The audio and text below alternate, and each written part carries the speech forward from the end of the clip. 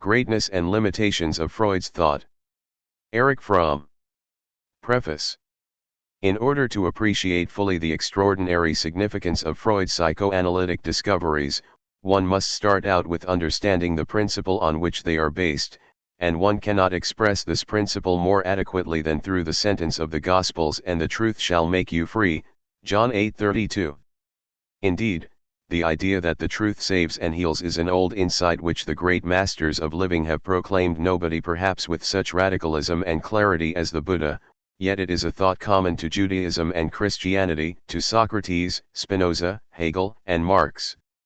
For Buddhist thought, illusion, ignorance, is, together with hate and greed, one of the evils of which man must rid himself if he does not want to remain in a state of craving which necessarily causes suffering. Buddhism does not combat joy or even pleasure in the world, provided it is not the result of craving and greed. The greedy man cannot be a free man and cannot be a happy man. He is a slave of things which rule him. The process of waking up from illusions is the condition of freedom and of liberation from suffering which greed necessarily produces. Disillusion, Enttäuschung, is a condition for leading a life which comes closest to the full development of man, or in Spinoza's words, to the model of human nature. Less central and radical, because tainted with the idea of a God idol, is the concept of truth, and the need for disillusionment in the Christian and Jewish traditions. But when these religions compromised with power, they could not help betraying truth. In the revolutionary sects, truth could have a prominent place again because their whole thrust was that of uncovering the contradiction between Christian thought and Christian practice. Spinoza's teachings in many ways resemble those of the Buddha. The human being who is carried away by irrational drives, passive affects, is necessarily one who has inadequate ideas about himself and the world, that is to say, one who lives with illusions. Those who are guided by reason are the ones who have ceased to be seduced by their senses and follow the two active affects, reason and courage. Marx is in the tradition of those for whom truth is the condition for salvation. His whole work was not primarily that of showing a picture of how the good society would look, but was a relentless critique of illusions which prevent man from building the good society. As Marx put it, one must destroy illusions in order to change circumstances which require illusions. Freud could have formulated the same sentence as a fitting motto for a therapy based on psychoanalytic theory. He enlarged the concept of truth tremendously. For him, truth referred not only to what one believes or one thinks consciously, but also to what one represses because one does not wish to think it. The greatness of Freud's discovery consists in the fact that he conceived a method of arriving at the truth beyond that which an individual believes to be the truth, and he could do that due to having discovered the effects of repression, and correspondingly, rationalizations. He demonstrated empirically that the way to cure lies in insight into one's own mental structure and thereby into repression. This application of the principle that truth liberates and cures is perhaps the greatest achievement of Freud, even though his application of this principle underwent many distortions and often produced new illusions. In this book I want to present the most important discoveries of Freud, in detailed form. At the same time I shall try to show where and in what way bourgeois thought, so characteristic of Freud, narrowed down and sometimes even obscured his discoveries. Since my critique of Freud has its own continuity, I cannot avoid referring back to earlier statements I have made on the subject. Erich Fromm. 1. The limitations of scientific knowledge. The reason why every new theory is necessarily faulty. The attempt to understand Freud's theoretical system, or that of any creative systematic thinker, cannot be successful unless we recognize that, and why, every system as it is developed and presented by its author is necessarily erroneous. That is so not because of the lack of ingenuity, creativeness, or self-criticism on the part of the author, but because of a fundamental and unavoidable contradiction. On the one hand, the author has something new to say, something that has not been thought or said before. But in speaking of newness, one places it only into a descriptive category which does not do justice to what is essential in the creative thought. The creative thought is always a critical thought because it does away with certain illusion and gets closer to the awareness of reality. It enlarges the realm of man's awareness and strengthens the power of his reason. The critical and hence creative thought always has a liberating function by its negation of illusory thought. On the other hand, the thinker has to express his new thought in the spirit of his time. Different societies have different kinds of common sense, different categories of thinking, different systems of logic. Every society has its own social filter through which only certain ideas and concepts and experiences can pass. Those that need not necessarily remain unconscious can become conscious when by fundamental changes in the social structure the social filter changes accordingly. Thoughts that cannot pass through the social filter of a certain society at a certain time are unthinkable, and of course also unspeakable. For the average person, the thought patterns of his society appear to be simply logical. The thought patterns of fundamentally different societies are looked upon each by the other as illogical or plainly nonsensical. But not only logic is determined by the social filter, and in the last analysis by the practice of life of any given society, but also certain thought contents. Take for instance the conventional notion that exploitation among human beings is a normal, natural, and unavoidable phenomenon. For a member of the Neolithic society in which each man and woman lived from his or her work, individually or in groups, such a proposition would have been unthinkable. Considering their whole social organization, exploitation of human beings by others would have been a crazy idea, because there was not yet a surplus to make it sensible to employ others. If one person had forced another to work for him, it would not have meant that the amount of goods would have increased, only that the employer would have been forced to idleness and boredom. Another example, the many societies that knew no private property in the modern sense but only functional property, like a tool, which belonged to a single person inasmuch as he used it but was readily shared with others when needed. What is unthinkable is also unspeakable, and the language has no word for it. Many languages do not have a word for to have but must express the concept of possession in other words, for instance by the construction it is to me, which expresses the concept of functional but not of private property, private in the sense of the Latin privare, to deprive, that is to say, property the use of which everybody else is deprived of except the owner.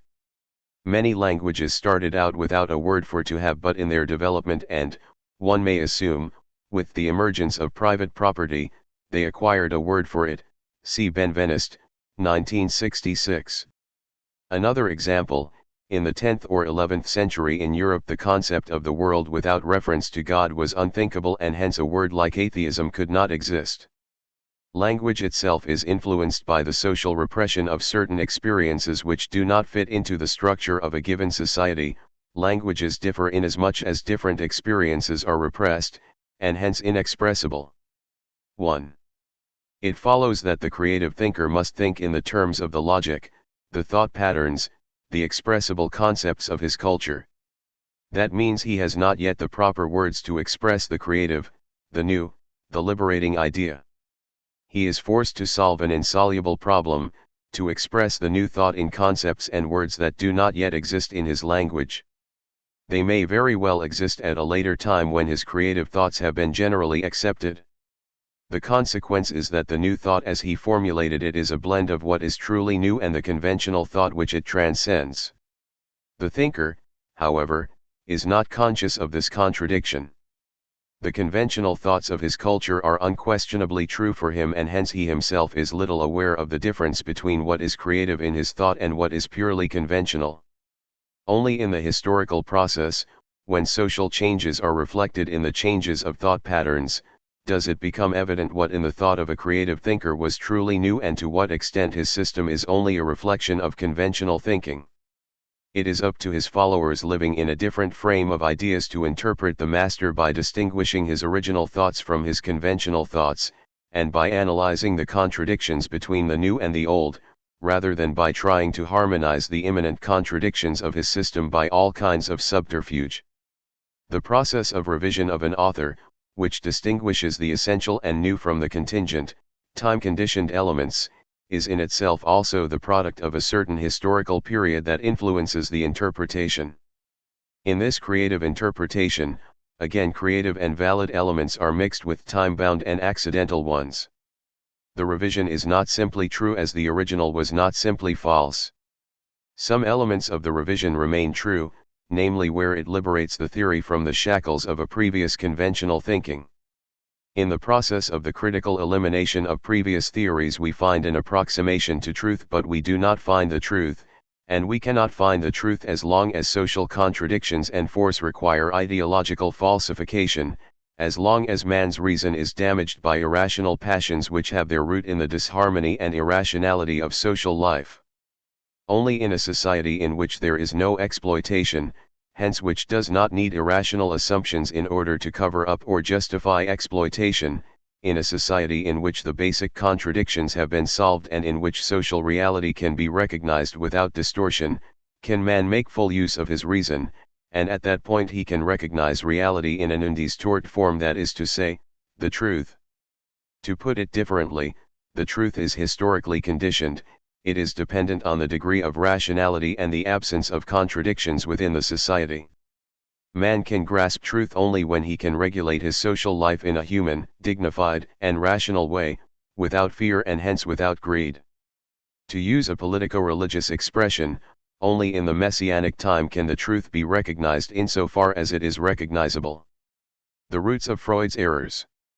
Applying this principle to Freud's thinking means that to understand Freud one must try to recognize which of his findings were truly new and creative, to what extent he had to express them in a distorted way, and how by liberating his ideas from these shackles his discoveries become all the more fruitful. Referring to what has been said in general about Freud's thought, the question arises, what was truly unthinkable to Freud and hence a roadblock beyond which he could not go? If we try to answer the question what was really unthinkable for Freud, I can see only two complexes. One, the theory of bourgeois materialism, especially as it was developed in Germany by men like Voigt, Moleschott, and Buchner. In Kraft und Stoff, Force and Matter, 1855, Buchner claimed to have discovered that there is no force without matter and no matter without force. This dogma was widely accepted in Freud's time. The dogma of bourgeois materialism expressed by Freud was that of his teachers, especially his most important teacher, von Bruck. Freud remained strongly under the influence of the thinking of von Bruck and of bourgeois materialism in general, and under this influence he could not conceive that there could be strong psychical powers whose specific physiological roots could not be demonstrated. Freud's real aim was to understand human passions. Previously the philosophers, playwrights, and novelists, not the psychologists or neurologists, were concerned with the passions. How did Freud solve the problem? At a time when relatively little was known about hormonal influences on the psyche, there was indeed one phenomenon in which the connection of the physiological and the psychical was well known: sexuality. If one considered sexuality as the root of all drives, then the theoretical demand was satisfied. The physiological roots of psychic forces were discovered. It was Jung who later cut loose from this connection, and in this respect made, as I see it, a truly valuable addition to Freud's thought. 2. The second complex of unthinkable thoughts had to do with Freud's bourgeois and authoritarian patriarchal attitude. A society in which women were truly equal to men, in which men did not rule because of their alleged physiological and psychical superiority, was simply unthinkable for Freud. When John Stuart Mill, whom Freud admired a great deal, expressed his ideas concerning the equality of women, Freud wrote in a letter, "On this point Mill is simply crazy." The word crazy is typical for defining that which is unthinkable. Most people call certain ideas crazy because sane is only that which is within the frame of reference of conventional thought. That which transcends it is crazy in the view of the average person. This, however, is different when the author, or artist, becomes successful. Does not success certify sanity? That the equality of women was unthinkable to Freud led him to his Psychology of Women. I believe that his concept that half of mankind is biologically, anatomically, and psychically inferior to the other half is the only idea in his thinking which seems to be without the slightest redeeming feature, except as a portrayal of a male chauvinistic attitude. But the bourgeois character of Freud's thought is by no means only to be found in this extreme form of patriarchalism. Indeed, there are few thinkers who are radical in the sense of transcending the thinking of their class. Freud was not one of them. The class background and his manner of thinking show in virtually all his theoretical statements. Since he was not a radical thinker, how could it be otherwise? Indeed, there would be nothing to complain about, were it not for the fact that his orthodox, and unorthodox, followers were encouraged in their uncritical attitude toward society. This attitude of Freud's also explains why his creation, which was a critical theory, namely the critique of human consciousness, hardly brought forward any more than a handful of radical political thinkers. It would be necessary to write a whole book if one wanted to analyze Freud's most important concepts and theories from the standpoint of their class origin. It certainly cannot be done within the framework of this book. However, here are 3 examples. 1. Freud's therapeutic aim was control of instinctual drives through the strengthening of the ego. They have to be subdued by ego and superego. In the latter respect, Freud is close to medieval theological thought, although with the important difference that in his system there is no place for grace or for motherly love, beyond that of feeding the child. The key word is control. The psychological concept corresponds to the social reality. Just as socially the majority is controlled by a ruling minority, the psyche is supposed to be controlled by the authority of the ego and superego. The danger of the breakthrough of the unconscious carries with it the danger of a social revolution.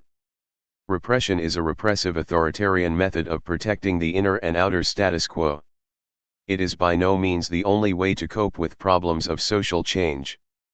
But the threat of force in keeping down what is dangerous is only necessary in an authoritarian system where the preservation of the status quo is the supreme goal.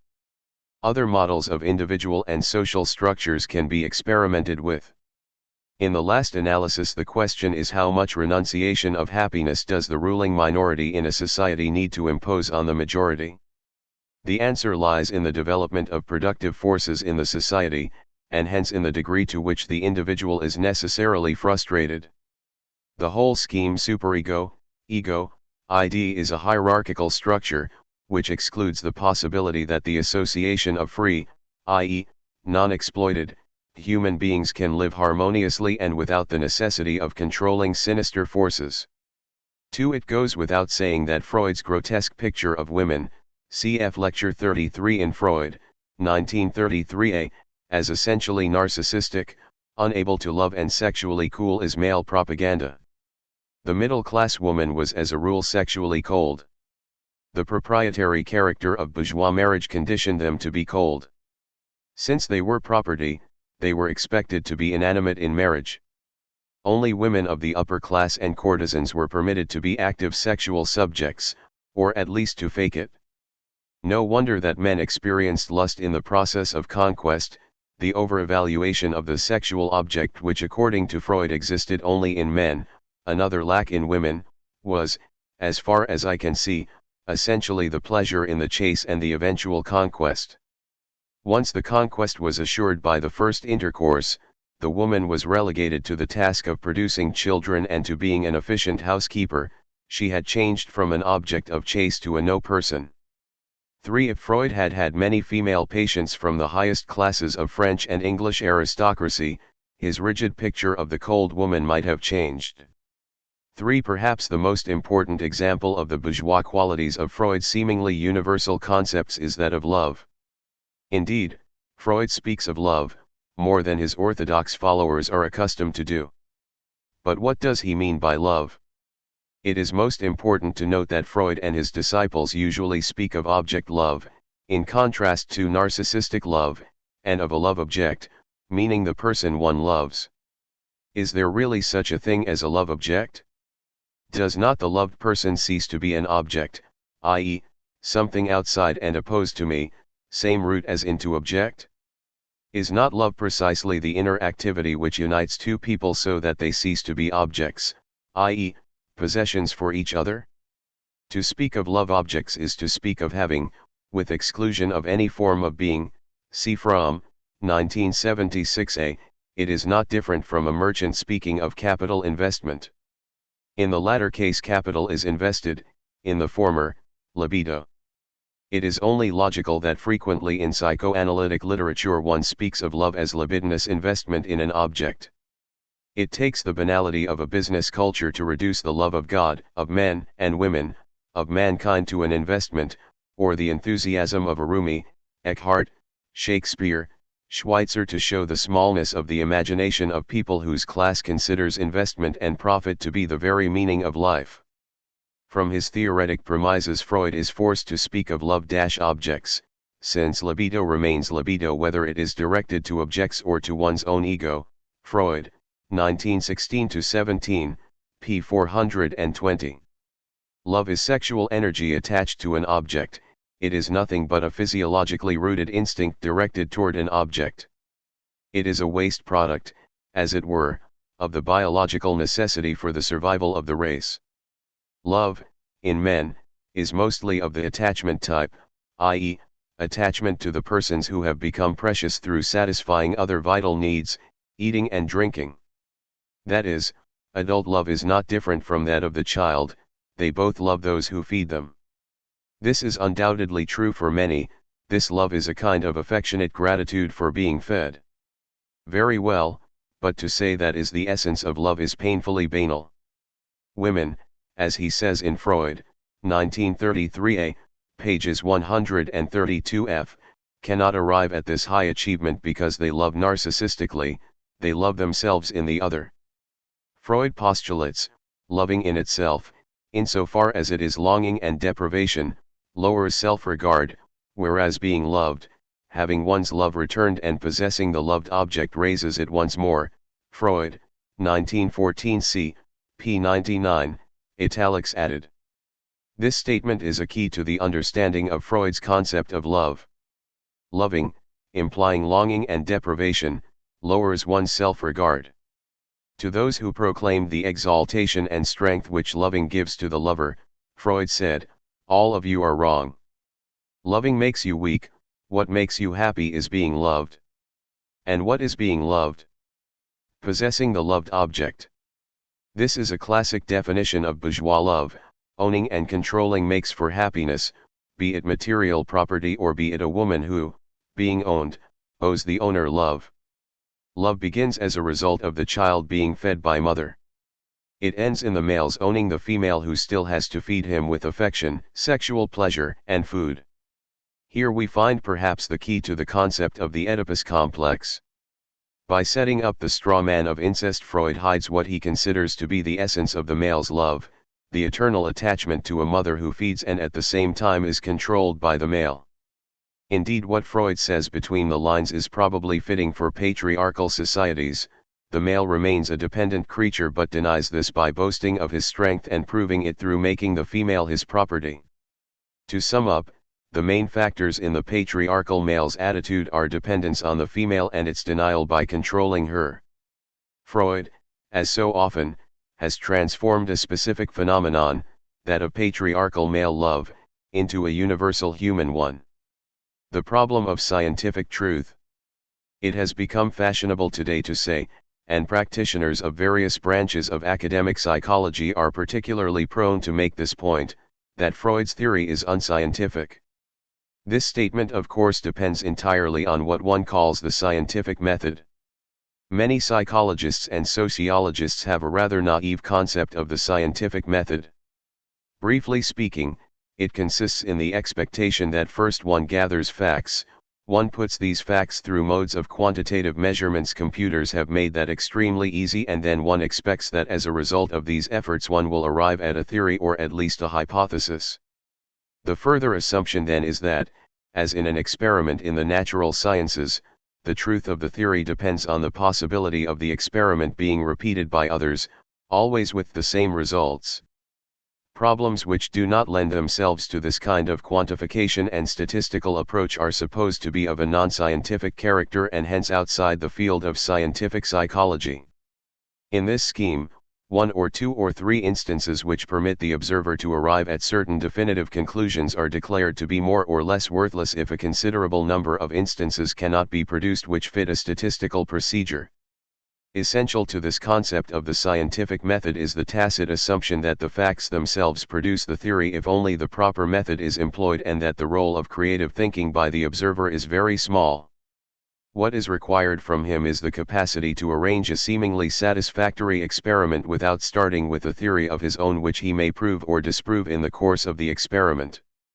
This concept of science as a simple sequence of selected facts, experiment, and certainty of the result is dated, and it is significant that the real scientists today, such as physicists, biologists, chemists, astronomers, have long given up this kind of primitive concept of the scientific method.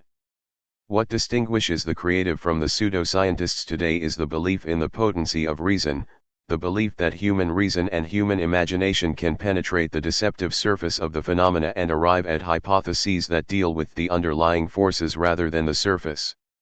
It is essential that the last thing they expect is certainty. They know that every hypothesis will be replaced by another one which does not necessarily negate the first but modifies and enlarges it. The scientist can stand this uncertainty precisely because of his faith in human reason. What matters to him is not to arrive at a conclusion but to reduce the degree of illusion, to penetrate deeper to the roots.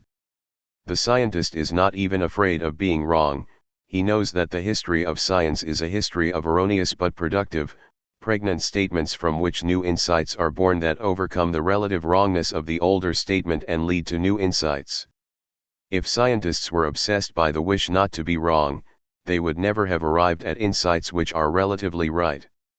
Of course, if the social scientist has only trivial questions and does not turn his attention to fundamental problems, his scientific method achieves results sufficient for the endless papers which he needs to write in order to promote his academic career.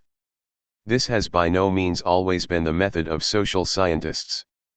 One need only think of men like Marx, Durkheim, Mayo, Max, and Alfred Weber, Tönnies. They addressed themselves to the most fundamental problems and their answers were not based on the naive and positivistic method of relying on statistical results as theory creating.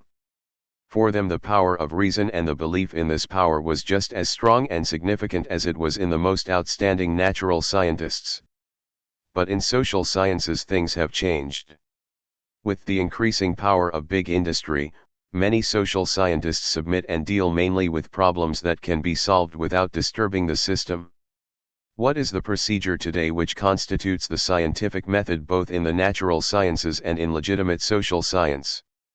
1. The scientist does not start out from nothing, rather his thinking is determined by his previous knowledge and by the challenge of unexplored areas. 2. Most minute and detailed exploration of phenomena is the condition of optimal objectivity. It is characteristic of the scientist that he has the greatest respect for the observable phenomena. Many great discoveries have been made because a scientist paid attention to a small event which was seen but ignored by everybody else. 3. On the basis of the known theories and the optimum of detailed knowledge, he formulates a hypothesis. The function of a hypothesis should be to bring some order to the observed phenomena and to arrange them tentatively in such a way that they seem to make some sense. It is also essential that the researcher is capable at every moment of observing new data which may contradict his hypothesis and lead to its revision and so ad infinitum. For this scientific method requires of course that the scientist is at least relatively free from wishful and narcissistic thinking, that is to say, that he can observe the facts objectively without distorting them or giving them inadequate weight because he is so eager to prove that his hypothesis is right. The combination of wide-ranging imagination and objectivity is seldom reached, and this is probably the reason why great scientists, who would have to fulfill both conditions, are rare. High intelligence is necessary but is not by itself sufficient for becoming a creative scientist. In fact, a condition of complete objectivity can hardly ever be fully achieved. In the first place, the scientist, as we have discussed, always is influenced by the common sense of his time, and furthermore only extraordinary persons of great gift are immune from narcissism. Yet altogether the discipline of scientific thinking has produced a degree of objectivity and what one might call scientific conscience that is hardly matched in other areas of cultural life. Indeed, the fact that the great scientists more than anybody else have seen the dangers threatening mankind today and warned of them is the expression of their capacity to be objective and unswayed by the clamor of misguided public opinion. These principles of the scientific method, objectivity, observation, hypothesis formation, and revision by further study of facts, while valid for all scientific endeavor, cannot be applied in the same way to all objects of scientific thought. While I am not competent to speak about physics, there is undoubtedly a marked difference between the observation of a person as a whole and alive and the observation of certain aspects of a personality that one has separated from the total personality and studies without reference to this whole. This cannot be done in any system without distorting those isolated aspects which one tries to study, because they are in constant interaction with every other part of the system and cannot be understood outside of the whole. If one tries to study one aspect of a personality apart from the whole, one has to dissect the person, that is to say, destroy his wholeness. Then one can examine this or that isolated aspect, but all the results one arrives at are necessarily false because they are gained from dead material, the dissected man. The living person can be understood only as a whole and in his aliveness, in the constant process of change. Since every individual is different from any other, even the possibility of generalizations and the formulation of laws is limited, though the scientific observer will always try to find some general principles and laws in the manifoldness of individuals. There is another difficulty in the scientific approach to the understanding of man. The data which we obtain from a person are unlike the data we obtain in other scientific endeavors. One has to understand man in his full subjectivity to understand him at all. A word is not a word because a word is that which it means to a certain person who uses it. The dictionary meaning of the word is only an abstraction compared to the real meaning which a word has for the person who pronounces it. That of course is irrelevant for words for physical objects, although not entirely, but it is relevant for words referring to emotional or intellectual experiences. A love letter from the beginning of the century sounds to us sentimental, contrived and kind of silly. A love letter from our time which wanted to convey the same sentiments would have appeared to people living 50 years ago as cold and feelingless. The words love, faith, courage, hate have an entirely subjective meaning for every individual, and it is no exaggeration to say that it is never the same meaning for two people because there are no two people who are identical. It may not have even the same meaning for one person that it had 10 years earlier because of the changes that he or she has undergone. The same holds true of course for dreams. Two dreams which are identical in their content may still have two very different meanings for two different dreamers. One of the important points in Freud's scientific approach was precisely his knowledge of the subjectivity of human utterances. On this knowledge he based his attempt not to take a word a person uttered for granted, but to raise the question of what this particular word at this particular moment in this particular context meant for this particular person. This subjectivity in fact enhances the objectivity of Freud's method considerably. Any psychologist who is naive enough to think a word is a word will communicate with another person only on a highly abstract and fictitious level. A word is a sign for a unique experience. Freud's scientific method. If we understand by the scientific method a method based on the belief in the potency of reason optimally free from subjective prejudices, detailed observation of facts, formation of hypotheses, revision of the hypotheses by the discovery of new facts, etc., we can see that Freud certainly was a scientist. He adapted his scientific method to the necessity of studying the irrational rather than only what can be studied with a positivistic concept of science, as most social scientists do. Another important aspect of Freud's thinking is that he saw his object in terms of a system or structure, and that he offered one of the earliest examples of system theory. In his view, no single element in a personality can be understood without understanding the whole, and no single element can be changed without changes occurring, even to a minute degree, in other elements of the system. Unlike the viewpoint of a positivistic dissecting kind of psychology, and very much like that of older psychological systems, as for instance those of Spinoza, Freud's considered the individual as a whole and as more than a summation of parts. So far we have talked about the scientific method and its positive meaning. But in merely describing the scientific method of a thinker, one does not necessarily mean that he was correct in his results. Indeed, the history of scientific thought is a history of pregnant errors.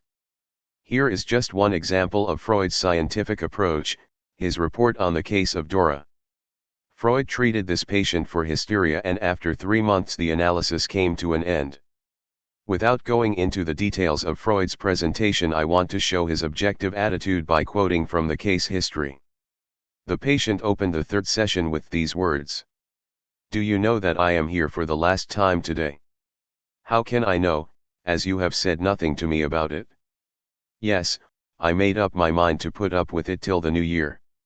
It was December 31 St. But I shall wait no longer than that to be cured. You know that you are free to stop the treatment at any time. But for today we will go on with our work." "When did you come to this decision?"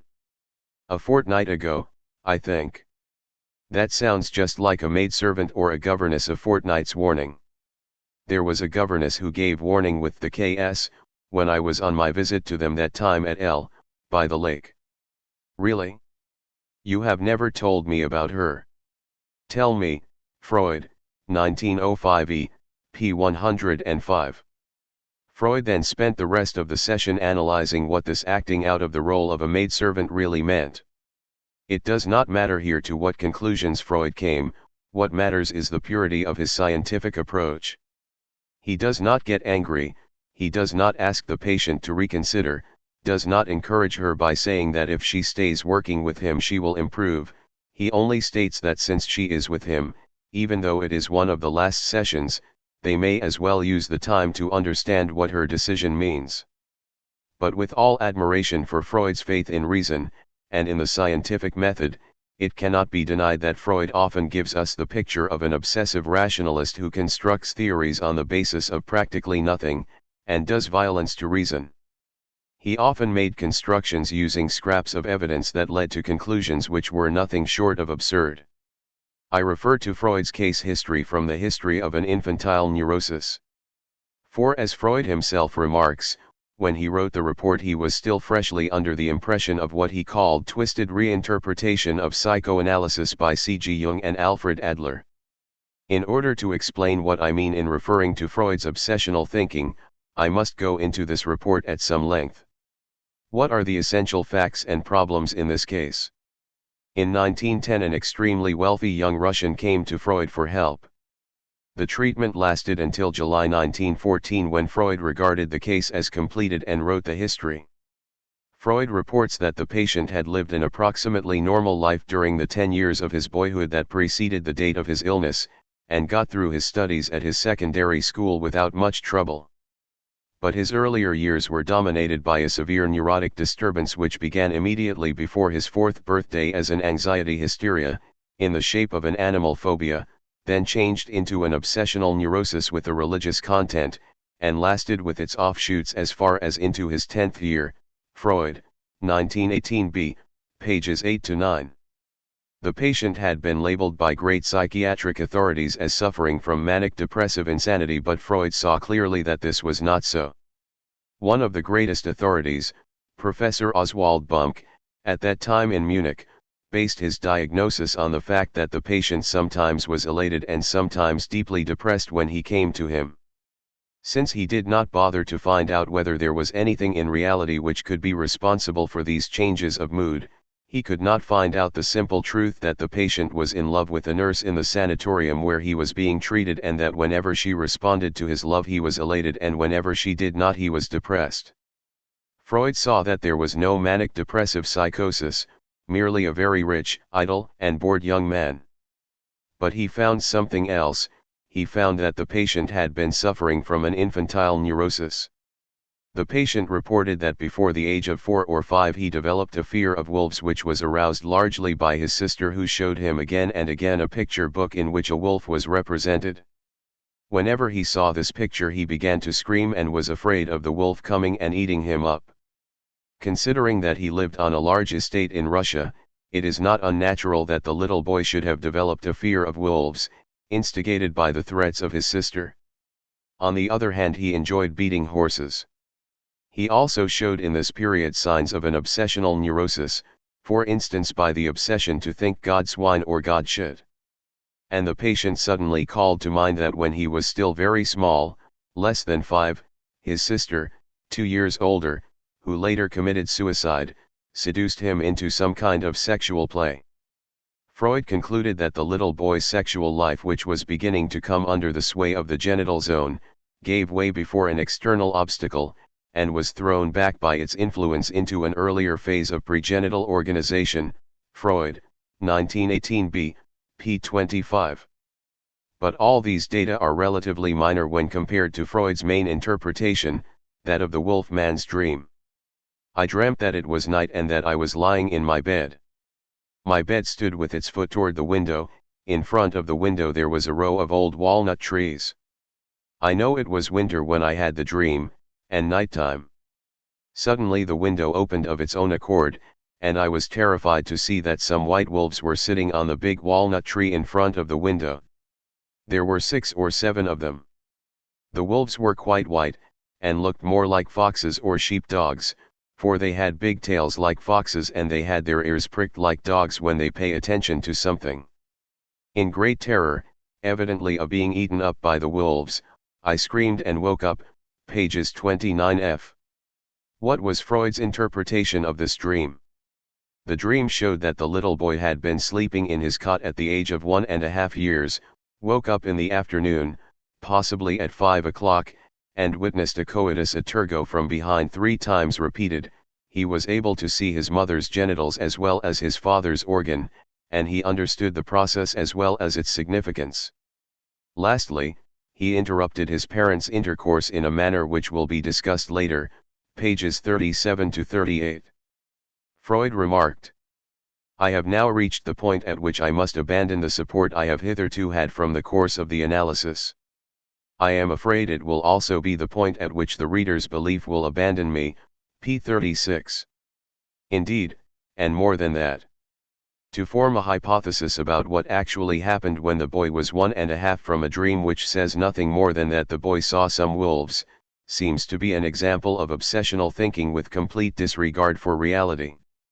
To be sure, Freud uses this association and weaves it together into a whole fabric, but the fabric does not stand up with any claim to reality. This interpretation of the wolf-man's dream, one of the classic examples of Freud's art of dream interpretation, is actually a testimony to Freud's capacity and inclination to build up reality out of 100 little incidents either surmised or gained by interpretation, torn out of context and used in the service of arriving at certain conclusions that fit his preconceived idea.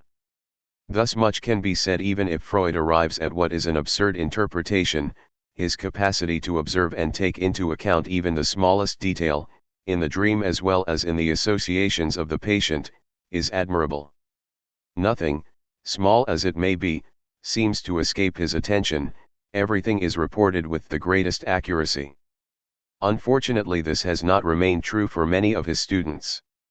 Lacking Freud's unusual power of penetrating thought and attention to detail, they have chosen an easier way and arrived at interpretations that are also absurd but are the result of some vague speculation which simplifies matters tremendously. In fact, Freud never simplified, he complicated and overcomplicated to the point that, once in the middle of his interpretation, one almost feels in a labyrinth.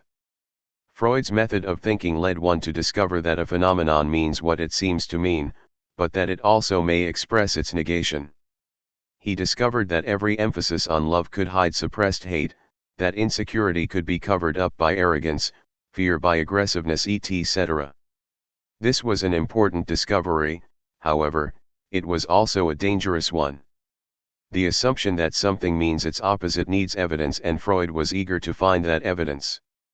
If one is less careful, as many of his pupils were, one arrives very easily at hypotheses which are destructive of scientific thinking.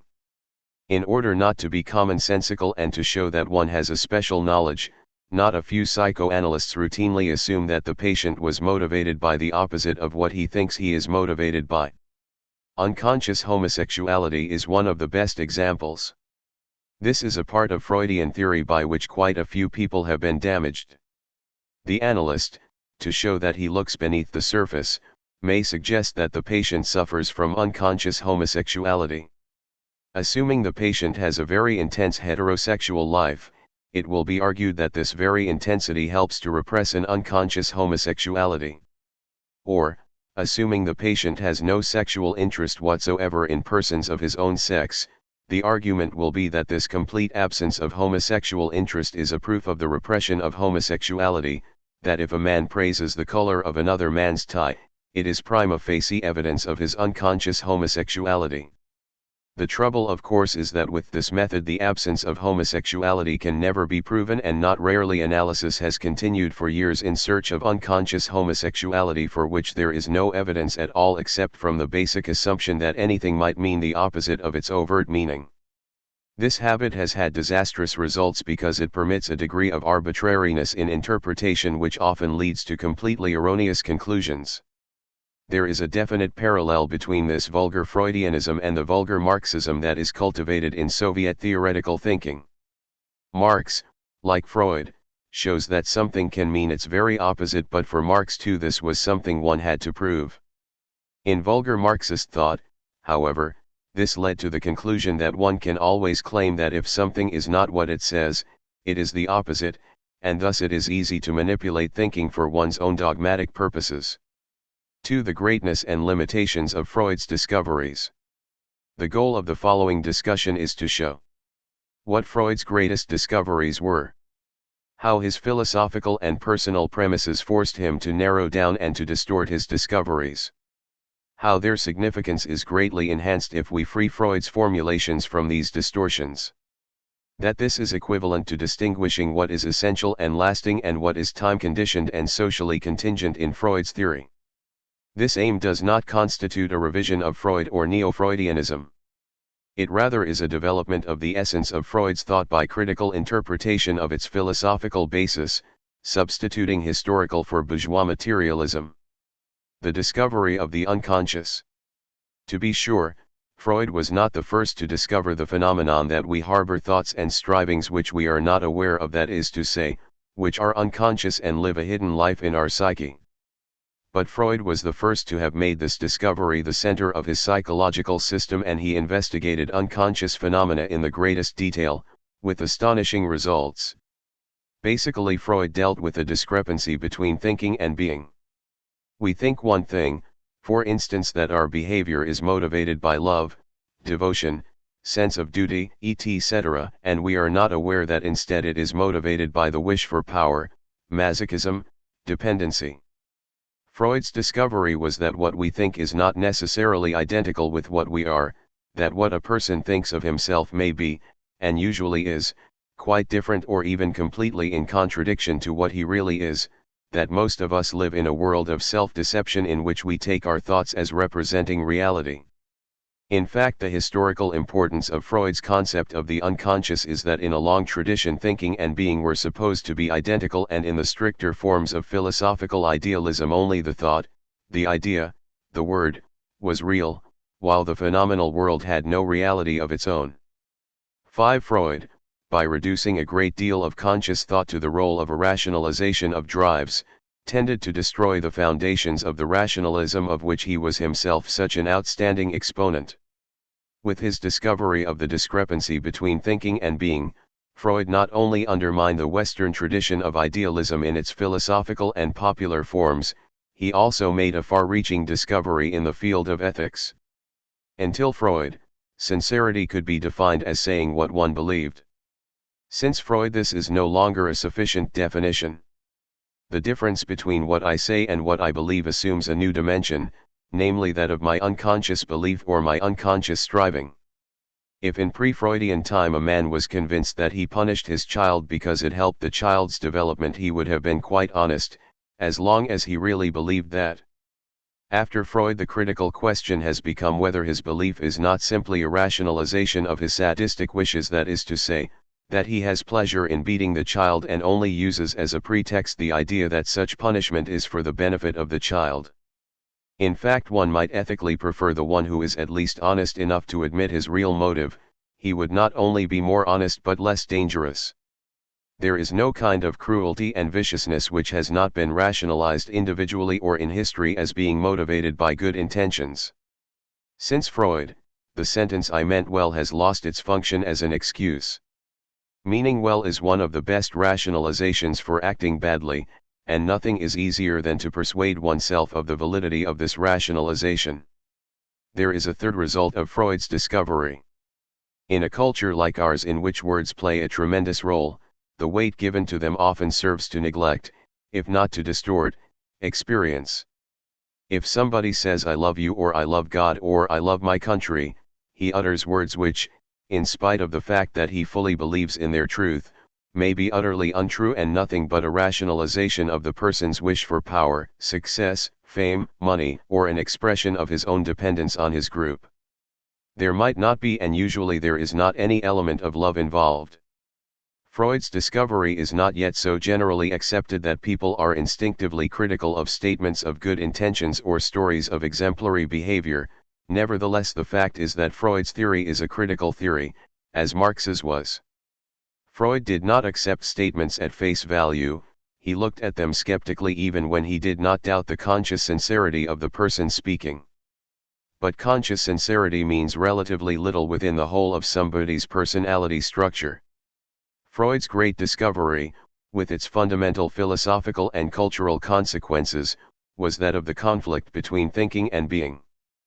But he restricted the importance of his discovery by assuming that essentially what is repressed is awareness of infantile sexual strivings, and that the conflict between thinking and being is essentially that between thinking and infantile sexuality.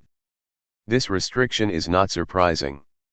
As I said before, being under the influence of the materialism of his time, Freud sought the contents of that which was repressed in those strivings which not only were psychical and physiological at the same time, but also, which was obvious, were repressed in the society in which Freud lived, more specifically, in the middle class, with its Victorian morality, from which Freud and most of his patients came.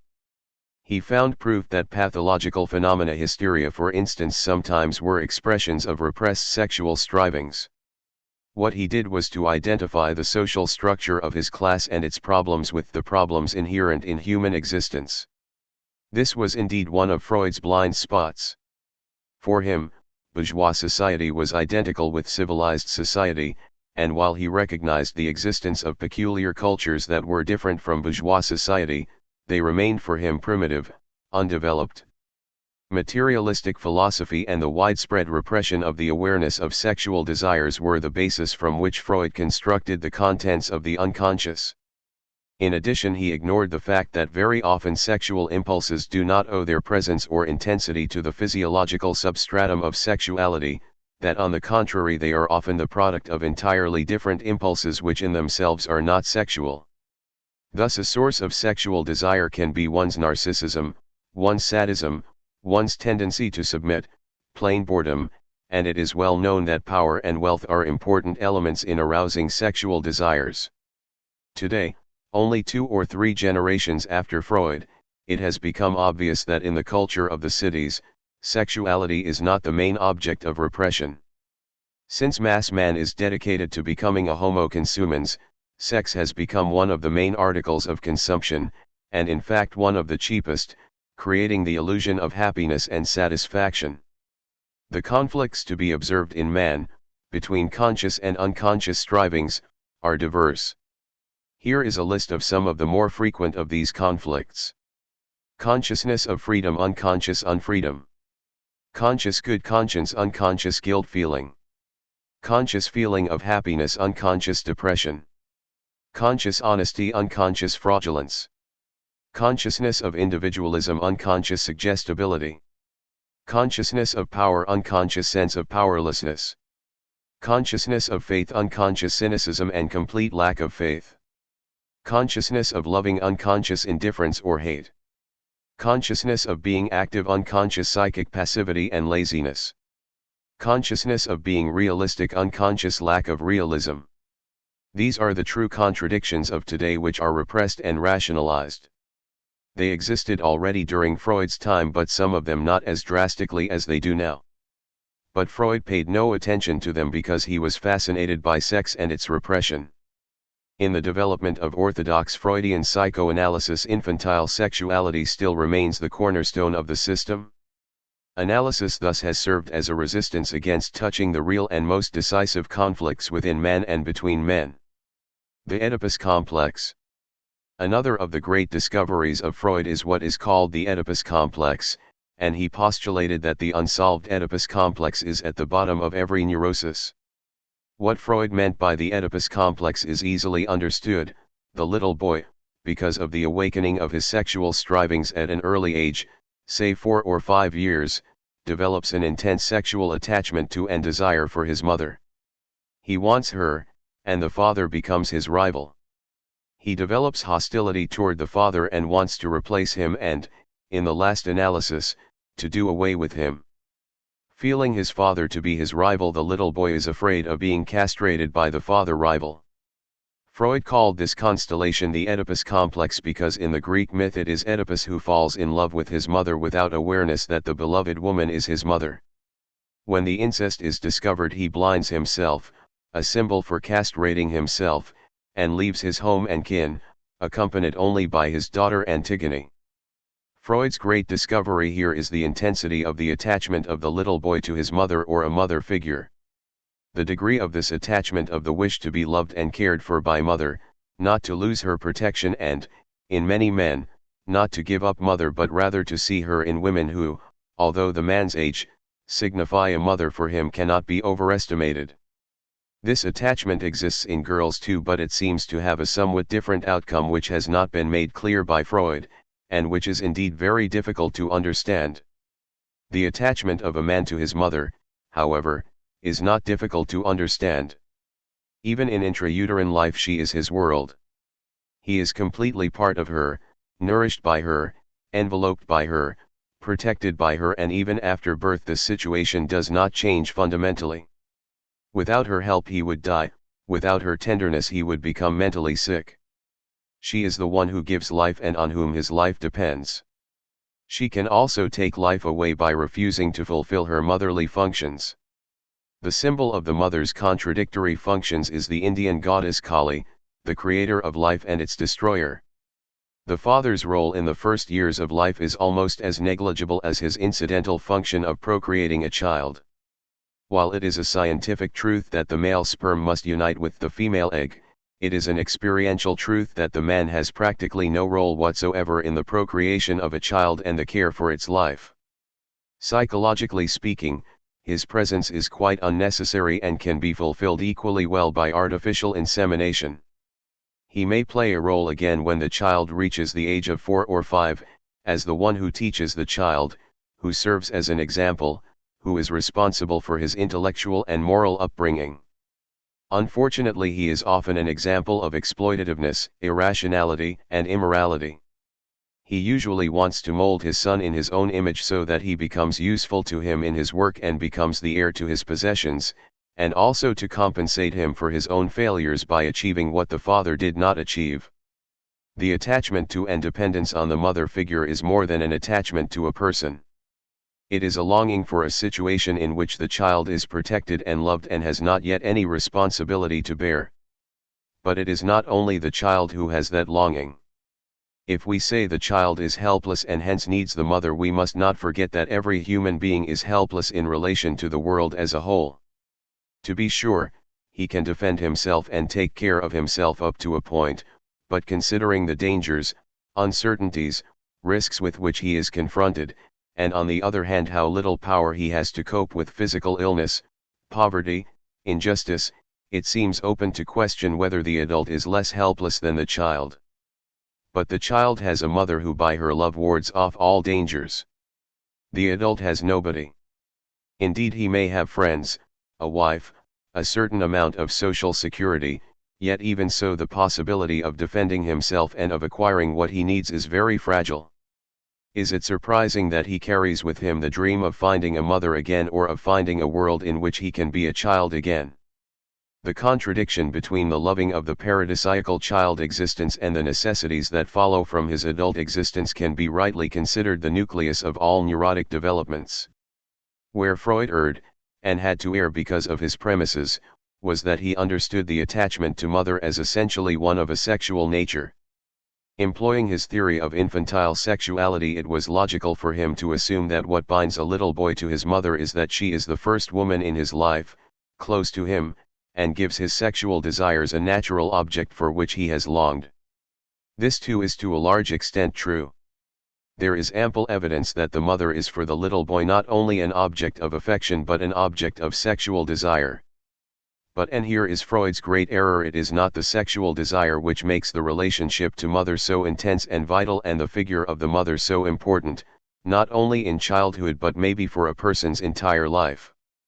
Rather, this intensity is based on the need for the paradisiacal state I just spoke about. Freud overlooked the well-known fact that sexual desires per se are not characterized by great stability.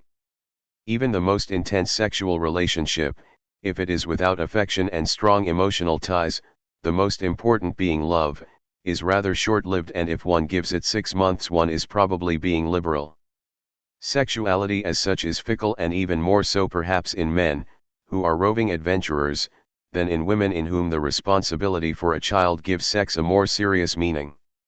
To assume that men should be bound to their mothers because of the intensity of a sexual bond that had its origin 20 or 30 or 50 years earlier is nothing short of absurd, considering that many are not bound to their wives after even 3 years of a sexually satisfactory marriage. Indeed, for little boys the mother may be an object of desire because she is one of the first women close to him, but it is also true, as Freud reports in his own case histories, that they are just as willing to fall in love with a little girl of their own age and have passionate love affairs with them, with mother relatively forgotten. One does not understand the love life of a man if one does not see how it wavers between the wish to find the mother again in another woman, and the wish to get away from mother and to find a woman who is as different from the mother figure as any woman possibly could be. This conflict is one of the basic causes of divorce. It easily happens that the woman is not a mother figure when the marriage begins, but in married life, in which she takes care of the household, she often becomes a kind of disciplinarian who holds the man back from his childhood wish for new adventures. By this very fact, she assumes the function of the mother and as such is wanted by the man, and at the same time he is afraid of and repelled by her. Often an older man falls in love with a young girl, among other reasons because she is free from all motherly features, and as long as she is infatuated with him the man has the illusion of having escaped his dependence on the mother figure. Freud in his discovery of the Oedipal tie to the mother uncovered one of the most significant phenomena, namely man's attachment to mother and his fear of losing her. He distorted this by explaining it as a sexual phenomenon and thus obscured the importance of his discovery that the longing for mother is one of the deepest emotional desires rooted in the very existence of man. The other part of the Oedipus complex, the hostile rivalry with the father, culminating in the wish to kill him, is an equally valid observation which, however, has not necessarily anything to do with the attachment to mother. Freud gives a universal meaning to a feature that is characteristic only of patriarchal society. In a patriarchal society the son is subject to the father's will, he is owned by the father and his fate is determined by the father. In order to be the heir of the father, that is, broadly speaking, to be successful he must not only please the father, he must submit to him, obey him, and replace his own will with that of the father. As always, oppression leads to hate, to a wish to liberate oneself from the oppressor, and in the last analysis, to eliminate him.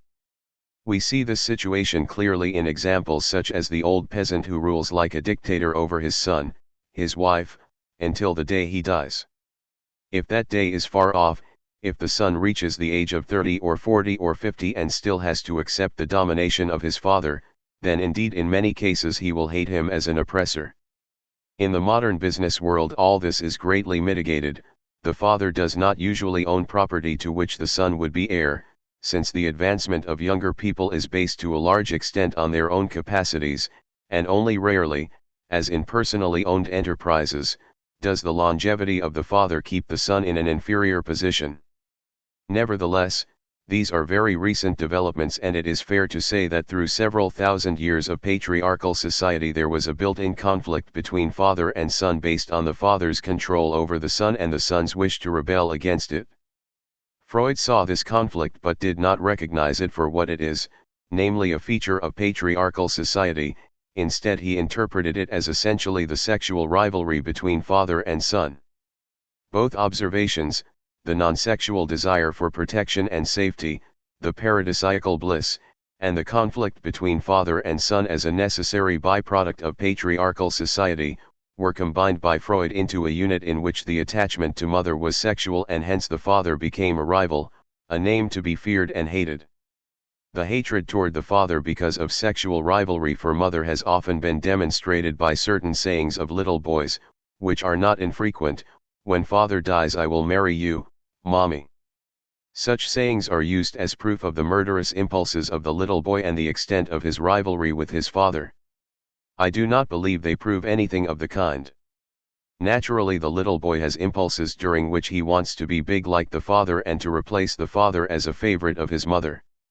It is natural that in the between state in which all children over 4 live, of neither really being infants anymore nor being treated as adults, they have the wish to be big like adults, but the sentence "when father dies I shall marry you" is given undue weight by so many to mean that this little boy really wants his father to be dead.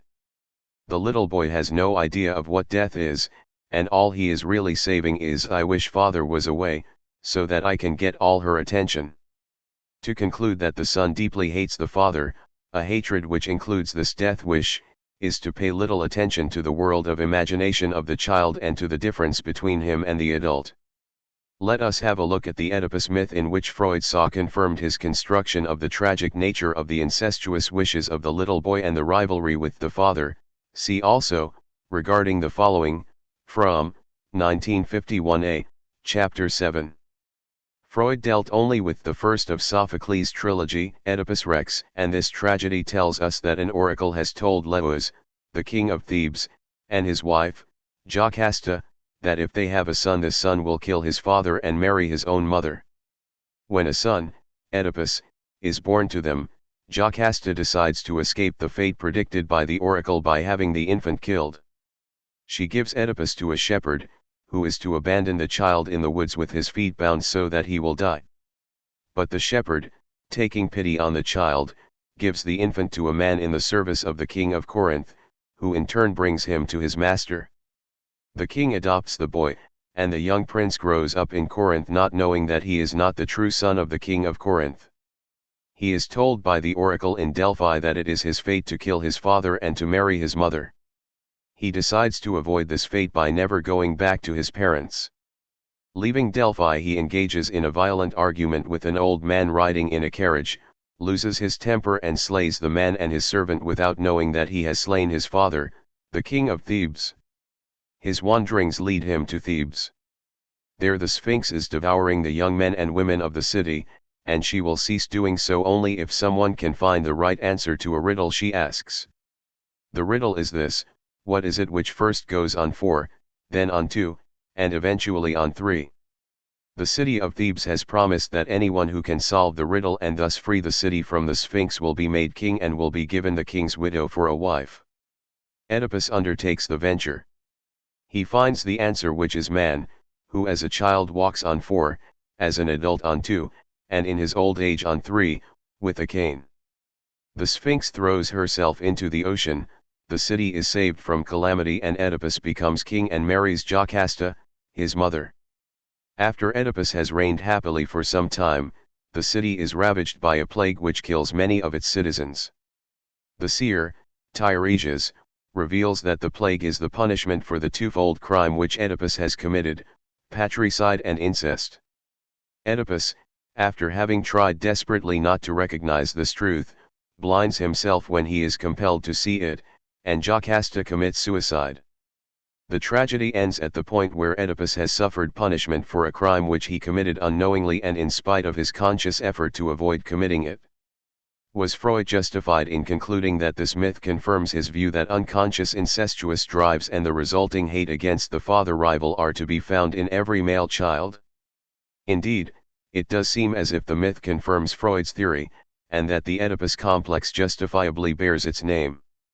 If we examine the myth more closely, however, questions arise which cast some doubts on the correctness of this view.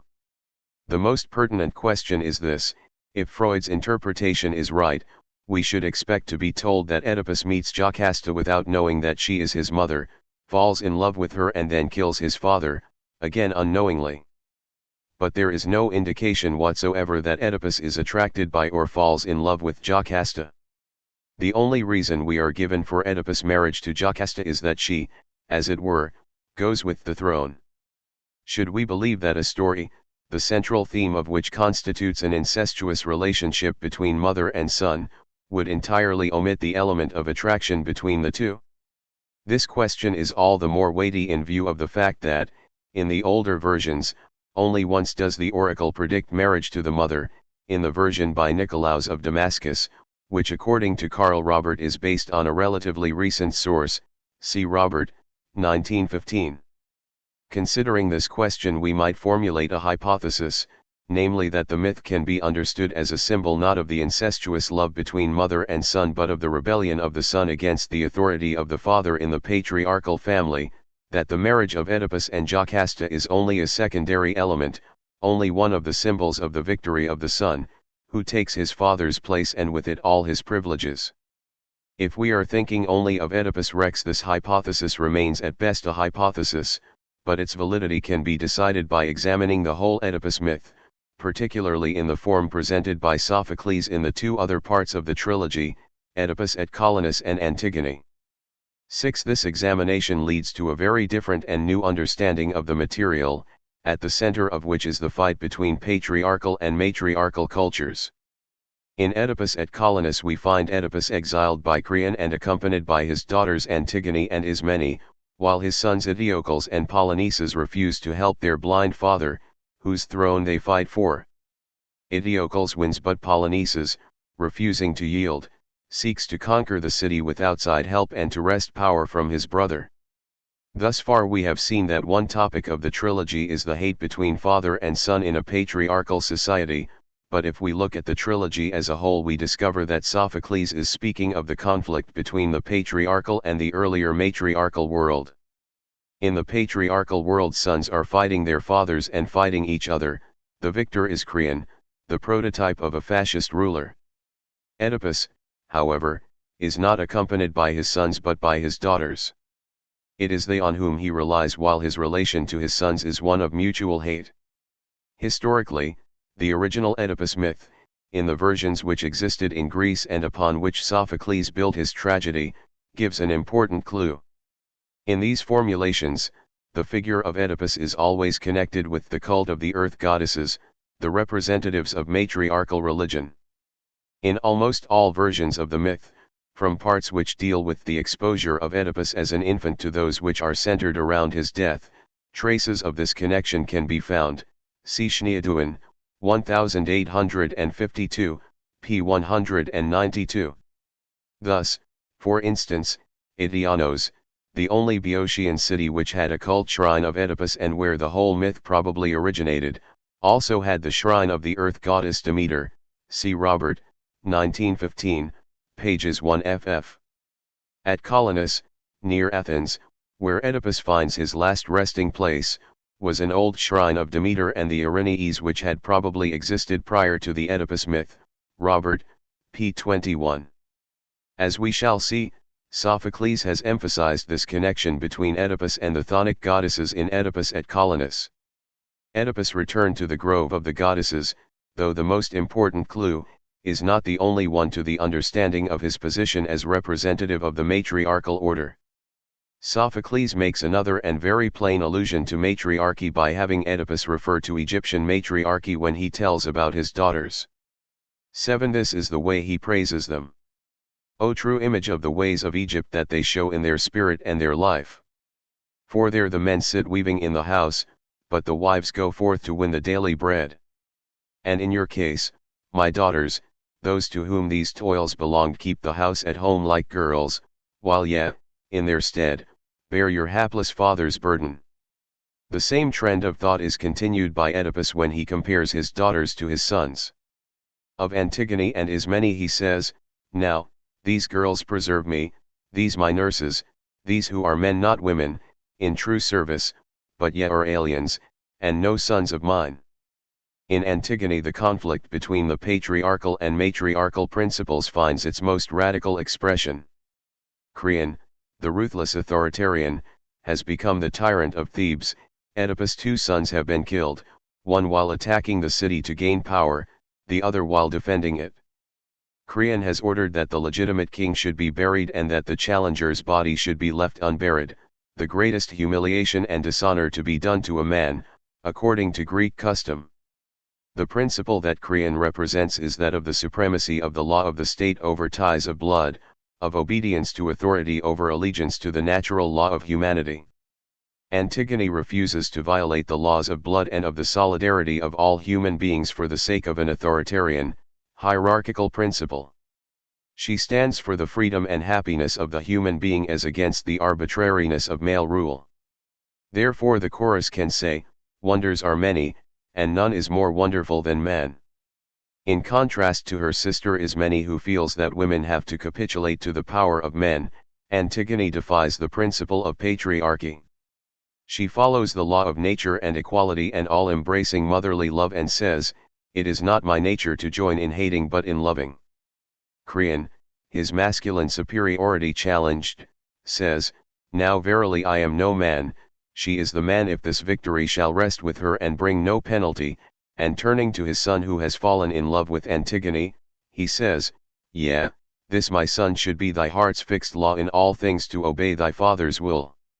He continues, "But disobedience is the worst of evils. This it is that ruins cities, this makes home desolate, by this, the ranks of allies are broken into headlong rout, but, of the lives whose course is fair, the greater part owes safety to obedience. Therefore we must support the cause of order, and in no wise suffer a woman to worst us. Better to fall from power, if we must, by a man's hand, than we should be called weaker than a woman." The conflict between Krian the patriarch and Haemon the rebel against patriarchy and the defender of women's equality, comes to a climax when Haemon's answer to his father's question, "Am I to rule the land by other judgment than my own, is that is no city which belongs to one man. Thou wouldst make a good monarch of a desert." Upon which Krian answers, "This boy, it seems, is the woman's champion." And Haemon points to the power of the matriarchal goddesses, "And for thee, and for me, and for the gods below are the mother goddesses." The conflict comes to its end. Krian has Antigone buried alive in a cave, again a symbolic expression of her connection with the goddesses of the earth. Stricken by panic, Krian tries to save Antigone but in vain. Haemon attempts to kill his father, and when he fails, he takes his own life. Krian's wife, Eurydice, upon hearing the fate of her son, kills herself, cursing her husband as the murderer of her children. Krian has won physically. He has killed his son, the woman his son loved, and his wife, but morally he is indeed in bankruptcy, and admits it. "Ah me, this guilt can never be fixed on any other mortal kind, for my acquittal. I, even I, was thy slayer, wretched that I am, I own the truth. Lead me away, O my servants, lead me hence with all speed, whose life is but as death. Lead me away, I pray you, a rash, foolish man, who have slain thee, my son, unwittingly, and thee, too, my wife, unhappy that I am. I know not which way I should bend my gaze, or where I should seek support, for all is amiss with that which is in my hands, and yonder again, a crushing fate hath leapt upon my head." If we look now at the whole trilogy, we must come to the conclusion that incest is not the main idea or even essential to the vision Sophocles expressed there. It may appear so if we read only Oedipus Rex, and how many people who speak glibly of the Oedipus complex have read the trilogy, but considering the entire trilogy, Sophocles deals with the conflict between the matriarchal principle of equality and democracy represented by Oedipus, and the principle of patriarchal dictatorship of law and order represented by Krian. While patriarchy remains the victor in terms of power, its principles are morally defeated in the debacle of Krian, who recognizes that he has achieved nothing but death. 8. Transference. Another crucial concept in Freud's system is that of transference. This concept was the result of clinical observation. Freud found that analysands develop a very strong tie to the person of the analyst during the treatment, a tie which is in itself of a complex nature. It is a blend of love, admiration, attachment. In what is called negative transference, it is a blend of hate, opposition, and aggression. If the analyst and the analysand are of different sexes, the essence of transference can be described easily as a case of the analysands falling in love with the analyst. In the case of homosexual analysands, the same would happen if the analyst was of the same sex. The analyst becomes the object of love, admiration, dependency, and intense jealousy to the extent that anyone else is considered a possible rival. In other words, the analysand behaves exactly like a person who has fallen in love with the analyst. What makes this transference particularly interesting is that it grows out of the situation rather than the qualities of the analyst. No analyst can be so stupid or unattractive as not to produce this effect on an otherwise intelligent person who would not care to look at him if he was not his or her analyst. While this transference can be found in relation to many physicians, Freud was the first to pay full attention to this phenomenon and to analyze its nature. He came to the conclusion that the analysand in the analytic process developed many feelings which he or she had as a child toward one of the parents. He explained the phenomenon of the loving, or hostile, attachment to the figure of the analyst as a repetition of the earlier attachment to father or mother. In other words, the feelings toward the analyst were transferred from the original object to the person of the analyst. An analysis of transference made it possible, so Freud thought, to recognize or reconstruct what the attitude of the infant had been toward his or her parents. It was the child in the analysand who experienced his transferred feelings so intensely that it was often difficult for him to recognize that he did not love, or hate, the real person of the analyst but the parents whom the analyst represented for him. This discovery was in itself one of Freud's great original findings. Until Freud, nobody had cared to investigate the affective attitude of a patient toward the physician. Usually the physicians accepted with satisfaction that the patients adored them, and if they did not, often disliked them for not being good patients. In fact, transference is one factor conducive to the professional sickness of analysts, namely the confirmation of their narcissism by receiving the affectionate admiration of their analysands regardless of the degree to which they deserve it. It was Freud's genius to observe this phenomenon and not to interpret it as an expression of deserved admiration, but as a child's admiration for his parents. The development of transference in the analytic situation was furthered by the peculiar arrangement which Freud chose for his work. The analysand lay on the couch, the analyst sat, invisible, behind him, listening most of the time and from time to time giving an interpretation. Freud once expressed his real motive for that arrangement, namely that he could not bear to be stared at by another person for many hours a day. As an additional reason, psychoanalysts mention that the analyst should be a blank piece of paper for the analysand so that all reactions to the analyst can be considered as expressions of transference rather than expressions of his feelings toward the real person of the analyst. The latter reasoning is of course an illusion.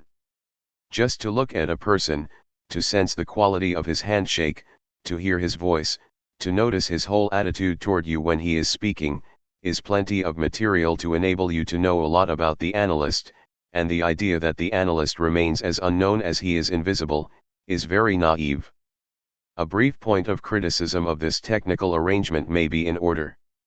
The entire constellation of the silent, allegedly unknown analyst who is not even supposed to answer a question, and his position of sitting behind the analysand, turning around and having a full look at the analyst is practically taboo. 9 actually results during the hour in the analysand's feeling like a little child. Where else is a grown-up person in such a position of complete passivity? All prerogatives are the analyst's, and the analysand is obliged to utter his most intimate thoughts and feelings toward the phantom, this in terms not of a voluntary act but of a moral obligation that he accepts once he has agreed to be an analytic patient. From Freud's standpoint, this infantilization of the analysand was all to the good, since the main intention was to discover or reconstruct his early childhood.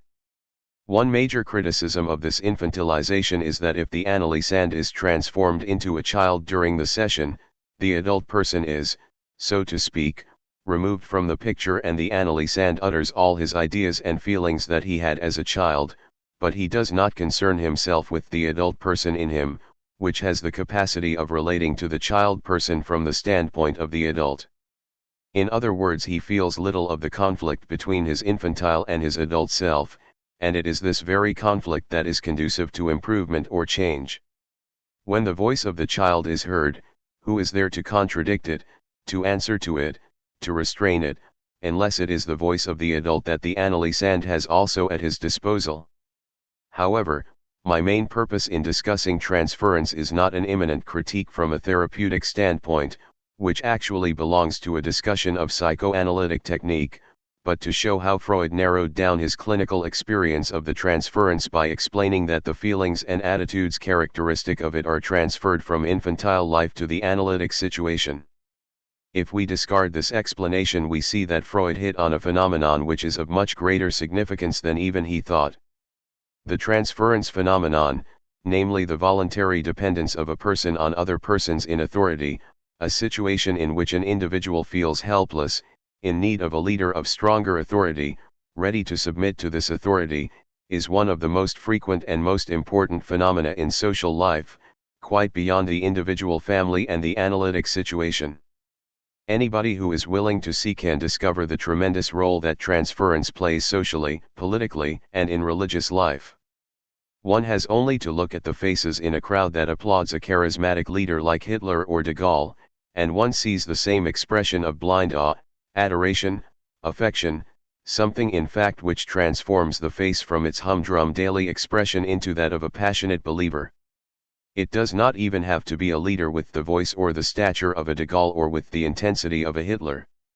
If one studies the faces of Americans who are looking at presidential candidates, or, a more obvious example, at the president himself, one finds the same particular facial expression, an expression that could almost be called religious. As in the psychoanalytic transference, this has almost nothing to do with the real, human qualities of the admired person. The office itself or even simply a uniform makes him into a worshipable person. Our whole social system rests upon this extraordinary effect of people who have appeal, to a greater or lesser degree. The transference in the analytic situation and the worship of leaders in adult life are not different, they have their basis in the sense of helplessness and powerlessness of the child which lead to its dependence on the parents, or in the transference situation on the analyst as a substitute for the parents. Indeed, who could deny that the infant could not live for a day without being cared for, fed, protected by mother or her substitute? Whatever narcissistic illusions the child may have, the fact remains that with regard to its total situation in the world it is helpless and hence longing for a helper. What is often overlooked, however, is the fact that the adult is helpless too. In many situations which the child could not manage, the adult knows what to do but is, in the last analysis, also extremely helpless. He is confronted with natural and social forces which are so overwhelming that in many cases he is as helpless against them as the infant is in his world. True enough, he has learned to defend himself in many ways. He can form ties with others, so as to be better equipped to withstand attacks and dangers, but all this does not alter the fact that he remains helpless in his fight against natural dangers, in the fight against better armed and more powerful social classes and nations, the fight against disease, and finally against death.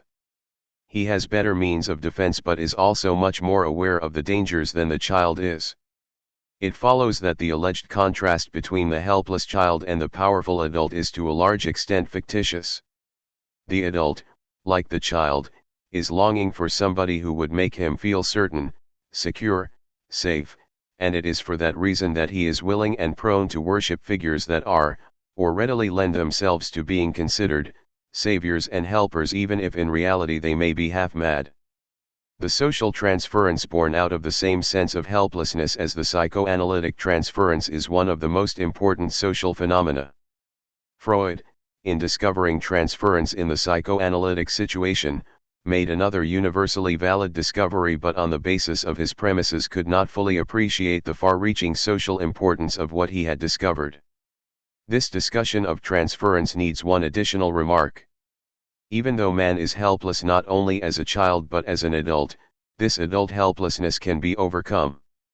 In a society which is rationally organized, which does not need to confuse man's mind in order to deceive him about the real situation, in a society that encourages rather than discourages man's independence and rationality, the sense of helplessness will have disappeared, and with it the need for social transference. A society whose members are helpless needs idols. This need can only be overcome to the extent to which man is fully aware of reality and of his own forces. The insight that he must eventually die does not have to make him helpless, because this knowledge too represents a piece of reality which he can cope with. Applying the same principle to the analytic situation, I suggest that the more real the analyst is to the analysand, and the more he loses his phantom-like character, the easier it is for the analysand to give up the posture of helplessness and to cope with reality. But is it not desirable and even necessary that the patient in the analytic situation regress to a state of childhood, so that he can express those desires and anxieties he is taught to repress as a condition of being accepted as an adult? It is, but with an important qualification. If the analysand during the analytic hour becomes a child altogether, he might as well be dreaming. He would lack the judgment and independence which he needs in order to be able to understand the meaning of what he is saying. The analysand during the analytic session constantly oscillates between the infantile and the adult existence. On this very process rests the efficacy of the analytic procedure. Narcissism. With the concept of narcissism, Freud made a contribution of utmost importance for the understanding of man. Basically, Freud postulated that man can orient himself in two contradictory modes: his main interest, love, concern, or as Freud puts it, his libido, sexual energy, can either be directed toward himself or toward the world outside, people, ideas, nature, man-made things. At a meeting of the Vienna Psychoanalytical Society in 1909, Freud declared that narcissism was a necessary intermediate stage between autoeroticism and object love. 10. He did not look at narcissism primarily as a sexual perversion, the sexual love for one's own body, as had Paul Naik, who introduced the term in 1899, rather, he saw it as a complement of the instinct of self-preservation. The most important evidence of the existence of narcissism came from the analysis of schizophrenia. Schizophrenic patients were characterized by two features: megalomania and diversion of their interests from the external world, from people and things. The interest they had withdrawn from others they directed to their own person, and thus developed megalomania, the image of their own self as omniscient and omnipotent. This concept of psychosis as a state of extreme narcissism was one basis of the idea of narcissism. The other was the normal development of the infant. Freud assumed that the infant exists in a completely narcissistic state, at the moment of birth, as it had been in the intrauterine state. Slowly the infant learns to take an interest in people and things. This original state of libidinal cathexis of the ego fundamentally persists and is related to the object cathexis much as the body of an amoeba is related to the pseudopodia which it puts out. Freud, 1914 c. p. 75. 11. What was the importance of Freud's discovery of narcissism? It not only explained the nature of psychosis, but it also showed that the same narcissism exists in the average adult as exists in the child. To put it differently, that the normal person partakes to some lesser or greater degree in that attitude which, when quantitatively stronger, constitutes psychosis. In what ways did Freud narrow down his concepts? Again, as with so many of his other concepts, by pressing it into the framework of the libido theory. Libido placed in the ego occasionally sent out to touch other objects, returning to ego again under certain conditions such as physical pain, or the loss of a libidinally cathected object. Narcissism was essentially a change of direction within the libido household. Had Freud not been the prisoner of the concept of the psychic apparatus, an allegedly scientific version of human structure, he could have enhanced the significance of his discovery in many directions. In the first place, he might have emphasized more strongly than he did the role of narcissism in survival. While from a standpoint of values the maximal reduction of narcissism is desired, from the standpoint of biological survival narcissism is a normal and desirable phenomenon. If man did not put his own goals and needs before those of others, how could he survive? He would lack the energetic qualities of egoism necessary to take care of his own life. To put it differently, the biological interest of the survival of the race requires a certain amount of narcissism among its members, The ethico-religious goal of the individual, on the contrary, is the maximal reduction of narcissism toward the 0 point. But what is more important is Freud's failure to define narcissism in terms of its being the opposite pole of love. Freud could not have done so because, as I have shown before, love for him did not exist except as the attachment of the male to the feeding woman. For Freud, to be loved, the male by the conquered woman, gives strength, to love actively weakens. This fact is very apparent in Freud's misunderstanding of Goethe in the West das Licher Divan. Freud, 1916-17, pages 418f, writes, "You will find it refreshing, I believe, if, after what is the essentially dry imagery of science, I present you with a poetic representation of the economic contrast between narcissism and being in love." Here is a quotation from Goethe's West das Licher Divan. Zuleika. The slave, the lord of victories. The crowd, whene'er you ask, confess. In sense of personal being lies. A child of earth's chief happiness. There's not a life we need refuse. If our true self we do not miss. There's not a thing we may not lose. If one remain the man one is. Haddam. So it is held, so well may be. But down a different track I come. Of all the bliss earth holds for me, I in Zuleika find the sum. Does she expend her being on me? Myself grows to myself of cost. Turns she away, then instantly, I to my very self am lost. That day with Haddam all were over. And yet I should but change my state. Swift, should she grace some happy lover. In him I were incorporate. Goethe's picture of one who remains the man one is misunderstood to portray the narcissistic person, while for Goethe, of course, he is the mature independent man of integrity. The second verse is supposed by Freud to represent the person who lacks a strong self and is dissolved in the person he is in love with. While according to Freud a man's love is anaclitic, i.e., it has as its object the person who feeds him, Freud assumes that women's love is narcissistic, that they only can love themselves, and cannot participate in that great achievement of men, to love the hand that feeds them. Freud is unaware that the women of his class were cold precisely because their men wanted them cold, i.e., to behave like property, and not even to grant them separate but equal roles in bed. The bourgeois man got the woman as he imagined her, and he rationalized his superiority by believing this deformed female deformed by him was only concerned with wanting to be fed and taken care of. This is of course typical male propaganda in the war between the sexes, another example of which is that women are less realistic and less courageous than men. Indeed, this insane world which does not seem to stop running into catastrophe is governed by men. As to courage, everybody knows that in cases of illness women are much better able to cope with difficulties than men, who want mother to help them. As to narcissism, women are forced to present themselves attractively, because they are exhibits on the slave market, but when they love more deeply and reliably than men, who roam around and try to satisfy their narcissism, invested in their penises of which they are so proud.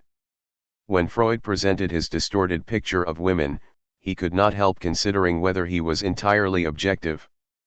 But he did away with such doubts in an elegant way. Perhaps it is not out of place here to give an assurance that this description of the feminine form of erotic life is not due to any tendentious desire on my part to depreciate women. Apart from the fact that tendentiousness is quite alien to me, I know that these different lines of development correspond to the differentiation of functions in a highly complicated biological whole. Further, I am ready to admit that there are quite a number of women who love according to the masculine type and who also develop the sexual overvaluation proper to that type. Freud, 1914 c. p. 89. This indeed is an elegant but not a psychoanalytic way out.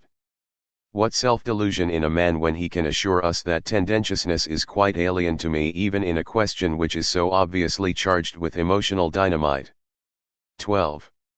This physiological concept of libido cathexis of ego as against objects has made it somewhat difficult, for those who are not among the initiated ones, to understand the nature of narcissism on the basis of their own experience. For this reason I want to describe it in a more easily understandable manner. To narcissistic persons the only sector that seems fully real is their own person. Feeling, thoughts, ambitions, wishes, body, family, everything that they are or what is theirs. What they think is true, because they think it, and even their bad qualities are beautiful because they are theirs. Everything related to them has color and full reality. Everybody and everything outside is gray, ugly, without color, hardly existing. Here is an example. A man called me to ask for an appointment. I answered that I had no free time in the week but could see him during the following week. He responded by pointing out that he lived very near to my office and hence it would take him little time to come over. When I answered that this was indeed convenient for him but it did not alter the fact that I had no free time, he was unimpressed and continued with the same argument. This is an example of a rather severe case of narcissism, because he was totally unable to distinguish between my needs and his. It is obvious that it makes a great difference how intelligent, artistically talented, knowledgeable a very narcissistic person is. Many artists and creative writers, music conductors, dancers, and politicians are extremely narcissistic. Their narcissism does not interfere with their art, on the contrary it often helps. They have to express what they subjectively feel, and the more important their subjectivity is to their performance, the better they perform. The narcissistic person is often particularly attractive for his or her very narcissism. Think for example of a narcissistic entertainer. He is filled with himself, he exhibits his body and his wit with the pride of owning a rare jewel. He has no doubts about himself as a less narcissistic person necessarily has. What he says, does, the way he walks and moves is enjoyed by himself like a precious performance and he himself is one of his greatest admirers. I assume that the reason for the attractiveness of the narcissistic person lies in the fact that he portrays an image of what the average person would like to be. He is sure of himself, has no doubts, feels always on top of the situation. The average person, in contrast, does not have this certainty, he is often plagued by doubts, prone to admire others as being superior to himself. One may ask why extreme narcissism does not repel people. Why do they not resent the lack of real love? This question is easy to answer. Real love is so rare today as to be almost outside the field of vision of most people. In the narcissist one sees someone who at least loves one person, himself. The completely untalented narcissist, on the other hand, may be only ridiculous. If the narcissistic person is extremely gifted, his success is virtually guaranteed. Narcissistic people are often to be found among successful politicians. Even if they are talented or gifted, they would not be so impressive without the narcissism that, as it were, oozes out of them.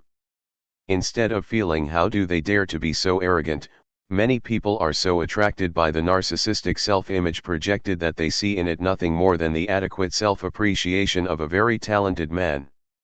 It is important to understand that narcissism, which may be called self-infatuation, is in contrast to love, if we mean by love the act of forgetting oneself and caring more for others than for oneself.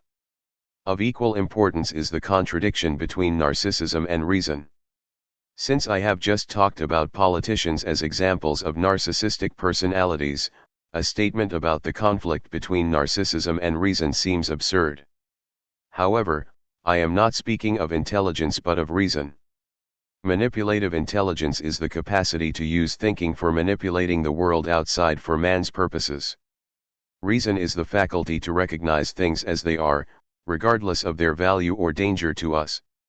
Reason aims at the recognition of things and persons in their suchness, undistort by our subjective interest in them. Cleverness is a form of manipulating intelligence, but wisdom is an outcome of reason. The narcissistic person can be extremely clever, if his manipulative intelligence is at its best. But he is apt to make severe mistakes, because his narcissism seduces him into overestimating the value of his own wishes and thoughts and into assuming that the result has already been accomplished, simply because it is his wish or his thought. Narcissism is often confused with egoism. Freud thought that narcissism was the libidinous aspect of egoism, that is to say, that the passionate nature of egoism lay in its libidinous character. But the distinction is not entirely satisfactory. An egoistic person may have an undistort view of the world. He may not give to his thoughts and feelings a greater value than they have in the outside world. He may see the world, including his role in it, quite objectively. Egoism is basically a form of greediness. The egoist wants everything for himself, he does not like to share, he perceives others as threats rather than as possible friends.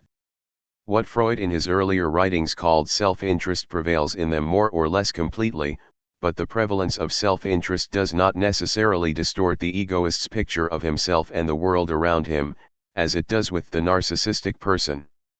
Among all character orientations, narcissism is by far the most difficult to recognize in oneself.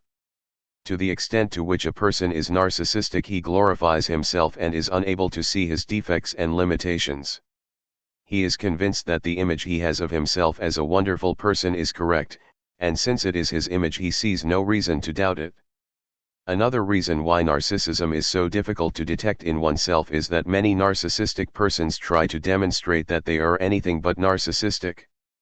One of the most frequent examples of this is the attempt of narcissistic persons to hide their narcissism behind a behavior which is characterized by concern and help for others. They spend much energy and time in helping others, even making sacrifices, being kind, etc., all with the aim, usually unconscious, of denying this narcissism. The same goes, as we all know, for persons who are particularly modest or humble. Not only do such people often try to hide their narcissism, they satisfy it at the same time by being narcissistically proud of their kindness or modesty. A nice example of this is the joke about a dying man overhearing his friends who were at his bedside praise him how learned he was, how intelligent, how kind, how concerned. The dying man listened, and when they had finished praising, he angrily shouted, "And you failed to mention my humility." Narcissism wears many masks: saintliness, obedience to duty, kindness and love, humility, pride. It ranges from the attitude of a haughty and arrogant person to that of a modest and unobtrusive one. Everybody has many tricks to disguise his or her narcissism and is hardly aware of them and their function. If the narcissistic person is successful in persuading others to admire him, he is happy and functions well. But when he is without success in convincing others, if his narcissism is pricked, as it were, he may collapse like a deflated balloon, or he may be intensely furious, filled with unforgiving rage. To inflict a wound on a person's narcissism may either produce a depression or an unforgiving hate. Of particular interest is group narcissism. Group narcissism is a phenomenon of the greatest political significance. After all, the average person lives in social circumstances which restrict the development of intense narcissism. What should feed the narcissism of a poor man, who has little social prestige, whose children even tend to look down upon him? He is nothing, but if he can identify with his nation, or can transfer his personal narcissism to the nation, then he is everything. If such a person said, "I am the most wonderful man or woman in the world, I am the cleanest, cleverest, most efficient, best educated of all people, I am superior to everybody in the world," anybody who heard this would be disgusted and feel that the person was a bit crazy. But when people describe their nation in these terms, nobody takes exception. On the contrary, if a person says, "My nation is the strongest, the most cultured, the most peace-loving, the most talented of all nations," he is not looked upon as being crazy but as a very patriotic citizen.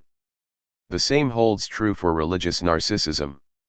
That millions of adherents to a religion can claim that they are the only possessors of the truth, that their religion is the only way to salvation, is considered to be perfectly normal. Other examples of group narcissism are political groups and scientific groups. The individual satisfies his own narcissism by belonging to and identifying himself with the group.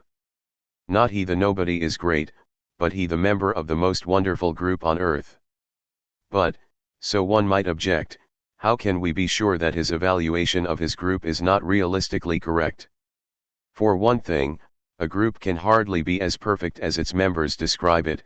The more important reason, though, is that criticism of the group is responded to with intense rage, which is the reaction characteristic of one whose individual narcissism is wounded. In the narcissistic character of national, political, and religious group reaction lies the root of all fanaticism. When the group becomes the embodiment of one's own narcissism, any criticism of the group is felt to be an attack against oneself. In cases of cold or hot wars, the narcissism takes on a still more drastic form. My own nation is perfect, peace-loving, cultured, etc.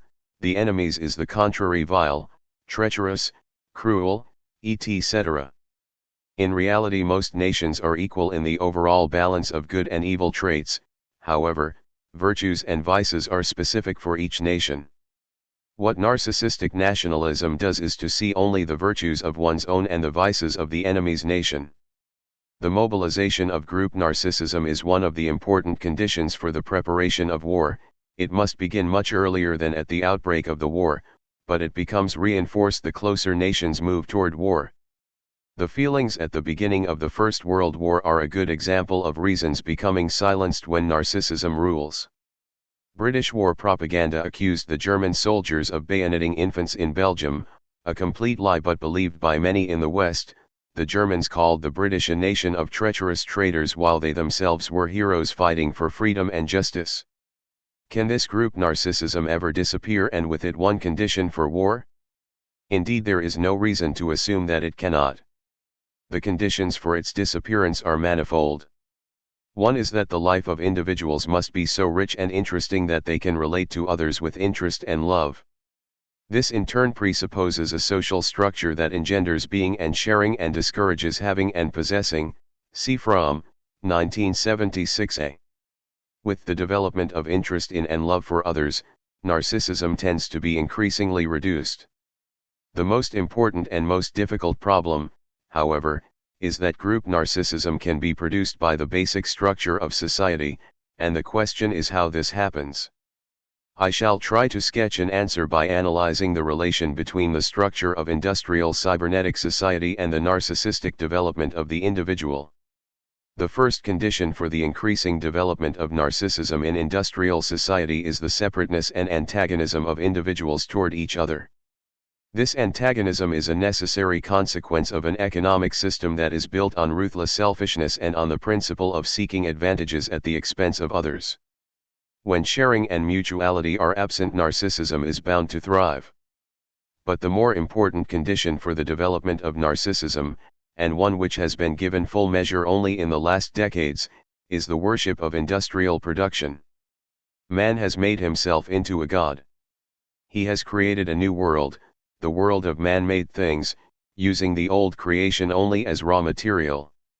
Modern man has laid bare the secrets of the microcosmos as well as the macrocosmos.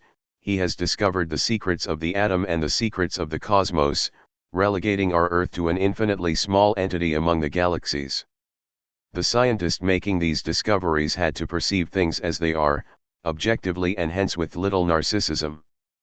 But the consumer, in the same way as the technicians and practitioners of applied science, has not had to have the mind of a scientist. The overwhelming part of the human race has not had to devise the new techniques, they have been able to build it according to the new theoretical insights and admire it. Thus it happens that modern man has developed an extraordinary pride in his creation. He has deemed himself to be a god, he has felt his greatness in the contemplation of the grandeur of the man-made new earth. Thus admiring his second creation, he has admired himself in it. The world he has made, harnessing the energy of coal, of oil, and now of the atom, and especially the seeming limitless capacity of his brain, has become the mirror in which he can see himself. Man gazes into this mirror which reflects not his beauty but his ingenuity and power. Will he drown in this mirror as Narcissus drowned gazing at the picture of his beautiful body mirrored in the lake? Character. Freud's concept of character is of no less importance than that of the unconscious, of repression and resistance. Here Freud dealt with the human being as a whole and not only with single complexes and mechanisms, such as the Oedipus complex, castration fear, penis envy. Of course, the concept of character was not new, but the concept of character in the dynamic sense in which Freud used it was new in psychology. What is meant by dynamic here is the concept of character as the relatively permanent structure of passions. Psychologists during Freud's time spoke of character in a purely descriptive sense, as many still do today. A person could have been described as orderly, ambitious, industrious, honest, etc., but one would have been referring to single traits to be found in a person, not to the organized system of passions. Only the great playwrights such as Shakespeare, and the great novelists such as Dostoevsky and Balzac, described character in the dynamic sense, the latter with the intention of analyzing the character of the various classes of French society of his time. Freud was the first to analyze character scientifically instead of artistically as his novelist predecessors had done. The results, enriched by some of Freud's students, especially K. Abraham, were marvelous. Freud and his school constructed 4 types of character structure: the oral receptive character, the oral sadistic character, the anal sadistic character and the genital character.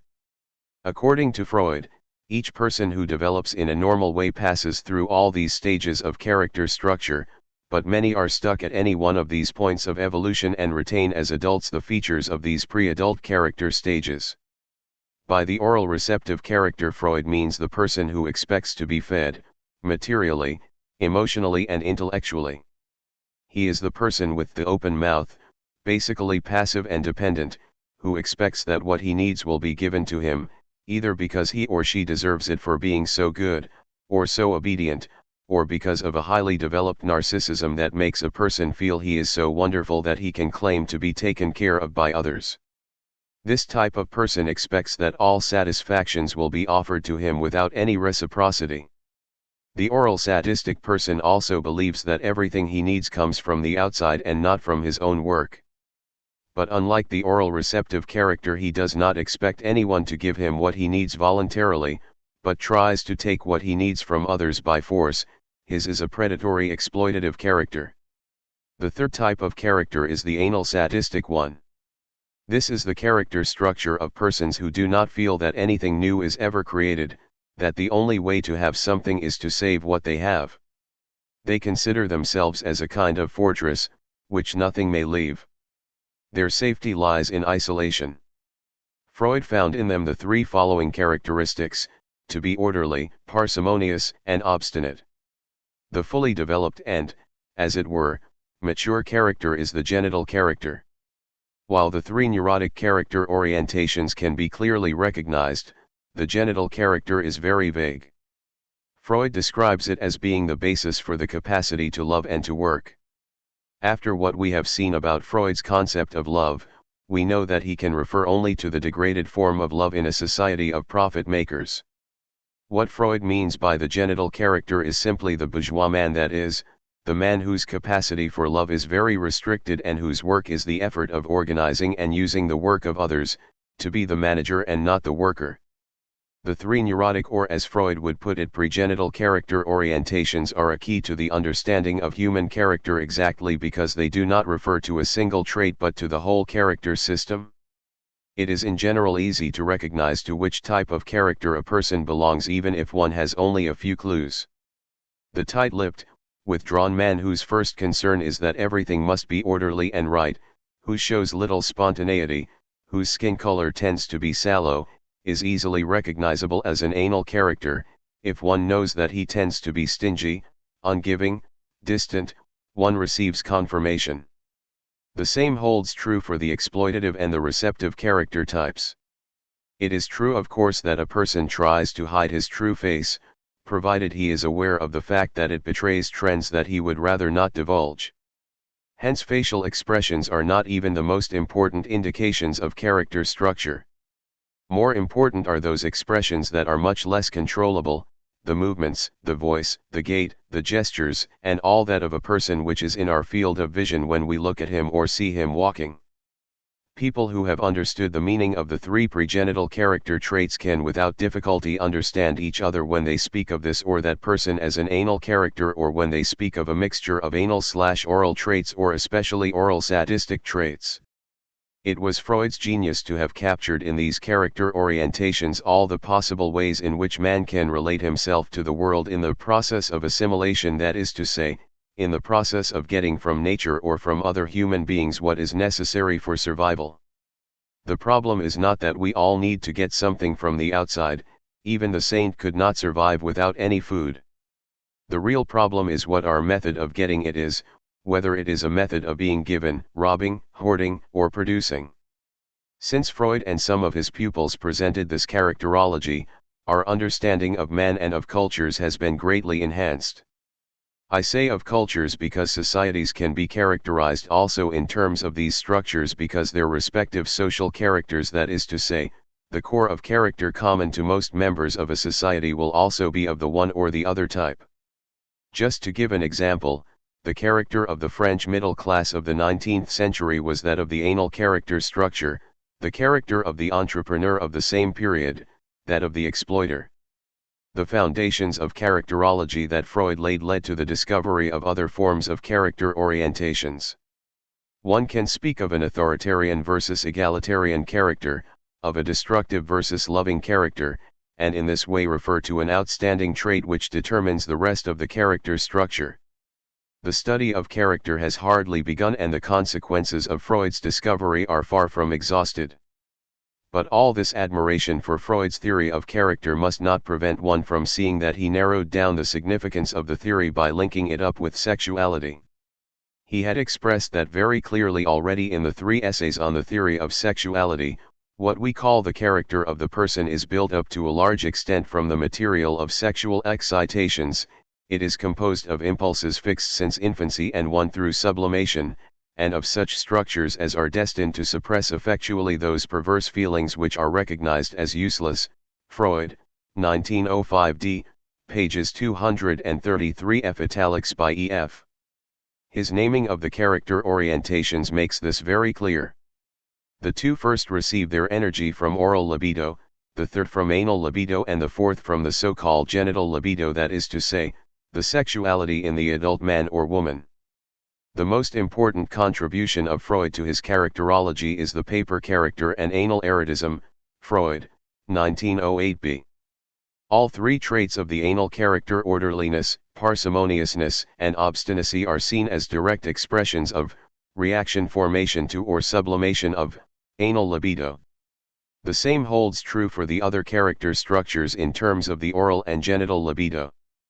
Freud subsumed many of the great passions such as love, hate, ambition, thirst for power, avarice, cruelty, as well as the passion for independence and freedom, under the various kinds of libido. Love and hate in the newer part of Freud's theories concerning the death and life instincts were supposed to have an essentially biological origin. For the construction of the theory of life and death instincts, orthodox analysts have assumed that aggression is as original an impulse inherent in human nature as love is. The wish for power has been dealt with in connection with the anal sadistic character, although it must be admitted that the wish for power, perhaps the most important impulse to be found in modern man, has not found adequate consideration in psychoanalytic literature. Dependency has been dealt with in terms of submission as related to the Oedipus complex in various ways. This reduction of the great passions to various kinds of the libido was a theoretical necessity for Freud, since aside from man's striving for survival, all energies within him were supposed to be of a sexual nature. If one is not under a compulsion to explain all human passions as being rooted in sexuality, one is not forced to accept the Freudian explanation.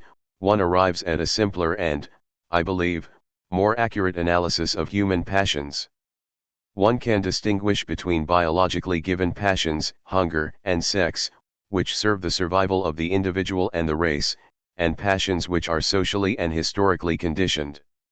Whether people predominantly love or hate, submit or fight for freedom, are stingy or magnanimous, are cruel or tender, depends on the social structure that is responsible for the formation of all passions except the biological ones.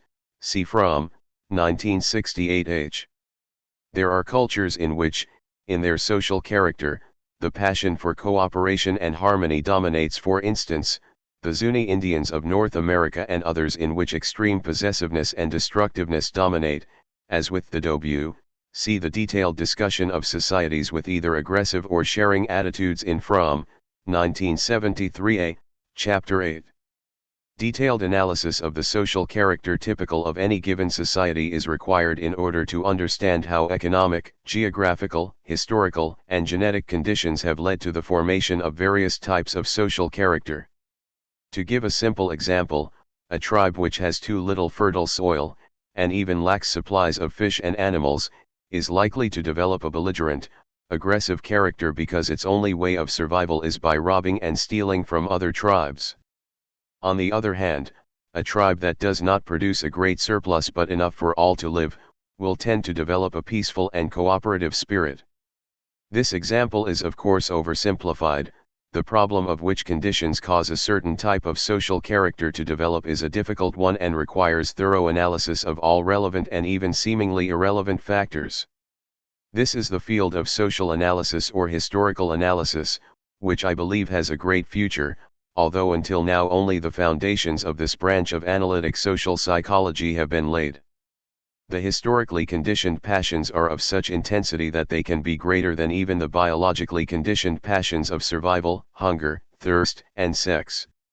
This may not be so for the average person whose passions have been largely reduced to the satisfaction of his physiological needs, but it is so for a considerable number of people in any historical period who risk their lives for their honor, their love, their dignity, or their hate. The Bible expressed that in simple words: "Man shall not live by bread alone," Matt 4:4. Let us imagine that Shakespeare had written his dramas about the sexual frustration of a hero or about a heroine's wish for food. They would have been as banal as some of the contemporary plays which are produced on Broadway. The dramatic element in human life is rooted in non-biological passions and not in hunger and sex. Hardly anybody commits suicide because of the frustration of his or her sexual desires, but many are ready to give up living because their ambition or their hate has been frustrated. 14. Freud never saw the individual as an isolated being, but always in his or her relationship to others. As he wrote, individual psychology, to be sure, is concerned with the individual human being, and it examines the ways in which he tries to satisfy his instinctual drives. But only rarely and under specific exceptional circumstances is it in a position to abstract from this person's relationships with other individuals. In the individual's psychic life, other people usually must be considered as either models, objects, helpers, or opponents. Thus, from the beginning, individual psychology is simultaneously social psychology in this extended but legitimate sense. Freud, 1921c, p. 65. Nevertheless, this nucleus of a social psychology did not develop further because the ultimate entity for Freud, family life, was supposed to be decisive to the child's development.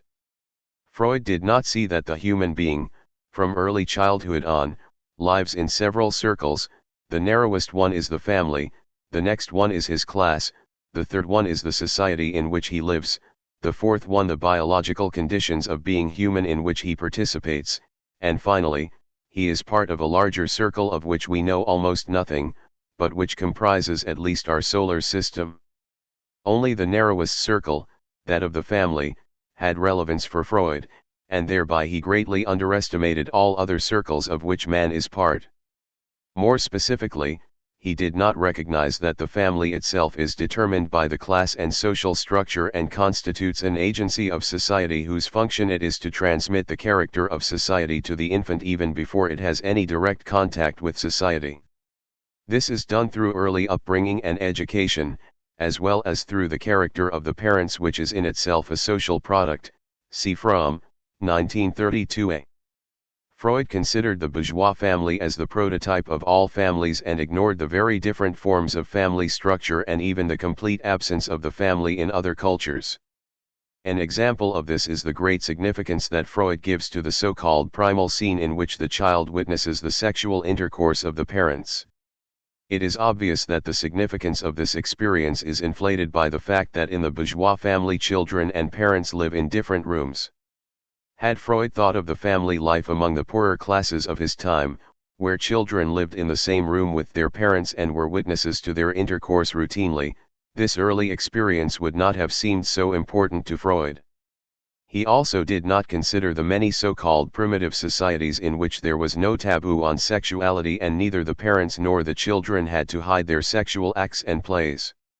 From the premises Freud held concerning all passions being of a sexual nature and of the bourgeois family being the prototype of all families, he could not see that the primary phenomenon is not the family but the structure of society that creates the kind of character it needs for its proper functioning and survival. He did not arrive at the concept of a social character because on the narrow basis of sex, such a concept could not be developed. As I have shown, Fromm, 1941a, Appendix, the social character is that character structure which is common to most members of a society. Its contents depend on the necessities of a given society which mold the character of the individual in such a way that people want to do what they have to do in order to secure the proper functioning of society. What they want to do depends on the dominating passions in their character, which have been formed by the necessities and requirements of a specific social system.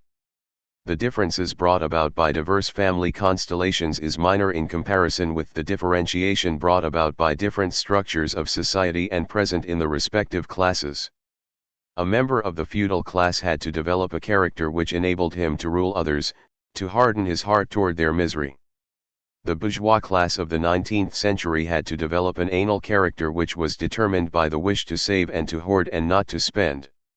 In the 20th century the same class developed a character which made saving only a minor virtue, if not a vice, when compared with the trait of the modern character to spend and to consume. This development is conditioned by fundamental economic necessities. In the period of primary accumulation of capital, saving was necessary. In a period of mass production, instead of saving, spending is of the greatest economic importance. If the character of 20th century man suddenly reverted to that of 19th century man, our economy would be confronted with a severe crisis, if not collapse. 15. Thus far I have described in oversimplified terms the problem of the relationship between individuals and social psychology. A fuller analysis of this problem, which would go beyond the limits of this book, would have to distinguish between needs or passions rooted in the existence of human beings and those that are not primarily conditioned by society but by the very nature of man, the absence of which must be considered as the result of repression or of severe social pathology. Such strivings are those for freedom, for solidarity, for love. If Freud's system is freed from the narrowing effect of his libido theory, the concept of character has even greater importance than Freud himself gave to it. This requires the transformation of individual psychology into social psychology and reduces individual psychology only to the knowledge of small variations brought about by individual and idiosyncratic circumstances which influence the basic socially determined character structure. In spite of this critique of Freud's concept of character, it must be emphasized again that Freud's discovery of the dynamic concept of character offers the key to the understanding of the motivation of individual and social behavior and to some extent, the prediction of it. The significance of childhood. Among the great discoveries of Freud is that of the significance of early childhood. This discovery has several aspects. The infant has already sexual, libidinous, strivings, although not yet in terms of genital sexuality but in what Freud terms pregenital sexuality, which is centered on the erogenous zones of mouth, anus, and skin. Freud recognized the fictitiousness of the bourgeois picture of the innocent child and showed that from birth on the little child is endowed with many libidinous strivings of a pregenital nature. At Freud's time the myth of the innocent child who knows nothing of sex still governed. 16. Furthermore, one was not aware of what importance the experiences of the child and particularly the very young child had for the development of his character and thereby of his whole fate. With Freud all this changed.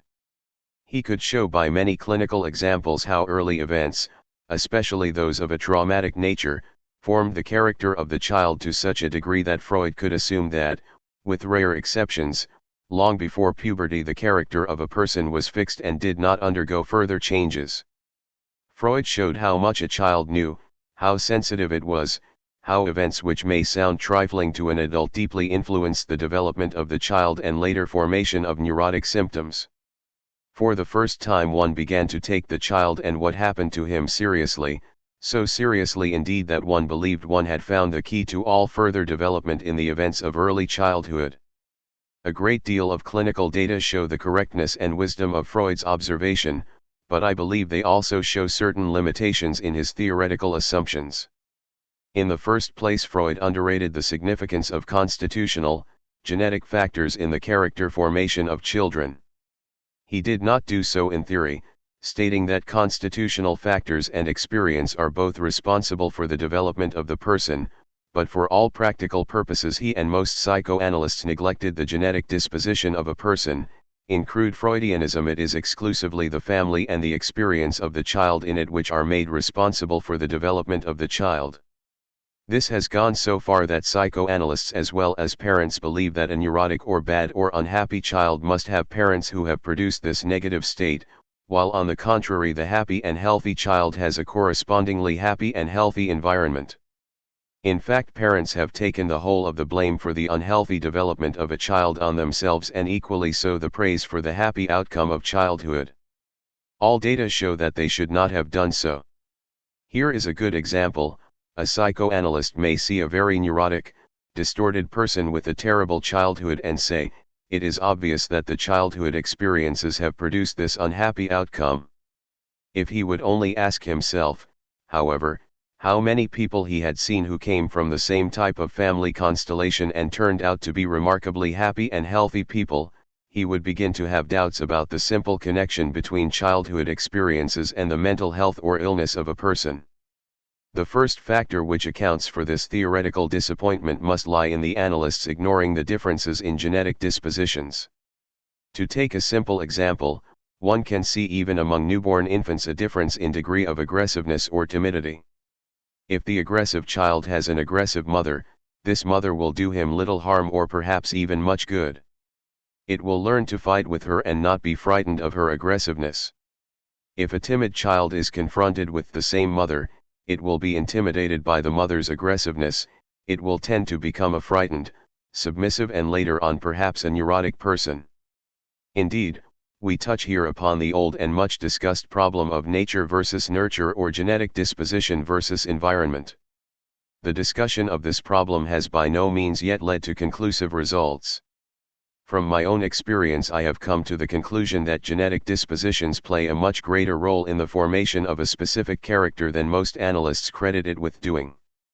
I believe that one aim of the analyst should be to reconstruct a picture of the character of the child when it was born in order to study which of the traits he finds in the analysand are part of the original nature and which are acquired through influential circumstances, furthermore, which of the acquired qualities conflict with the genetic ones and which tend to reinforce them. What we find very often is that by the wish of the parents, personally and as representatives of society, the child is forced to repress or to weaken his original dispositions and to replace them by those traits which society wants it to develop. At this point we find the roots of neurotic developments. The person develops a sense of false identity.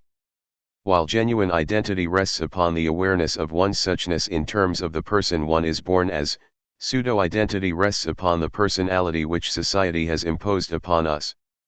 Hence a person is in constant need of approval in order to keep his balance.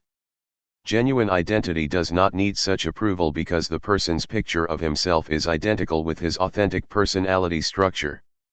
The discovery of the significance of early childhood events in the development of a person leads easily to an underestimation of the importance of later events.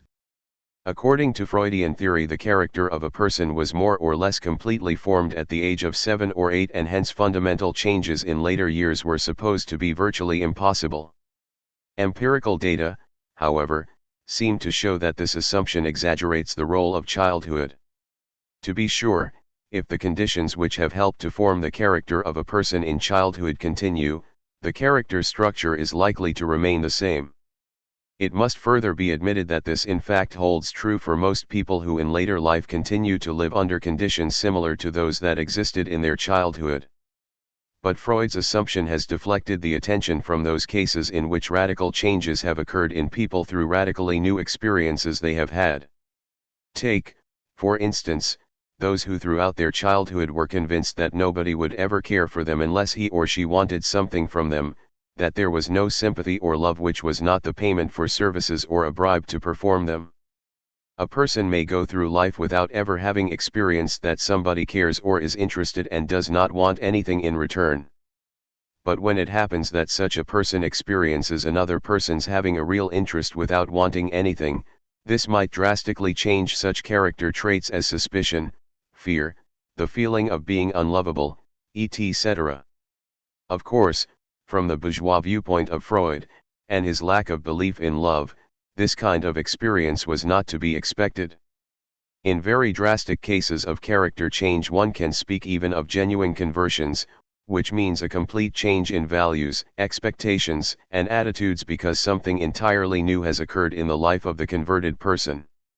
And yet such conversions are not possible unless the person already has the potentiality within himself that becomes manifest in his conversion. I admit that the superficial evidence does not speak for such an assumption because people usually do not change, but one has to consider that most people do not experience anything that is truly new.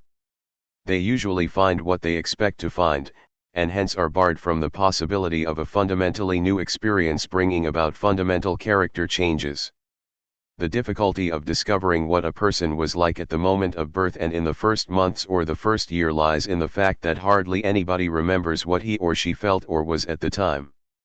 The first memories usually do not go back earlier than the first 2 or 3 years, and herein lies one of the crucial difficulties of Freud's assumption of the significance of early childhood.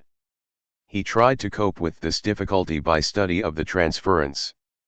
This is sometimes successful, but if one studies the case histories of the Freudian school, one is forced to acknowledge that much of what are supposed to be experiences of the earliest childhood are reconstructions. And these reconstructions are very unreliable. They are based on the postulates of Freud's theory, and the conviction of authenticity is often the product of a subtle kind of brainwashing. While the analyst is supposed to remain on the empirical level, in reality in a subtle way he suggests to the patient what the latter is supposed to have experienced, and after a long analysis and on the basis of dependency on the analyst, the patient will very often proclaim, or as one reads sometimes in analytic case histories, admit that he can genuinely feel the correctness of what the theoretical construction expects him to feel. To be sure, the analyst should let the patient be free from all persuasion. But the sensitive patient, or even the not so sensitive one, catches on after a while to what the analyst expects to hear and consents to an interpretation that only gives in to the analyst's construction of what is supposed to have happened. Furthermore, it must be considered that the expectations of the analyst are based not only on the demands of the theory but also on the demands of the bourgeois picture of what the normal person is like. Assuming, for instance, that in a person the wish for freedom and the protest against being determined by heteronymous demands are particularly strongly developed, it would be considered that the very rebelliousness of this person has an irrational quality and is to be explained by the Oedipal hatred of the son toward the father, the root of which is the sexual rivalry for the mother-wife. The fact that children are controlled and manipulated in childhood and later on in life is assumed to be normal, and rebelliousness therefore the expression of irrationality. I wish to add another complicating factor, to which little attention has been paid. The relationship between parents and children is usually seen as a one-way street, namely the effect parents have upon children. But what is often ignored is that this influence is by no means one-sided. A parent may have a natural dislike for a child and even for a newborn baby, not only for reasons which are often discussed, that it is an unwanted child or that the parent is destructive, sadistic, etc., but for the reason that child and parent just are not compatible by their very natures, and that in this respect the relationship is no different from that between grown-up people. The parent may just have a dislike for the kind of child he or she produced, and the child may feel this dislike from the very beginning. On the other hand, the child may have a dislike for the kind of parents he has, and being the weaker he is punished for his dislike by all kinds of more or less subtle sanctions. The child and equally the mother is forced into a situation where the mother has to take care of the child and the child has to accept the mother in spite of the fact that they heartily dislike each other. The child cannot articulate this. The mother would feel guilty if she admitted to herself that she did not like a child she gave birth to, and so both behave under a special kind of pressure and punish each other for being forced into an unwanted intimacy. The mother pretends to love the child and subtly punishes it for being forced to do so. The child pretends in some way or another to love the mother because his life depends so totally on her. In such a situation a great deal of dishonesty develops, which the children often express in their own indirect ways of rebellion and which the mothers usually negate because they feel that nothing could be more shameful than not to like one's own children. 3. Freud's theory of dream interpretation. Greatness and limitations of Freud's discovery of dream interpretation. If Freud had not created a theory of neurosis and a method of therapy, he would still be one of the most outstanding figures in the science of man because he discovered the art of dream interpretation. To be sure, in almost any epoch people have tried to interpret dreams. How could it be otherwise when people wake up in the morning and remember the peculiar experiences they had during sleep? There were many methods of interpreting dreams, some of them based on superstitions and irrational ideas, others with a deep understanding of the significance of the dream. This understanding has not been more clearly expressed than in the Talmudic statement, "A dream which has not been interpreted is like a letter that has not been opened." This sentence expresses the recognition that a dream is a message which we send to ourselves and which we have to understand in order to understand ourselves. Yet in spite of the long history of dream interpretation, Freud was the first one to give the interpretation such a systematic and scientific basis. He gave us the tools for the understanding of dreams, which anybody can use provided he learns how to handle them. One can hardly exaggerate the significance of dream interpretation. First of all, it makes us aware of feelings and thoughts that exist within ourselves and yet which we are not aware of while we are awake. The dream, as Freud once put it, is the royal way to the understanding of the unconscious. Secondly, the dream is a creative act in which the average person demonstrates creative powers of whose existence he has no idea when he is awake. Freud discovered, furthermore, that our dreams are not the simple expression of unconscious strivings but that they are usually distorted by the influence of a subtle censorship which is even present when we are asleep and forces us to distort the true meaning of our dream thoughts, the latent dream. Thus the censor is deceived, as it were, and permits the hidden thoughts to pass the frontier to consciousness if they are sufficiently disguised. This concept led Freud to the assumption that every dream, with the exception of children's dreams, is distorted and has to be restored to its original meaning by dream interpretation. Freud developed a general theory of dreams. He assumed that man during the night has many impulses and desires, especially of a sexual nature, which would interrupt his sleep were it not that he experiences these wishes as fulfilled in the dream and hence does not have to wake up to seek realistic satisfaction. Dreams were for Freud the disguised expression of fulfillment of sexual wishes. Dream as wish fulfillment was the fundamental insight which Freud brought to the field of dream interpretation.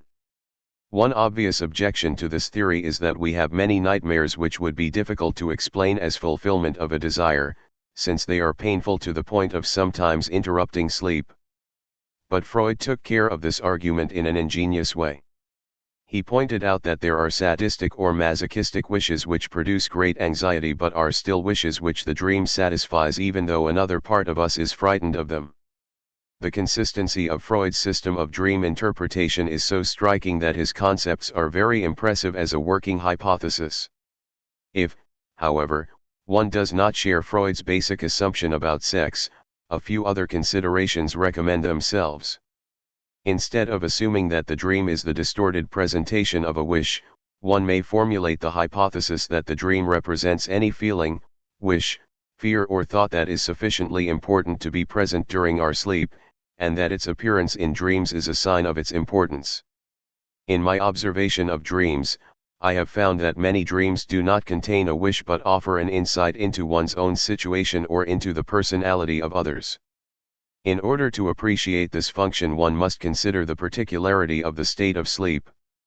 During sleep we are liberated from the task of sustaining our existence by work or by defending ourselves against possible dangers. Only signals of an emergency wake us up from our sleep. We are not under the influence of the social noise, by which I mean the opinion of others, common nonsense, and common pathology. Perhaps one could say that sleep is the only situation where we are really free. This has consequences. We see the world subjectively and not from the viewpoint that guides us in our waking life objectively, that is to say, as we must see it in order to manipulate it. For instance, in a dream the element of fire might express love or destructiveness, but that is a different fire from the one on which one can bake a cake. The dream is poetic and it speaks the universal language of symbolism, which is basically common to all times and all cultures. It is, together with poetry and art, a universal language which mankind has developed. In the dream we do not see the world as we have to see it when we want to manipulate it, rather, we see the poetic meaning it has for us. This insight into the nature of the dream, however, was greatly restricted by the peculiarity of Freud's personality. Freud was a rationalist with a lack of artistic or poetic inclination, and hence he had almost no feeling for symbolic language, whether expressed in dreams or in poetry. The lack forced upon him a very narrow concept of symbols. He either understood them as sexual, and the range of possibilities in this respect is great, since a line and a circle are exceedingly widespread forms of symbolism, or he understood them only by finding out through associations with what else they were connected. It is one of the most peculiar contradictions that Freud, the expert of the irrational and symbolic, himself was so little capable of understanding symbols. This becomes particularly blatant if we compare Freud with one of the greatest interpreters of symbols, Johann Jacob Bachofen, the discoverer of the matriarchal society. For Bachofen a symbol had a richness and depth which went far beyond the word symbol. He could have written many pages on one symbol, for instance, the egg, while Freud would have interpreted the symbol as obviously expressing an aspect of sexual life. For Freud a dream required an almost endless sequence of associations to its various parts, and very often we do not know much more about the meaning of the dream after having gone through this process of interpretation than we knew before. The role of associations in dream interpretation. In order to give an example of Freud's method of association, I quote a dream in extenso, and its interpretation. It is a dream which Freud himself dreamt, and hence part of his self-analysis. Freud, 1900a, pages 170-4. Dream of the botanical monograph. I had written a monograph on a certain plant. The book lay before me, and I was at the moment turning over a folded colored plate. Bound up in each copy there was a dried specimen of the plant, as though it had been taken from a herbarium. Analysis. That morning I had seen a new book in the window of a bookshop, bearing the title The Genus Cyclamen, evidently a monograph on that plant. Cyclamens, I reflected, were my wife's favorite flowers, and I reproached myself for so rarely remembering to bring her flowers, which was what she liked. The subject of bringing flowers recalled an anecdote which I had recently repeated to a circle of friends, and which I had used as evidence in favor of my theory that forgetting is very often determined by an unconscious purpose, and that it always enables one to deduce the secret intentions of the person who forgets. 17. A young woman was accustomed to receiving a bouquet of flowers from her husband on her birthday. One year this token of his affection failed to appear, and she burst into tears. Her husband came in and had no idea why she was crying till she told him that today was her birthday. He clasped his hand to his head and exclaimed, "I'm so sorry, but I'd quite forgotten. I'll go out at once and fetch your flowers." But she was not to be consoled, for she recognized that her husband's forgetfulness was a proof that she no longer had the same place in his thoughts as she had formerly. This lady, Fran L., had met my wife 2 days before I had the dream, had told her that she was feeling quite well, and inquired after me. Some years ago she had come to me for treatment. I now made a fresh start. Once, I recalled, I really had written something in the nature of a monograph on a plant, namely a dissertation on the coca plant 1884, which had drawn Karl Kohler's attention to the anesthetic properties of cocaine. I had myself indicated this application of the alkaloid in my published paper, but I had not been thorough enough to pursue the matter further. This reminded me that on the morning of the day after the dream I had not found time to interpret it till the evening I had thought about cocaine in a kind of daydream. If ever I got glaucoma, I had thought, I should travel to Berlin and get myself operated on, incognito, in my friend's Flies's house, by a surgeon recommended by him. The operating surgeon, who would have no idea of my identity, would boast once again of how easily such operations could be performed since the introduction of cocaine, and I should not give the slightest hint that I myself had had a share in the discovery. This fantasy had led on to reflections of how awkward it is, when all is said and done, for a physician to ask for medical treatment for himself from his professional colleagues. The Berlin eye surgeon would not know me, and I should be able to pay his fees like anyone else. It was not until I had recalled this daydream that I realized that the recollection of a specific event lay behind it. Shortly after Kohler's discovery, my father had in fact been attacked by glaucoma. My friend Dr. Konestein, the ophthalmic surgeon, had operated on him, while Dr. Kohler had been in charge of the cocaine anesthesia and had commented on the fact that this case had brought together all of the three men who had had a share in the introduction of cocaine. My thoughts then went on to the occasion when I had last been reminded of this business of the cocaine. It had been a few days earlier, when I had been looking at a copy of a Festschrift in which grateful pupils had celebrated the jubilee of their teacher and laboratory director. Among the laboratory's claims to distinction which were enumerated in this book I had seen a mention of the fact that Kohler had made his discovery there of the anesthetic properties of cocaine. I then suddenly perceived that my dream was connected with an event of the previous evening. I had walked home precisely with Dr. Konestein and had got into conversation with him about a matter which never fails to excite my feelings whenever it is raised. While I was talking to him in the entrance hall, Professor Gardner, and his wife had joined us, and I could not help congratulating them both on their blooming looks. But Professor Gardner was one of the authors of the Festschrift I have just mentioned, and may well have reminded me of it. Moreover, the Frau L., whose disappointment on her birthday I described earlier, was mentioned, though only, it is true, in another connection in my conversation with Dr. Konestein. I will make an attempt at interpreting the other determinants of the content of the dream as well. There was a dried specimen of the plant included in the monograph, as though it had been a herbarium. This led me to a memory from my secondary school.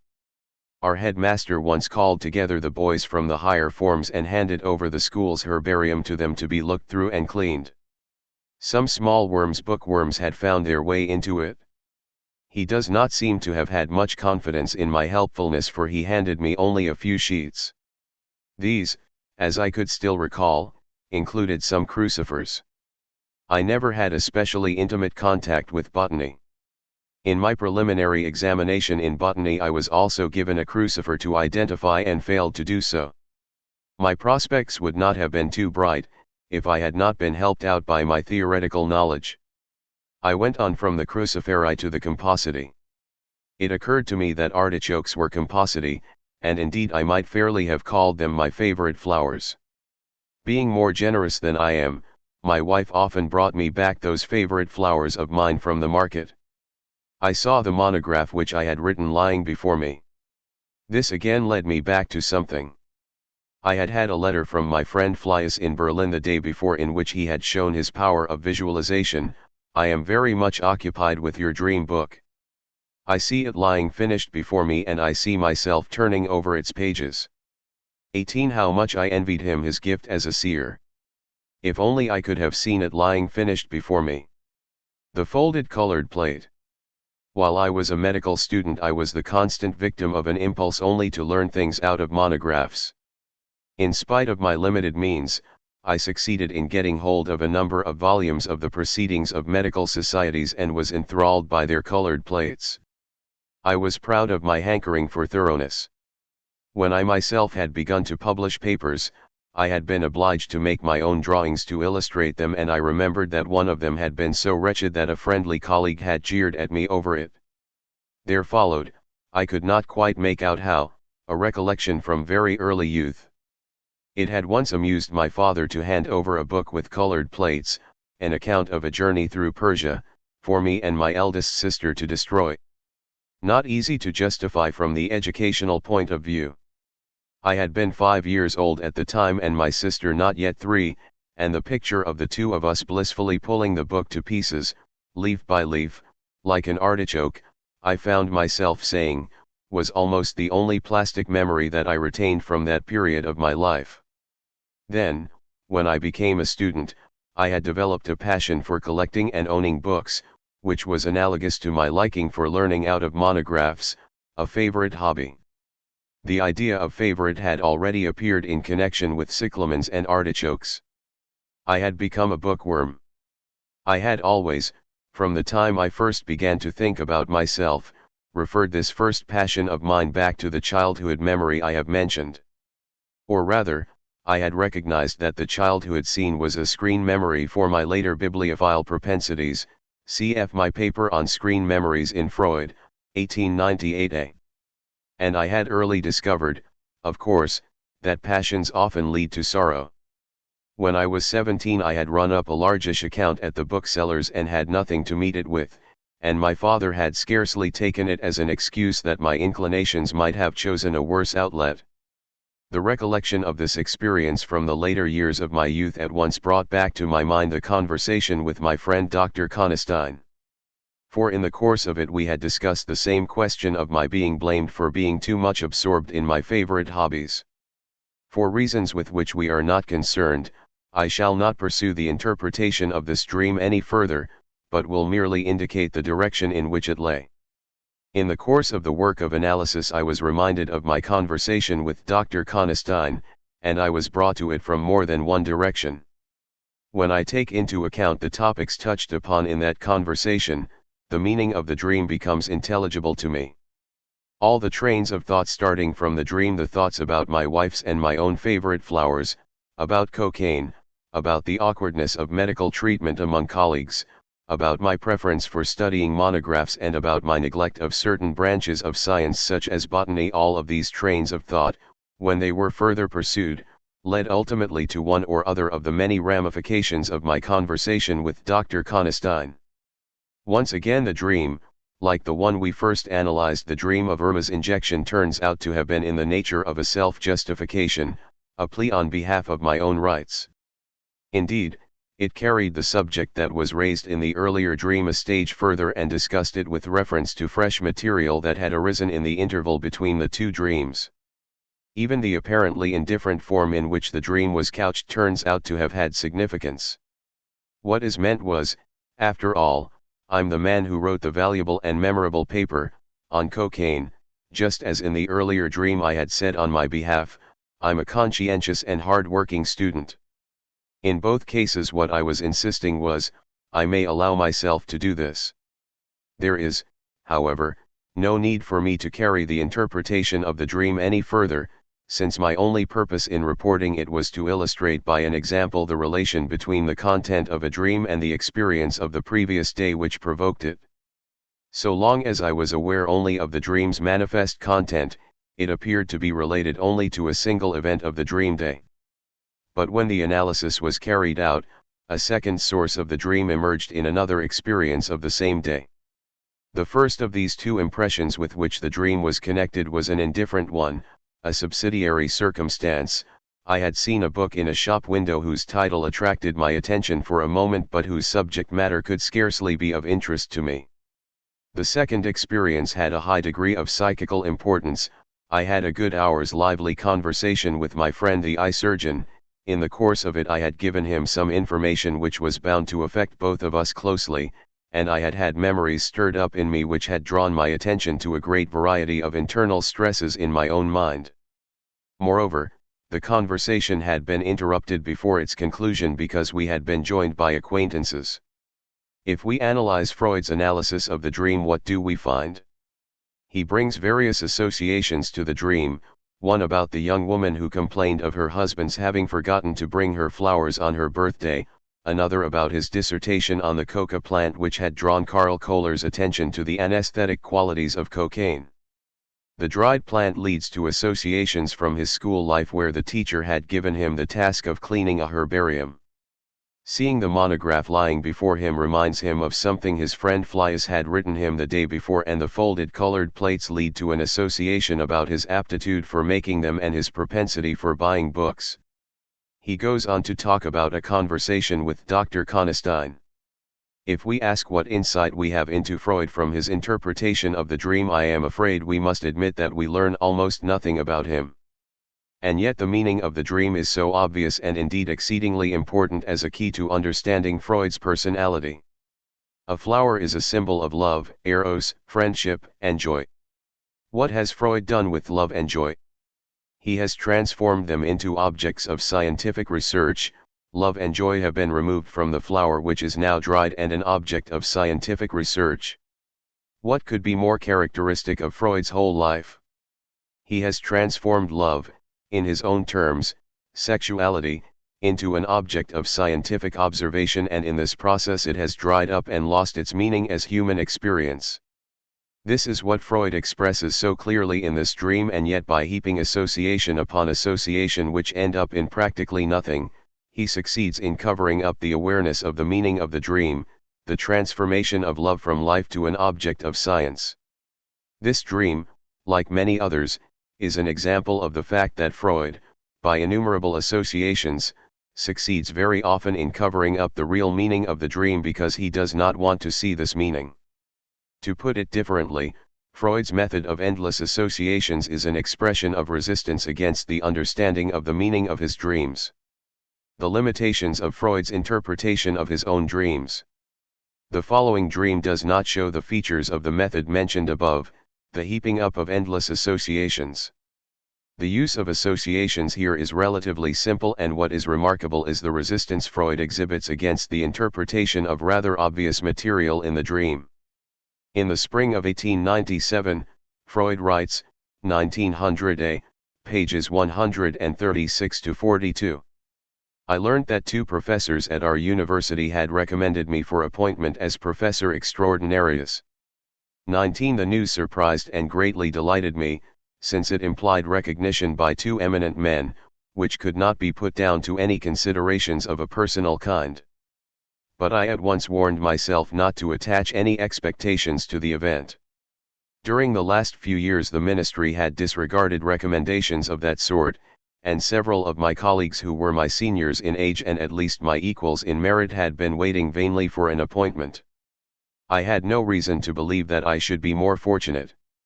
I therefore determined to meet the future with resignation. So far as I knew, I was not an ambitious man. I was following my profession with gratifying success even without the advantages afforded by a title. Moreover, there was no question of my pronouncing the grapes sweet or sour, they hung far too high over my head. One evening I had a visit from a friend, one of the men whose example I had taken as a warning to me. For a considerable time he had been a candidate for promotion to a professorship, a rank which in our society turns its holder into a demigod to his patients. Less resigned than I was, however, he was in the habit of paying his respects from time to time in the offices of the ministry with a view to advancing his prospects. He had been paying one of these visits just before calling on me. He told me that on this occasion he had driven the exalted official into a corner and had asked straight out whether the delay over his appointment was not in fact due to denominational considerations. The reply had been that, in view of the present state of feeling, it was no doubt true that, for the moment, His Excellency was not in a position, etc. etc. At least I know where I am now, my friend had concluded. It was not news to me, though it was bound to strengthen my feeling of resignation, for the same denominational considerations applied to my own case. On the morning after this visit I had the following dream, which was remarkable among other things for its form.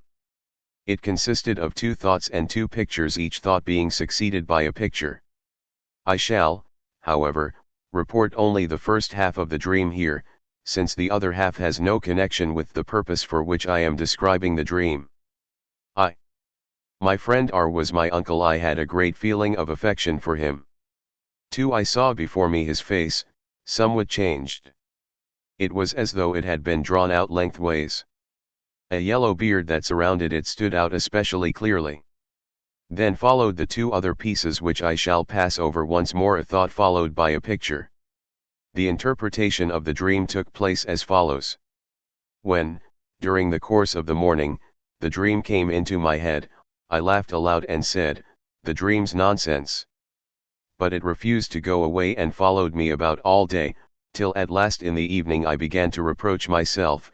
If one of your patients who was interpreting a dream could find nothing better to say than that it was nonsense, you would take him up about it and suspect that the dream had some disagreeable story at the back of it which he wanted to avoid becoming aware of.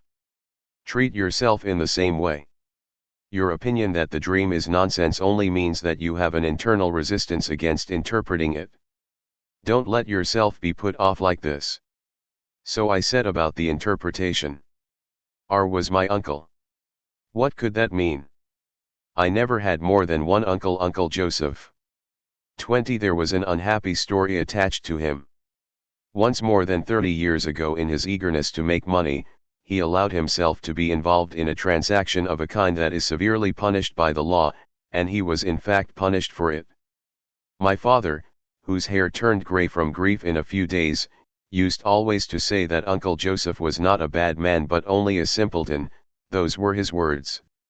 So that if my friend R was my Uncle Joseph, what I was meaning to say was that R was a simpleton. Hardly credible and most disagreeable, but there was the face which I saw in the dream with its elongated features and yellow beard. My uncle did in fact have a face like that, elongated and framed in a handsome fair beard. My friend R had originally been extremely dark, but when black-haired people begin to turn gray they pay for the splendor of their youth. Hair by hair, their black beards go through an unpleasing change of color. First they turn to a reddish brown, and only then to a definite gray. My friend R.'s beard was at that time passing through the stage, and so, incidentally, was my own, as I had noticed with dissatisfaction. The face that I saw in the dream was at once my friend R.'s and my uncle's. It was like one of Galton's composite photographs. In order to bring out family likenesses, Galton used to photograph several faces on the same plate, so there could be no doubt that I really did mean that my friend R was a simpleton like my Uncle Joseph. I still had no idea at all what could be the purpose of this comparison, against which I continued to struggle. It did not go very deep, after all, since my uncle was a criminal, whereas my friend R bore an unblemished character, except for having been fined for knocking a boy down with his bicycle. Could I have had that crime in mind? That would have been making fun of the comparison. At this point I remembered another conversation which I had had a few days earlier with another colleague, and, now I came to think of it, upon the same subject. I had met N in the street. He too had been recommended for a professorship. He had heard of the honor that had been paid me and had offered me his congratulations on it, but I had unhesitatingly refused to accept them. "You are the last person," I had said, "to make that kind of joke. You know what such a recommendation is worth from your own experience." "Who can say," he had answered jokingly. It seemed, there was something definite against me. "Don't you know that a woman once started legal proceedings against me? I needn't assure you that the case was dismissed. It was a disgraceful attempt at blackmail, and I had the greatest difficulty in saving the prosecutrix from being punished. But perhaps they may be using this at the ministry as an excuse for not appointing me. But you have an unblemished character." This told me who the criminal was, and at the same time showed me how the dream was to be interpreted and what its purpose was. My Uncle Joseph represented my two colleagues who had not been appointed to professorships, the one as a simpleton and the other as a criminal. I now saw too why they were represented in this light. If the appointment of my friends R and N had been postponed for denominational reasons, my own appointment was also open to doubt. If, however, I could attribute the rejection of my two friends to other reasons, which did not apply to me, my hopes would remain untouched. This was the procedure adopted by my dream. It made one of them, R, into a simpleton and the other, N, into a criminal, whereas I was neither the one nor the other. Thus we no longer had anything in common. I could rejoice at my appointment to a professorship, and I could avoid drawing the distressing conclusion that R.'s report of what the high official had said to him must apply equally to me. But I felt obliged to proceed still further with my interpretation of the dream. I felt I had not yet finished dealing with it satisfactorily. I was still uneasy over the lightheartedness with which I had degraded two of my respected colleagues in order to keep open my own path to a professorship. My dissatisfaction with my conduct, however, had diminished since I had come to realize the worth that was to be attached to expressions in dreams. I was prepared to deny through thick and thin that I really considered that R was a simpleton and that I really disbelieved N.'s account of the blackmailing affair. Nor did I believe that Irma was really made dangerously ill through being injected with Otto's preparation of propyl. In both these cases what my dreams had expressed was only my wish that it might be so. The assertion in which my wish was realized sounded less absurd in the later dream than in the earlier one. It made cleverer use of the actual facts in its construction, like a well-designed slander of the kind that makes people feel that there's something in it. For one of the professors in his own faculty had voted against my friend R, and my friend N had himself innocently provided me with the material for my aspersions. Nevertheless, I must repeat, the dream seemed to me to stand in need of further elucidation. I then recalled that there was still a piece of the dream which the interpretation had not touched. After the idea had occurred to me that R was my uncle, I had had a warm feeling of affection for him in the dream. Where did that feeling belong? I had naturally never had any feeling of affection for my uncle Joseph. I had been fond of my friend R and had esteemed him for many years, but if I had gone up to him and expressed my sentiments in terms approaching the degree of affection I had felt in the dream, there could be no doubt that he would have been astonished. My affection for him struck me as ungenuine and exaggerated, like the judgment of his intellectual qualities which I had expressed by fusing his personality with my uncle's, though there the exaggeration had been in the opposite direction. But a new light began to dawn on me. The affection in the dream did not belong to the latent content, to the thoughts that lay behind the dream. It stood in contradiction to them and was calculated to conceal the true interpretation of the dream. And probably that was precisely its raison d'être. I recalled my resistance against embarking on the interpretation, how long I had put it off and how I had declared that the dream was sheer nonsense. My psychoanalytic treatments taught me how a repudiation of that kind was to be interpreted. It had no value as a judgment but was simply an expression of emotion. If my little daughter did not want an apple that was offered to her, she asserted that the apple tasted sour without having tasted it. And if my patients behaved like the child, I knew that they were concerned with an idea which they wanted to repress. The same was true of my dream. I did not want to interpret it, because the interpretation contains something that I was struggling against, namely, the assertion that R was a simpleton. The affection that I felt for R could not be derived from the latent dream thoughts, but no doubt it originated from this struggle of mine. If my dream was distorted in this respect from its latent content and distorted into its opposite, then the affection that was manifest in the dream served the purpose of this distortion. In other words, distortion was shown in this case to be deliberate and to be a means of dissimulation. My dream thoughts had contained a slander against R, and, in order that I might not notice this, what appeared in the dream was the opposite, a feeling of affection for him. It seemed as though this might be a discovery of general validity. It is true that, as was shown by the instances quoted in Chapter 3, a dream is the fulfillment of a wish. There are some dreams which are undisguised fulfillments of wishes. But in cases where the wish fulfillment is unrecognizable, where it has been disguised, there must have existed some inclination to put up a defense against the wish, and owing to this defense the wish was unable to express itself except in a distorted shape. I will try to seek a social parallel to this internal event in the mind. Where can we find a similar distortion of a psychical act in social life? Only where two persons are concerned, one of whom possesses a certain degree of power which the second is obliged to take into account. In such a case the second person will distort his psychical acts or, as we might put it, will dissimulate. The politeness which I practice every day is to a large extent dissimulation of this kind, and when I interpret my dreams for my readers I am obliged to adopt similar distortions. Freud correctly interprets the dream that his friend R was his uncle as expressing a derogatory feeling about R, since his uncle had been somewhat of a criminal. Freud interprets the dream on the basis of some simple associations with two colleagues of his who might have been appointed to professorships but were not given this honor because one was a simpleton and the other a criminal.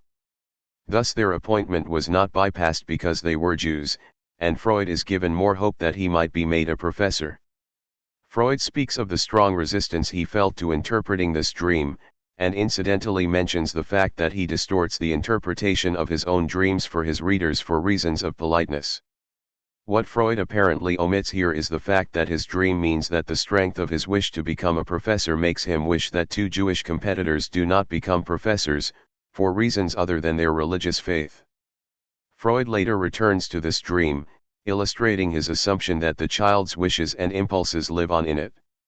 Not having recognized that the degradation of his friends has been caused by his own wish to be appointed professor, he writes that the affection I felt in the dream for my friend R was a product of opposition and revolt against slanders upon my two colleagues which were contained in the dream thoughts.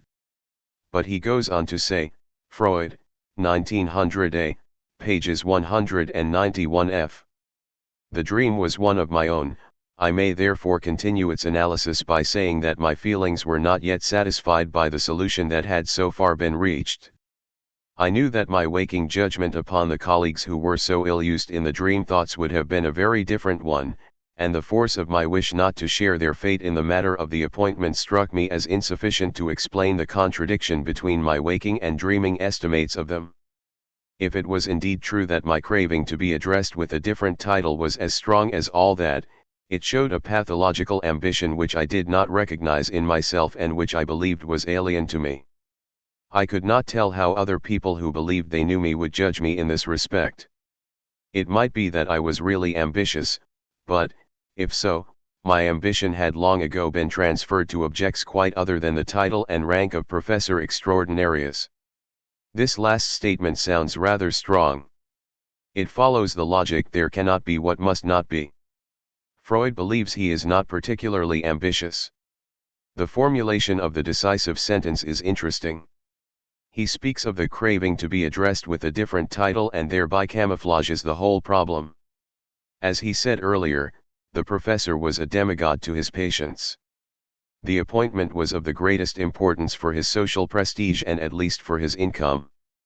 With the innocent formulation to be addressed with a different title, as if that meant very little, Freud still denies his ambition to be appointed professor. Furthermore, he insists that pathological ambition is alien to him. By calling it pathological he again covers up the situation. What is pathological about the ambition to be a professor, an aim which, as he says elsewhere, is quite important to him? On the contrary, such ambition is quite normal. He leaves it open to other people to judge him in this respect, but he limits them to people who believed they knew me rather than who knew me, and eventually he minimizes the whole problem by saying that if he was ambitious, the ambition had long ago been transferred to objects quite other than the title and rank of professor extraordinarius. Then, however, Freud rephrases his own words, speaking of the ambitiousness that produced the dream and raising the question what its origin might be. Answering this question, he speaks of an event in his childhood when a professional soothsayer had predicted that one day he would become a cabinet minister. This was the time of the Burgher ministry, in which even some ministers were Jews. In other words, a bright Jewish boy had a chance to become a cabinet minister. Freud continues, the events of that period no doubt had some bearing on the fact that up to a time shortly before I entered the university it had been my intention to study law. It was only at the last moment that I changed my mind. Ibid. p. 192. Indeed, this is pretty strong proof of Freud's ambition for fame, and the world would have lost the gifts of this genius had he decided to become a lawyer. Freud goes further in saying that the dream is really the fulfillment of his own wish to become a minister. In mishandling my two learned and eminent colleagues because they were Jews, and in treating the one as a simpleton and the other as a criminal, I was behaving as though I were the minister. I had put myself in the minister's place, turning the tables on His Excellency with a vengeance. He had refused to appoint me Professor Extraordinarius, and I had retaliated in the dream by stepping into his shoes. Ibid, pages 192f. 21. Freud, who so firmly denies his ambition as an adult, asserts that the ambitions are really those of the child and not of the adult. We find here one of the premises of Freud's thinking. Those features that are considered incompatible with a respectable professional man like Freud are relegated to childhood, and it is implied that inasmuch as they belong to childhood experiences, they do not represent the experience of the adult. The assumption that all neurotic tendencies arise in childhood is in fact the protection of the adult from the suspicion of being neurotic. Freud was indeed a very neurotic man, but it was impossible for him to conceive of himself as such and at the same time to feel his was a normal respectable profession. Hence everything that did not fit into the pattern of the normal man was considered to be childhood material, and this childhood material was not considered to be still fully alive and present in the adult. This of course has all changed in the last 50 years, since neurosis has become respectable, and the model of the rational, healthy, normal adult bourgeois has been dismissed from the cultural scene. But for Freud it was still very strong, and only if one understands it fully can one understand Freud's tendency to exclude everything irrational from his adult life. This is one of the reasons why his so-called self-analysis was a failure, since he usually did not see what he did not want to see, namely, what did not fit into the picture of the rational, respectable bourgeois. A central element in Freud's dream interpretation is the concept of censorship. Freud discovered that many dreams tend to hide their true meaning and express it in forms which are not dissimilar to a political writer in a dictatorship, who expresses his thought between the lines or speaks about an event in classical Greece while really referring to contemporary events. Thus for Freud, the dream is never an open communication but is to be compared to a coded writing which has to be deciphered in order to be understandable. The coding has to be done in such a way that even the dreamer feels safe when he expresses ideas in his dream which do not fit into the thought patterns of the society in which he lives.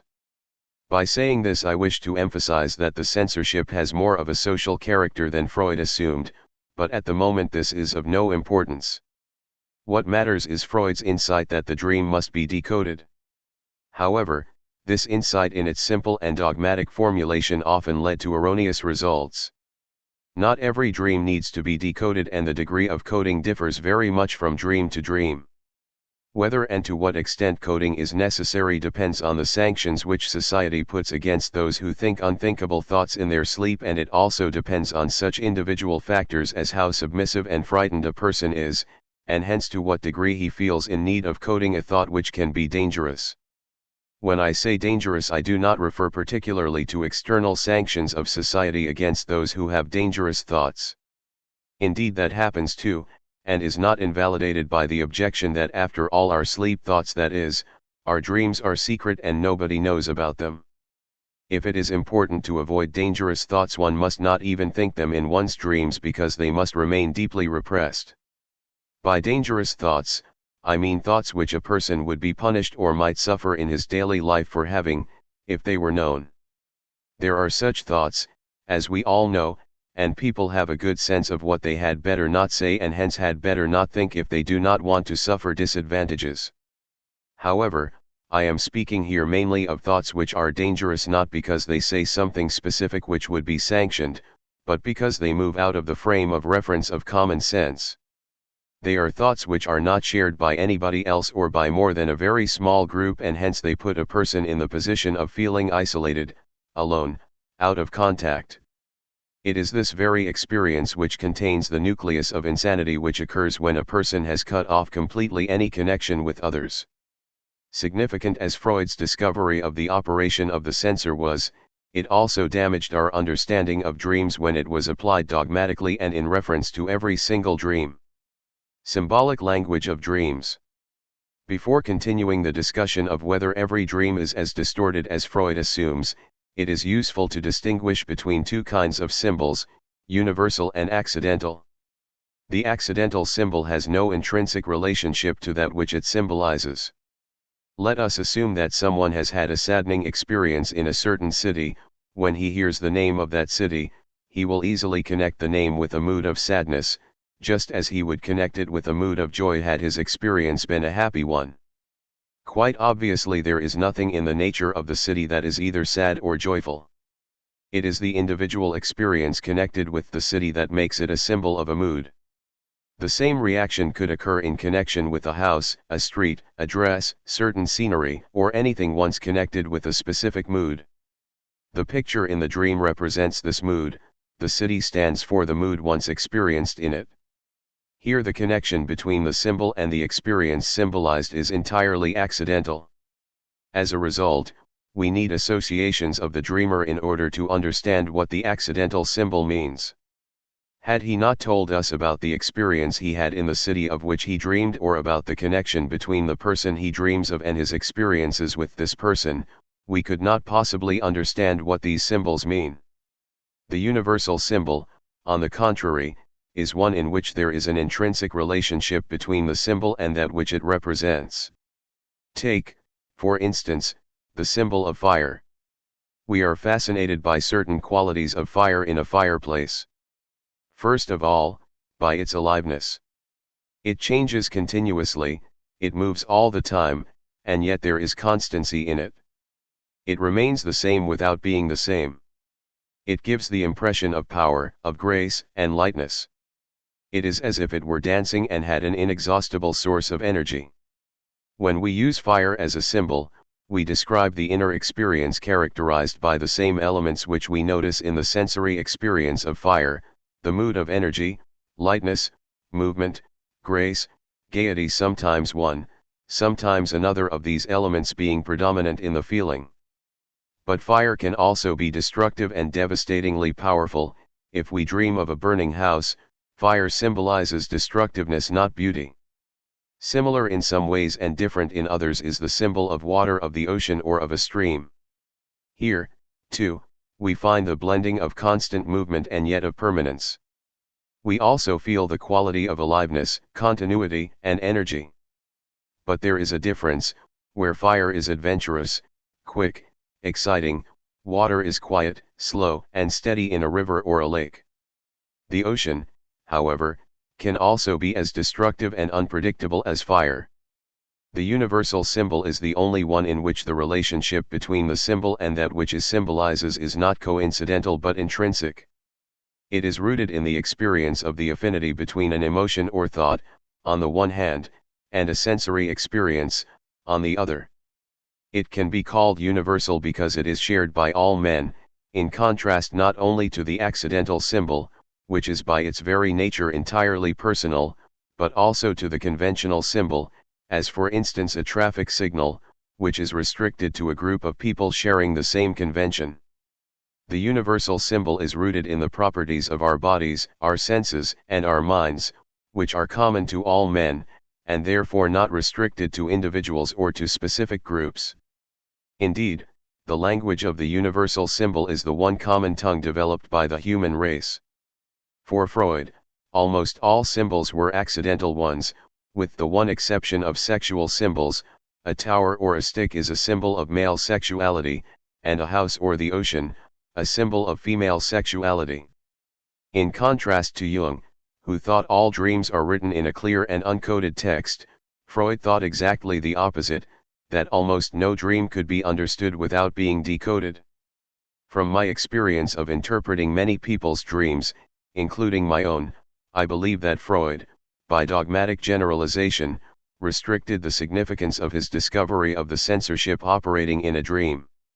There are many dreams in which the censorship consists of nothing but the poetic and symbolic language in which the content is expressed, but this is a censorship only for people with little poetic imagination. For those with a natural sense of poetry, the symbolic nature of the dream language can hardly be explained as censorship.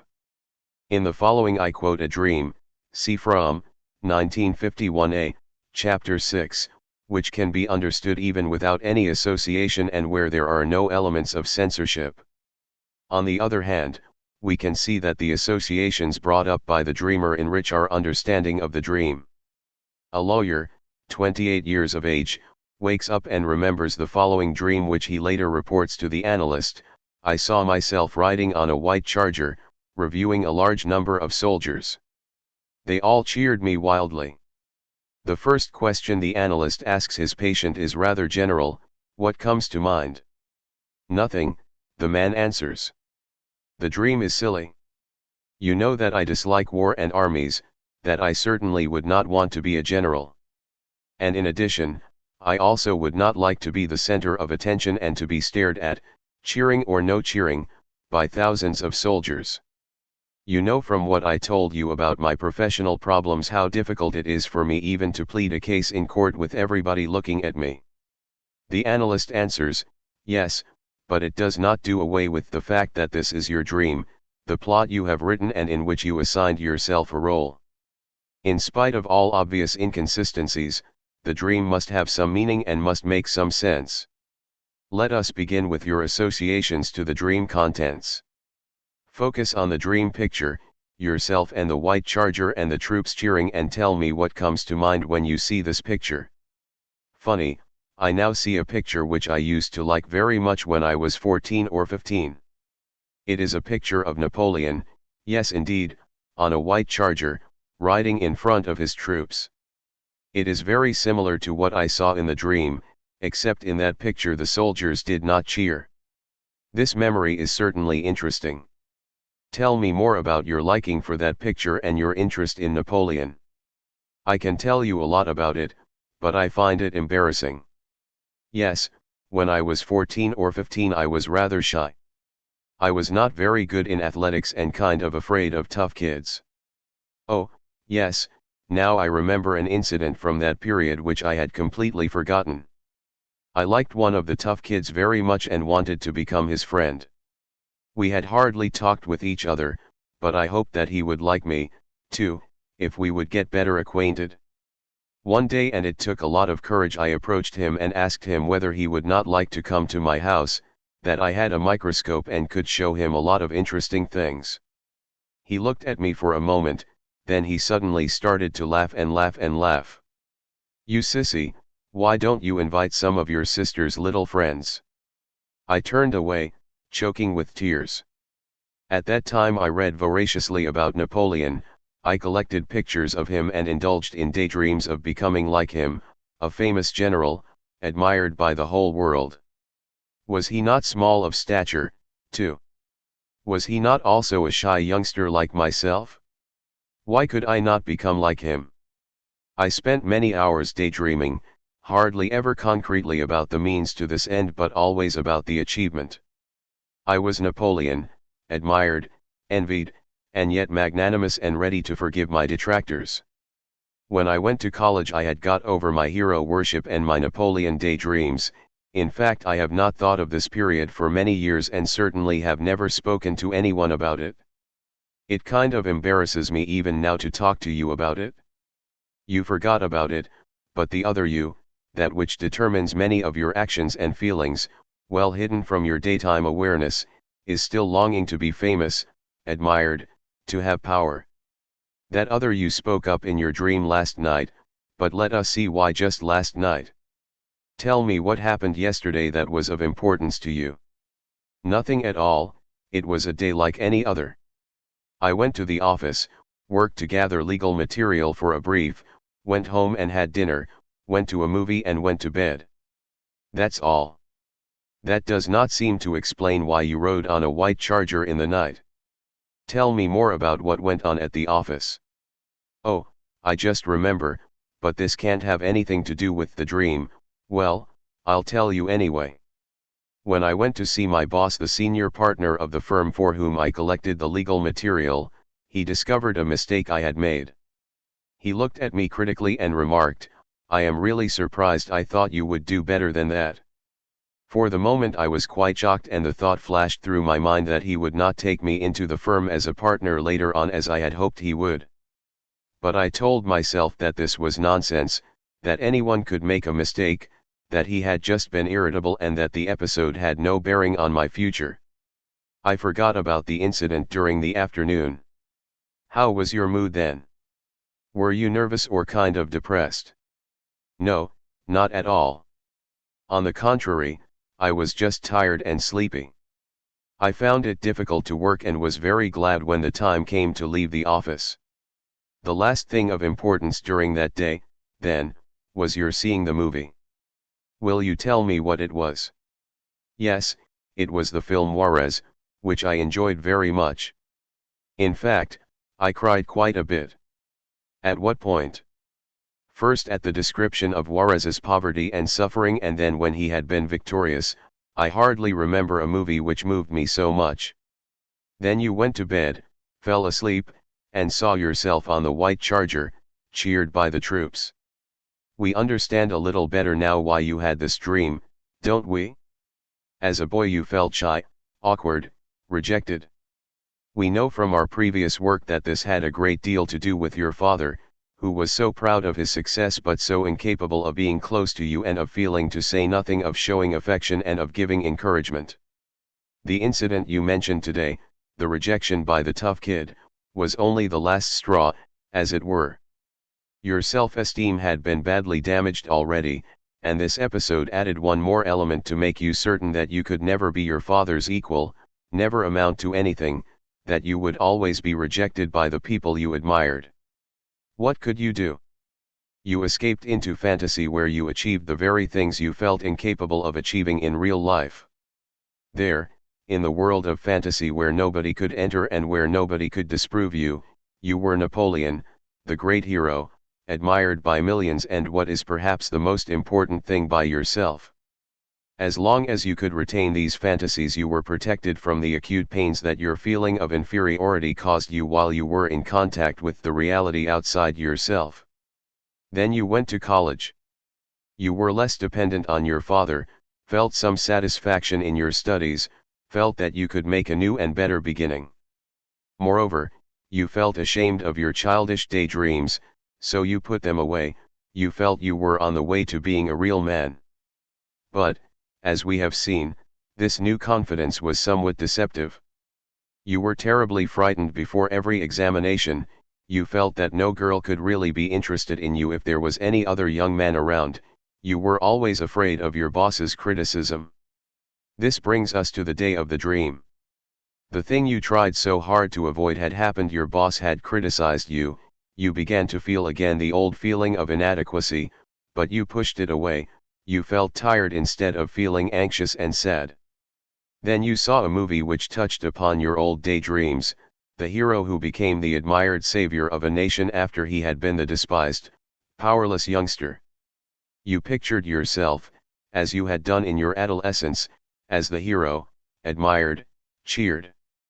Don't you see that you have not really given up the old retreat into fantasies of glory, that you have not burned the bridges that lead you back to that land of fantasy, but start to go back there whenever reality is disappointing and threatening? Don't you see that this fact, however, helps to create the very danger you are so afraid of, that of being childish, not an adult, not being taken seriously by grown-up men and by yourself? The relation of the function of sleeping to dream activity. Freud assumed that all dreams are essentially fulfillments of wishes and have the function of preserving our sleep by, as it were, hallucinatory fulfillment. After 50 years of interpreting dreams, I must confess that I find this principle of Freud's only of limited validity. Undoubtedly he made a great discovery when he recognized that dreams are very often the symbolic satisfaction of wishes. But he damaged the significance of this discovery by the dogmatic assumption that this necessarily holds true for all dreams. Dreams can be wish fulfillments, dreams can express mere anxiety, but dreams can also, and this is the important point, express deep insights into oneself and into others. In order to appreciate this function of dreams, some consideration concerning the difference between the biological and psychological functions of sleeping and waking may be useful. See also Fromm, 1951a, Chapter 3. In the waking state, thoughts and feelings respond primarily to challenge the task of mastering our environment, changing it, defending ourselves against it. Survival is the task of waking man, he is subject to the laws that govern reality. This means that he has to think in terms of time and space. While we sleep, we are not concerned with bending the outside world to our purposes. We are helpless, and sleep, therefore, has rightly been called the brother of death. But we are also free, freer than when awake. We are free from the burden of work, from the task of attack or defense, from watching and mastering reality. We need not look at the outside world, we look at our inner world, are concerned exclusively with ourselves. When asleep, we may be likened to a fetus or a corpse, we may also be likened to angels, who are not subject to the laws of reality. In sleep, the realm of necessity has given way to the realm of freedom, in which I am is the only system to which thoughts and feelings refer. Mental activity during sleep has a logic different from that of waking existence. As indicated before, sleep experience need not pay any attention to qualities that matter only when one copes with reality.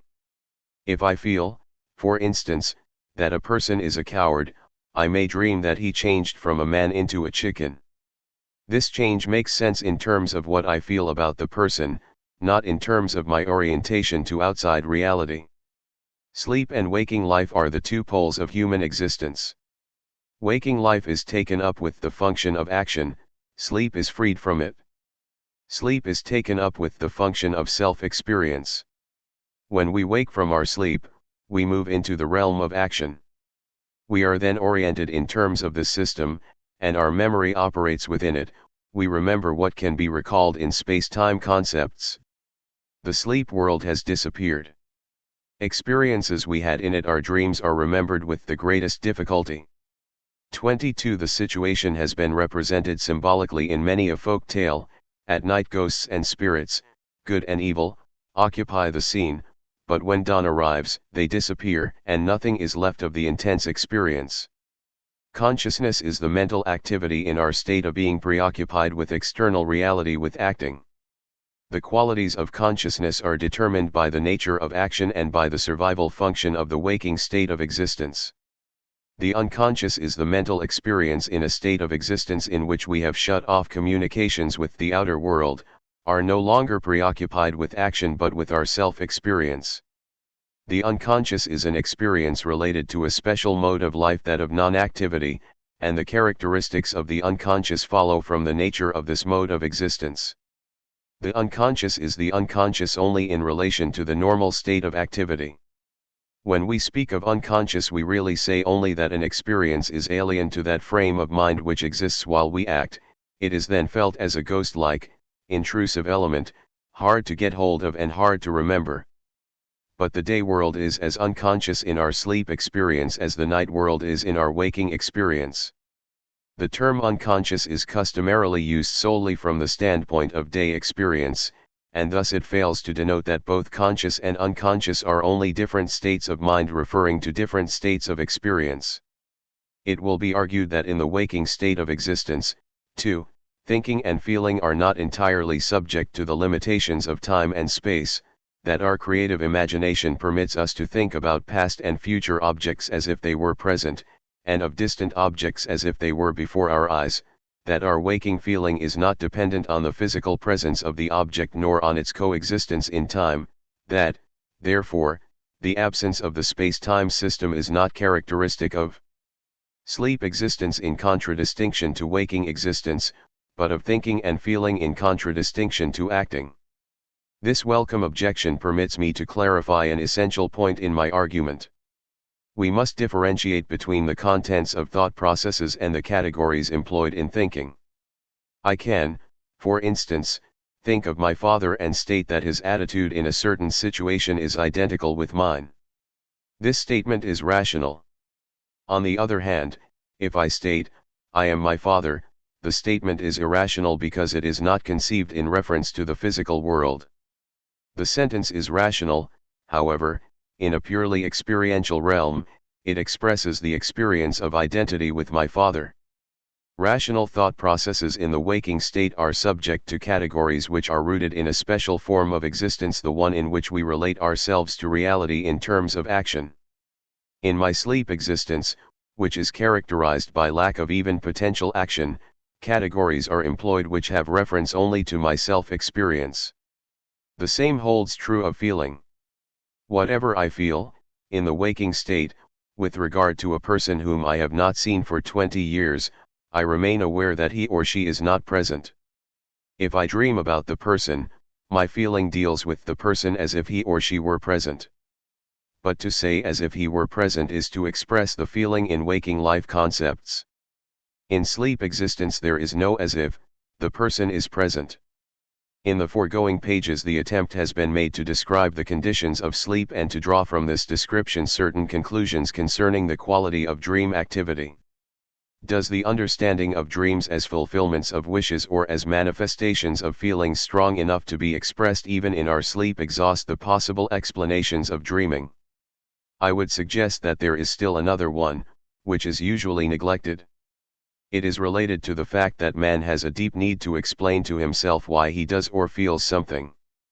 This is a generally observed and recognized fact, usually called rationalization. If we dislike somebody, for instance, we are not satisfied with carrying this feeling but we strive to make it appear as a reasonable consequence of certain facts, thus we endow the disliked person with qualities, real or often invented, which make our dislike appear to be reasonable. The same of course holds true in the case of liking or admiring a person, and can be found in its most obvious form in the mass enthusiasm for certain leaders or the mass dislike for members of certain classes or races. An example of post-hypnotic phenomena is much to the point. Let us assume that somebody during a hypnotic trance receives the suggestion that he take off his coat 5 hours later, say at 4 o'clock in the afternoon, and forget that he has received this order. What happens at 4 o'clock? Although it may be cold he will take off his coat, but before or while doing so he will say something like this: "It is a particularly warm day today, quite out of season." He feels the necessity to explain to himself why he is doing what he does, and would indeed feel frightened to act without being able to explain why he does so. Applying this principle to dreams, it might lead to the following hypothesis: that we feel in our sleep as we do in our waking life, but just as little as in the waking state can we tolerate having feelings which are not explained. Thus we invent a story which serves to explain why we feel fear or joy or hate, and so on. In other words, the dream has the function of rationalizing feelings which we experience during sleep.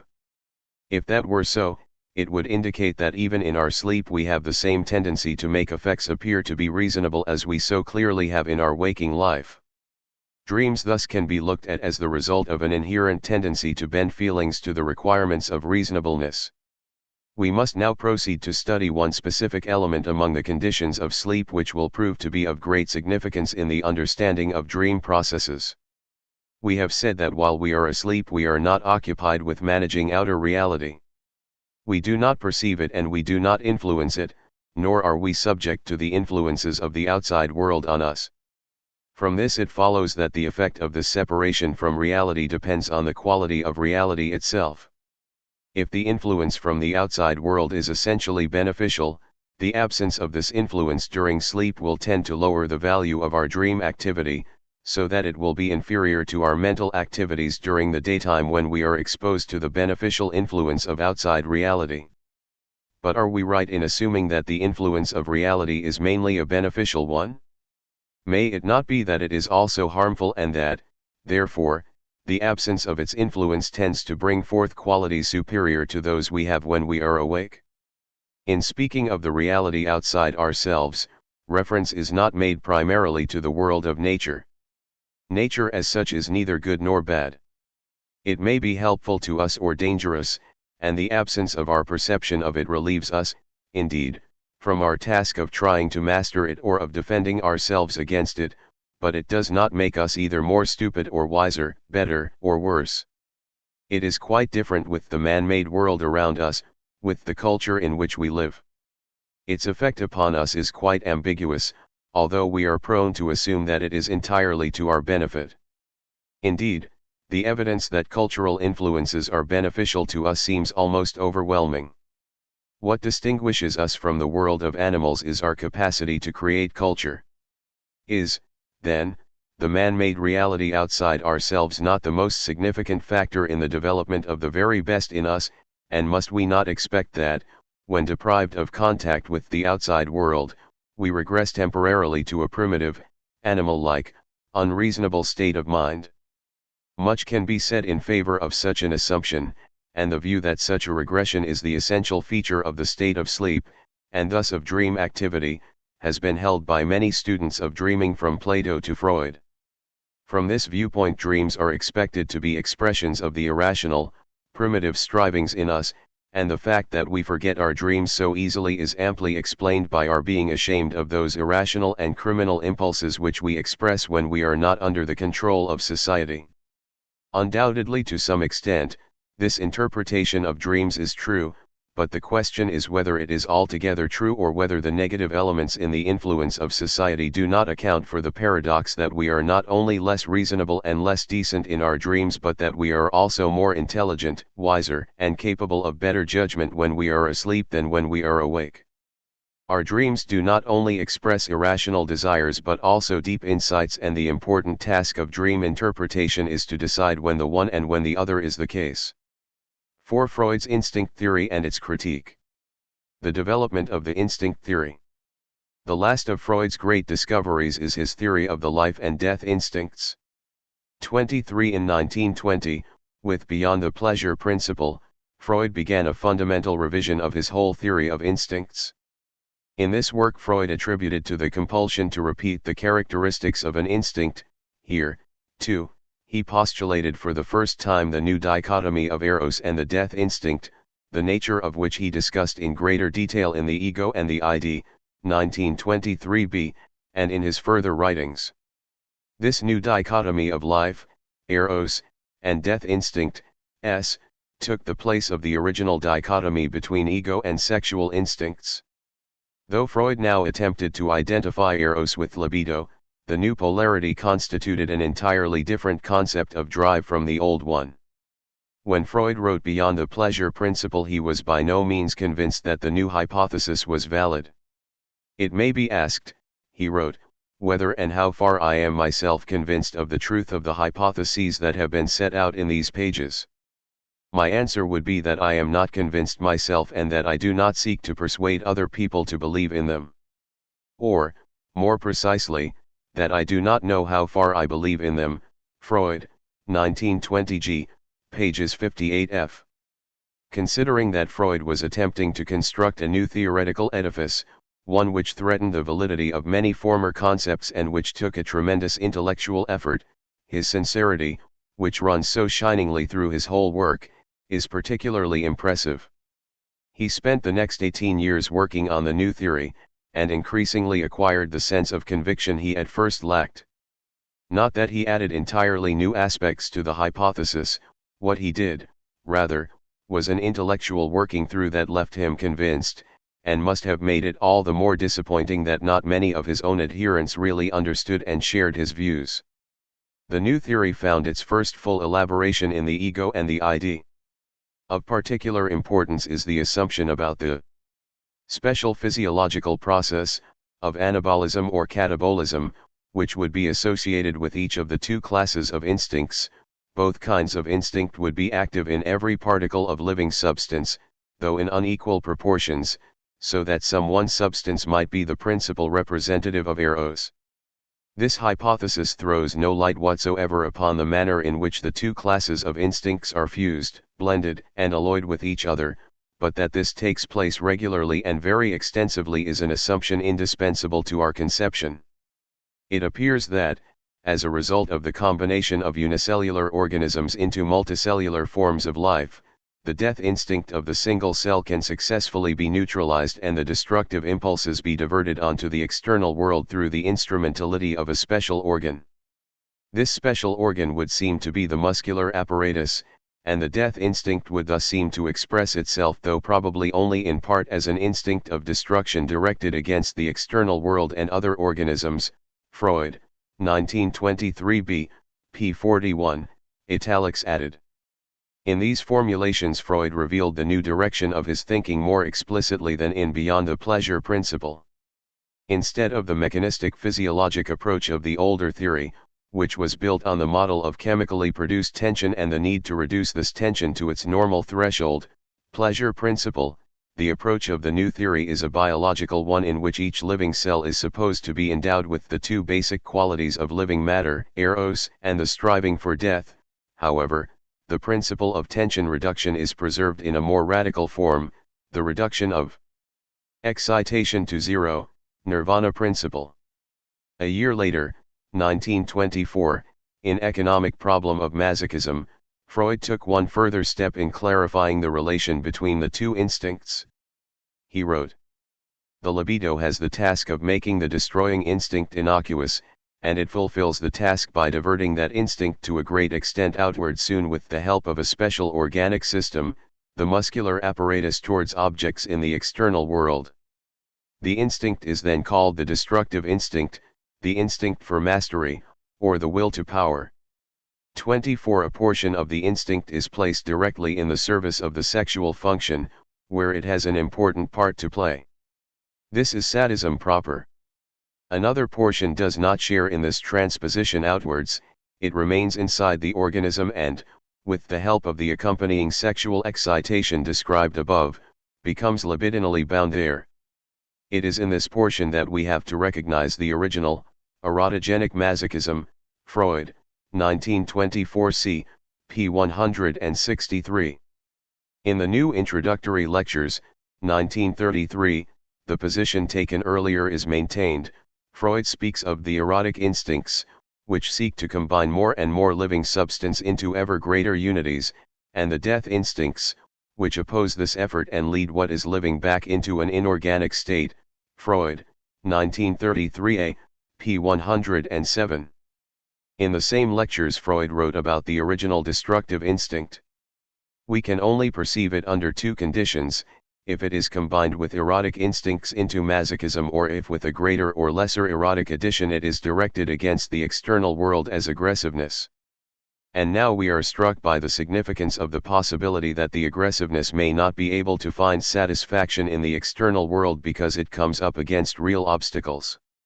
If this happens, it will perhaps retreat and increase the amount of self-destructiveness holding sway in the interior. We shall hear how this is in fact what occurs and how important a process this is. Impeded aggressiveness seems to involve a grave injury. It really seems as though it is necessary for us to destroy some other thing or person in order not to destroy ourselves, in order to guard against the impulsion to self-destruction. A sad disclosure indeed for the moralist. 105, italics added by E.F. In his last two papers, written 1 and 2 years before his death, Freud did not make any important alterations in the concepts as he had developed them in the foregoing years. In Analysis Terminable and Interminable, 1937 c., he emphasized even more the power of the death instinct. As James Strachey wrote in his editorial notes, but the most powerful impeding factor of all and one totally beyond any possibility of control, is the death instinct, 1937 c. p. 212, italics added. In an outline of psychoanalysis, written in 1938, published in 1940, Freud reaffirmed in a systematic way his earlier assumptions without making any relevant changes. Analysis of the instinctivistic assumptions. The foregoing brief description of Freud's new theories, that of Eros and of the death instinct, cannot show sufficiently how radical the change was from the old to the new theory, or that Freud did not see the radical nature of this change and as a consequence was stuck in many theoretical inconsistencies and imminent contradictions. In the following pages I shall attempt to describe the significance of the changes and to analyze the conflict between the old and the new theory. Freud, after the First World War, had two new visions. The first was that of the power and intensity of aggressive destructive strivings in man, independent of sexuality. Saying that this was a new vision is not entirely correct. As I have already shown, he had not been entirely unaware of the existence of aggressive impulses independent of sexuality. But this insight was expressed only sporadically, and it never changed the main hypothesis about the basic polarity between sexual instincts and ego instincts, even though this theory was later modified by the introduction of the concept of narcissism. In the theory of the death instinct, the awareness of human destructiveness bursts forth in full strength, and destructiveness becomes the one pole of existence which, fighting with the other pole, eros, forms the very essence of life. Destructiveness becomes a primary phenomenon of life. The second vision that marks Freud's new theory is not only without antecedents in his former theory, but is in full contradiction to it. It is the vision that eros, present in every cell of living substance, has as its aim the unification and integration of all cells, and beyond that, the service of civilization, the integration of smaller units into the unity of mankind. Freud, 1930a. Freud discovers non-sexual love. He calls the life instinct also love instinct. Love is identified with life and growth, and fighting with the death instinct it determines human existence. In Freud's older theory, man was looked upon as an isolated system, driven by two impulses, one to survive, ego instinct, and one to have pleasure by overcoming the tensions that in turn were chemically produced within the body and localized in the erogenous zones, of which the genitals were one. In this picture, man was primarily isolated, but entered into relations with members of the other sex in order to satisfy his striving for pleasure. The relationship between the two sexes was conceived in a way that resembles human relations in the marketplace. Each is only concerned with the satisfaction of his needs, but it is precisely for the sake of this satisfaction that he has to enter into relations with others who offer what he needs, and need what he offers. In the eros theory, this is entirely different. Man is no longer conceived of as primarily isolated and egotistical, as a home machine, but as being primarily related to others, impelled by the life instincts which make him need union with others.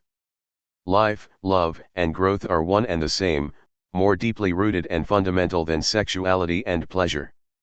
The change in Freud's vision shows clearly in his new evaluation of the biblical commandment, "Thou shalt love thy neighbor as thyself." In Why War? 1933b, he wrote, "Anything that encourages the growth of emotional ties between men must operate against war. These ties may be of two kinds.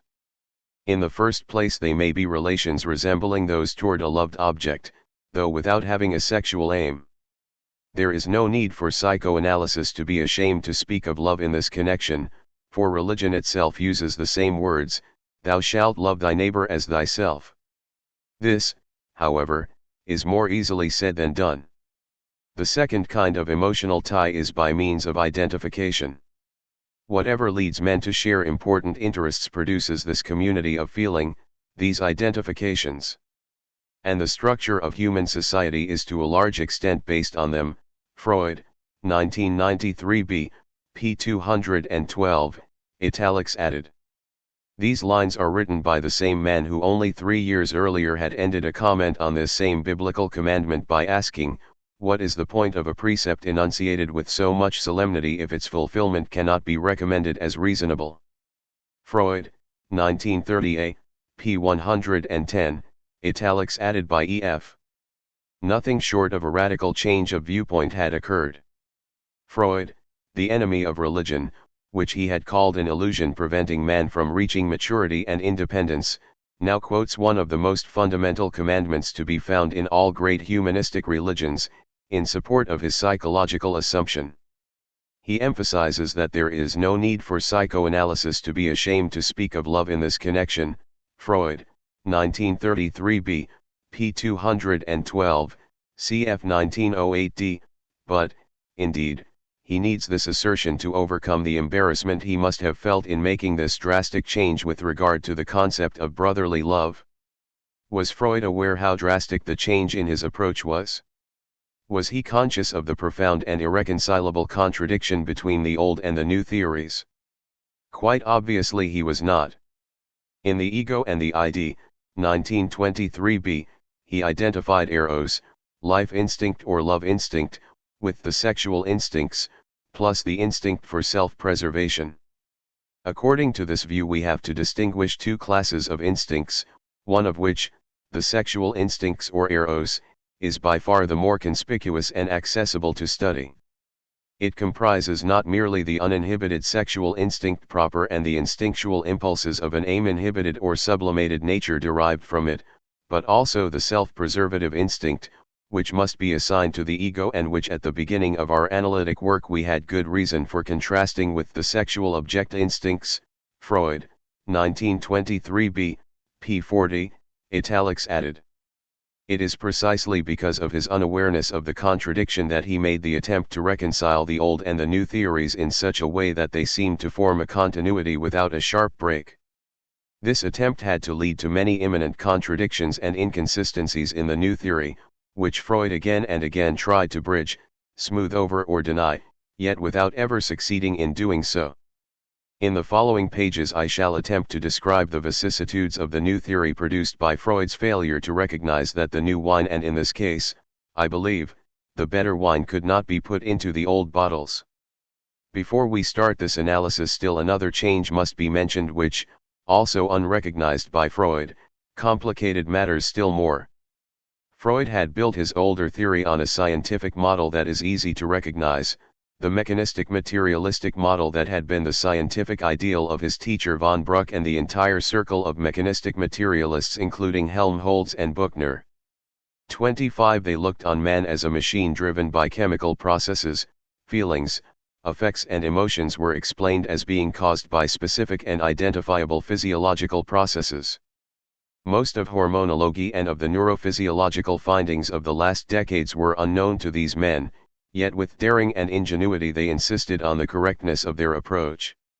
Needs and interests for which no somatic sources could be found were ignored, and the understanding of those processes which were not neglected followed the principles of mechanistic thinking. The model of Jan Bruck's physiology and Freud's model of man could be repeated today in a properly programmed computer. He develops a certain amount of tension which at a certain threshold has to be relieved and reduced, while this realization is checked by another part, the ego, which observes reality and inhibits relief when it conflicts with the needs for survival. This Freudian robot would be similar to Isaac Asimov's science fiction robot, but the programming would be different. Its first law would not be not to hurt human beings, but to avoid self-damage or self-destruction. The new theory does not follow this mechanistic physiologizing model. It is centered on a biological orientation in which the fundamental forces of life, and its opposite, death, become the primal forces motivating man. The nature of the cell, that is, of all living substance, becomes the theoretical basis for a theory of motivation, not a physiological process that goes on in certain organs of the body. The new theory was perhaps closer to a vitalistic philosophy, see Pratt, 1958, than to the concept of the German mechanistic materialists.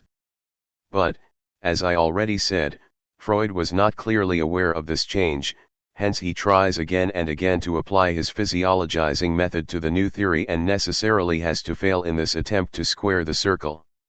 However, in one important regard both theories have a common premise which has been the unchanged axiom of Freud's thinking, the concept that the governing law of the psychic apparatus is the tendency to reduce tension, or excitation, to a constant low level, the constancy principle upon which the pleasure principle rests, or to the zero level, the nirvana principle, upon which the death instinct is based. We must now return to a more detailed analysis of Freud's two new visions, that of the death instinct and of the life instinct, as the primal determining forces of human existence. 26. What motivated Freud to postulate the death instinct? One factor which I have already mentioned was probably the impact of the First World War. He, like many other men of his time and age, had shared the optimistic vision so characteristic of the European middle class, and saw himself suddenly confronted with a fury of hate and destruction hardly believable before August 1, 1914. One might speculate that to this historical factor a personal factor could be added. As we know from Ernest Jones's biography, Freud was a man preoccupied with death. He thought of dying every day. After he was 40, he had attacks of Todesangst, fear of death, and sometimes he would add to his goodbye, "You might never see me again." Jones, 1957, p. 301. One might surmise that Freud's severe illness would have impressed him as a confirmation of his fear of death, and thus contributed to the formulation of the death instinct. This speculation, however, is untenable in this simplified form, since the first signs of his illness did not appear until February 1923, several years after his conception of the death instinct. But it might be not too far-fetched to assume that his earlier preoccupation with death grew in intensity as he became sick, and led him to a concept in which the conflict between life and death was at the center of human experience, rather than the conflict between the two life-affirmative drives, sexual desire and ego drives. To assume that man needs to die because death is the hidden goal of his life might be considered a kind of comfort destined to alleviate his fear of death. While these historical and personal factors constitute one set of motivations for Freud's construction of the death instinct, there is another set of factors which must have inclined him to conceive of this theory. Freud always thought in dualistic terms. He saw opposite forces battling each other, and the life process as the outcome of this battle. Sex and the drive for self-preservation was the original form assumed by the dualistic theory. But with the concept of narcissism which put the self-preservative instinct in the camp of the libido, the old dualism seemed to be threatened. Did the theory of narcissism not impose a monistic theory that all instincts were libidinous?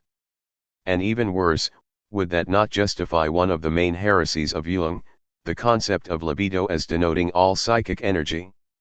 Indeed, Freud had to extricate himself from this intolerable dilemma, intolerable because it would have amounted to agreeing with Jung's concept of libido.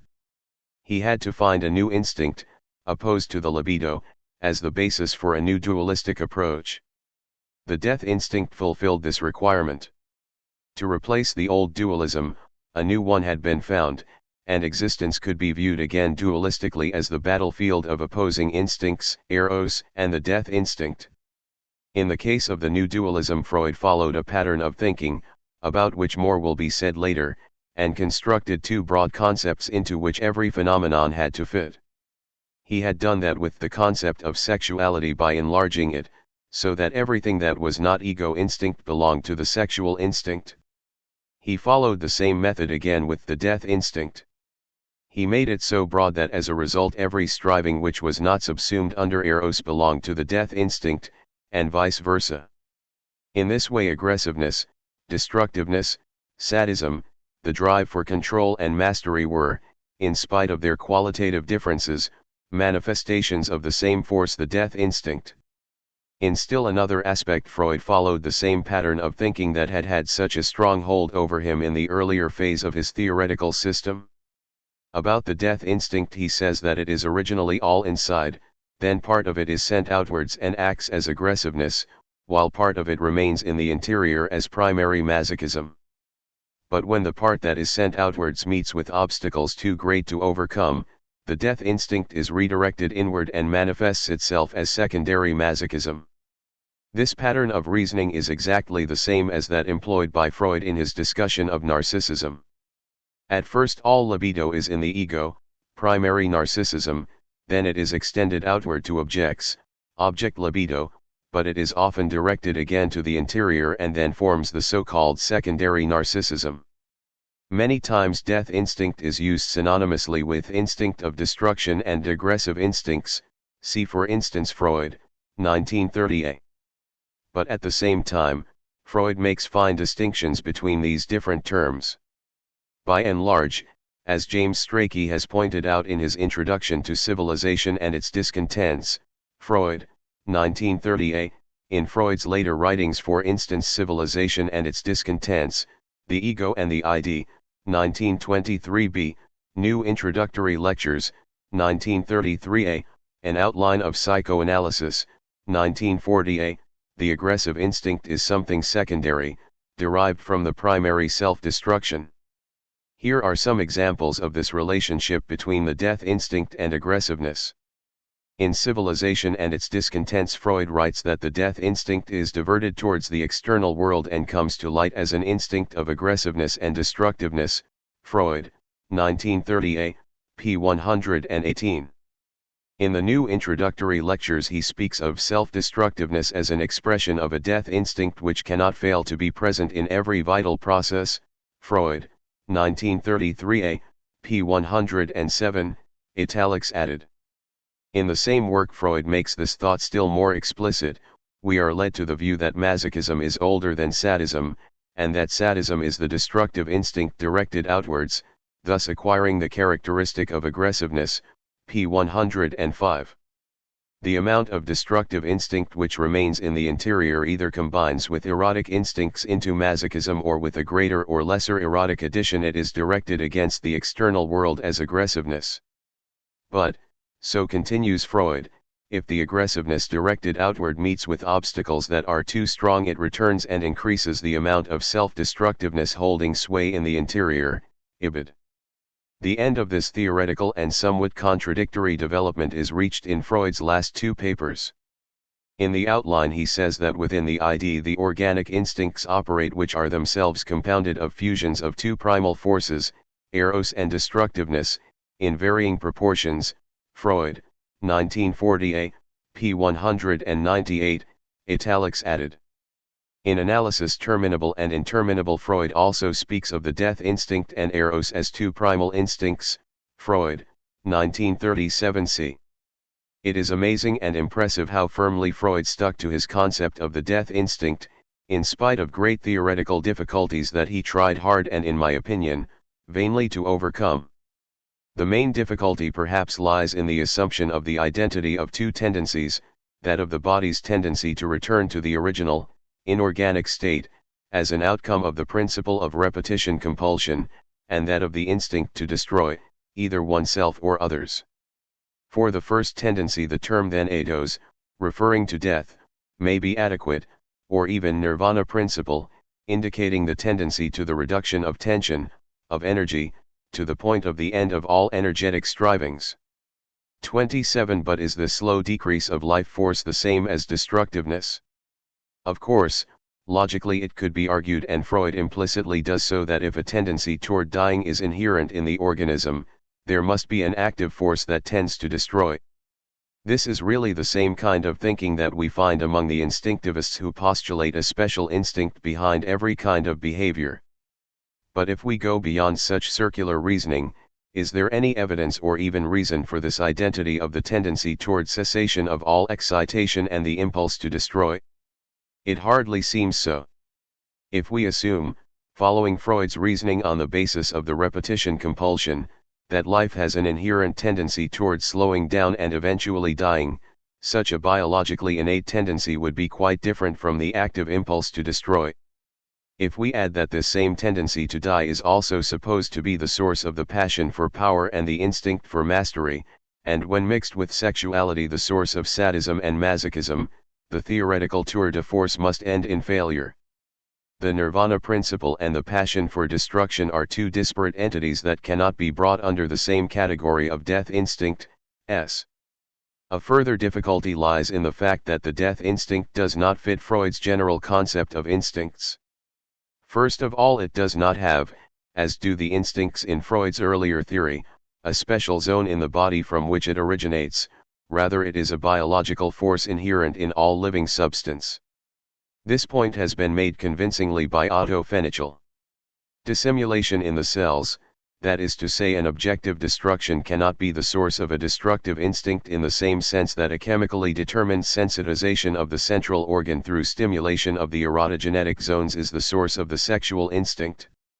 For according to the definition, instinct aims at eliminating the somatic change which we designate as the source of the instinct, but the death instinct does not aim at eliminating dissimulation. For this reason it does not seem to me possible to set up the death instinct as one species of instinct over against another species. Fenichel, 1945, pages 60f. Fenichel points here to one of the theoretical difficulties Freud created for himself, even though, as we may say, he repressed the awareness of it. This difficulty is all the more serious since Freud, as I shall show later, had to come to the conclusion that eros does not fulfill the theoretical conditions of an instinct either. Certainly, had Freud not had strong personal motivations, he would not have used the term instinct in a completely different sense from the original one without pointing out this difference himself. This difficulty makes itself felt even in the terminology. Eros cannot be used together with instinct, and logically Freud never talked about an Eros instinct. But he made a place for the term instinct by using life instinct alternatively with Eros. Actually, the death instinct has no connection with Freud's earlier theory, except in the general axiom of drive reduction. As we have seen, in the earlier theory, aggression was either a component drive of pregenital sexuality or an ego drive directed against stimuli from the outside. In the theory of the death instinct, no connection is made with the former sources of aggression, except that the death instinct, when mixed with sexuality, is now used to explain sadism.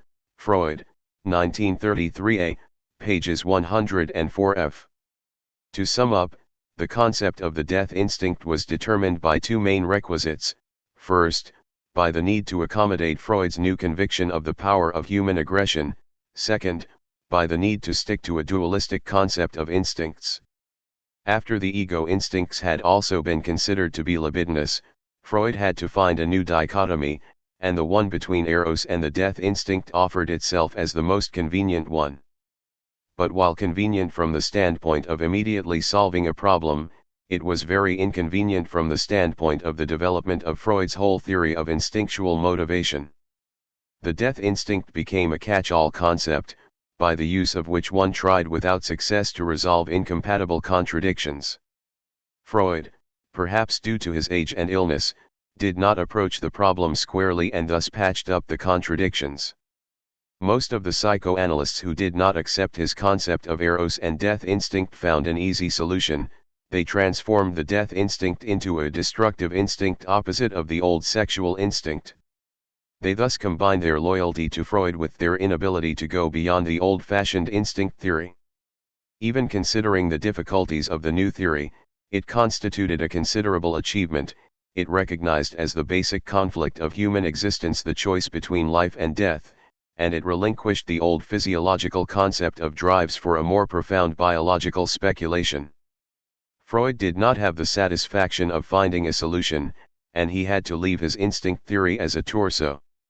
The further development of his theory must face the problem and deal squarely with the difficulties, hoping to find new solutions. In discussing the theory of the life instinct and of Eros, we find that the theoretical difficulties are, if anything, even more serious than those connected with the concept of the death instinct. The reason for the difficulties is obvious. In the libido theory, the excitation was due to the chemically determined sensitization, through the stimulation of the various erotogenic zones. In the case of the life instinct, we are dealing with a tendency, characteristic of all living substance, of which there is no specific physiological source or specific organ. How could the old sexual instinct and the new life instinct, how could sexuality and Eros be the same? Yet, although Freud wrote in the new introductory lectures that the new theory had replaced the libido theory, he affirmed in the same lectures and elsewhere that the sexual instincts and Eros are identical. He wrote, "Our hypothesis is that there are two essentially different classes of instincts, the sexual instincts, understood in the widest sense Eros, if you prefer that name, and the aggressive instincts, whose aim is destruction." Freud, 1933a, p. 103. Or, in an outline of psychoanalysis, the total available energy of Eros, henceforth we shall speak of as libido. Freud, 1940a, p. 150. Sometimes he identifies Eros with the sexual instinct and the instinct for self-preservation.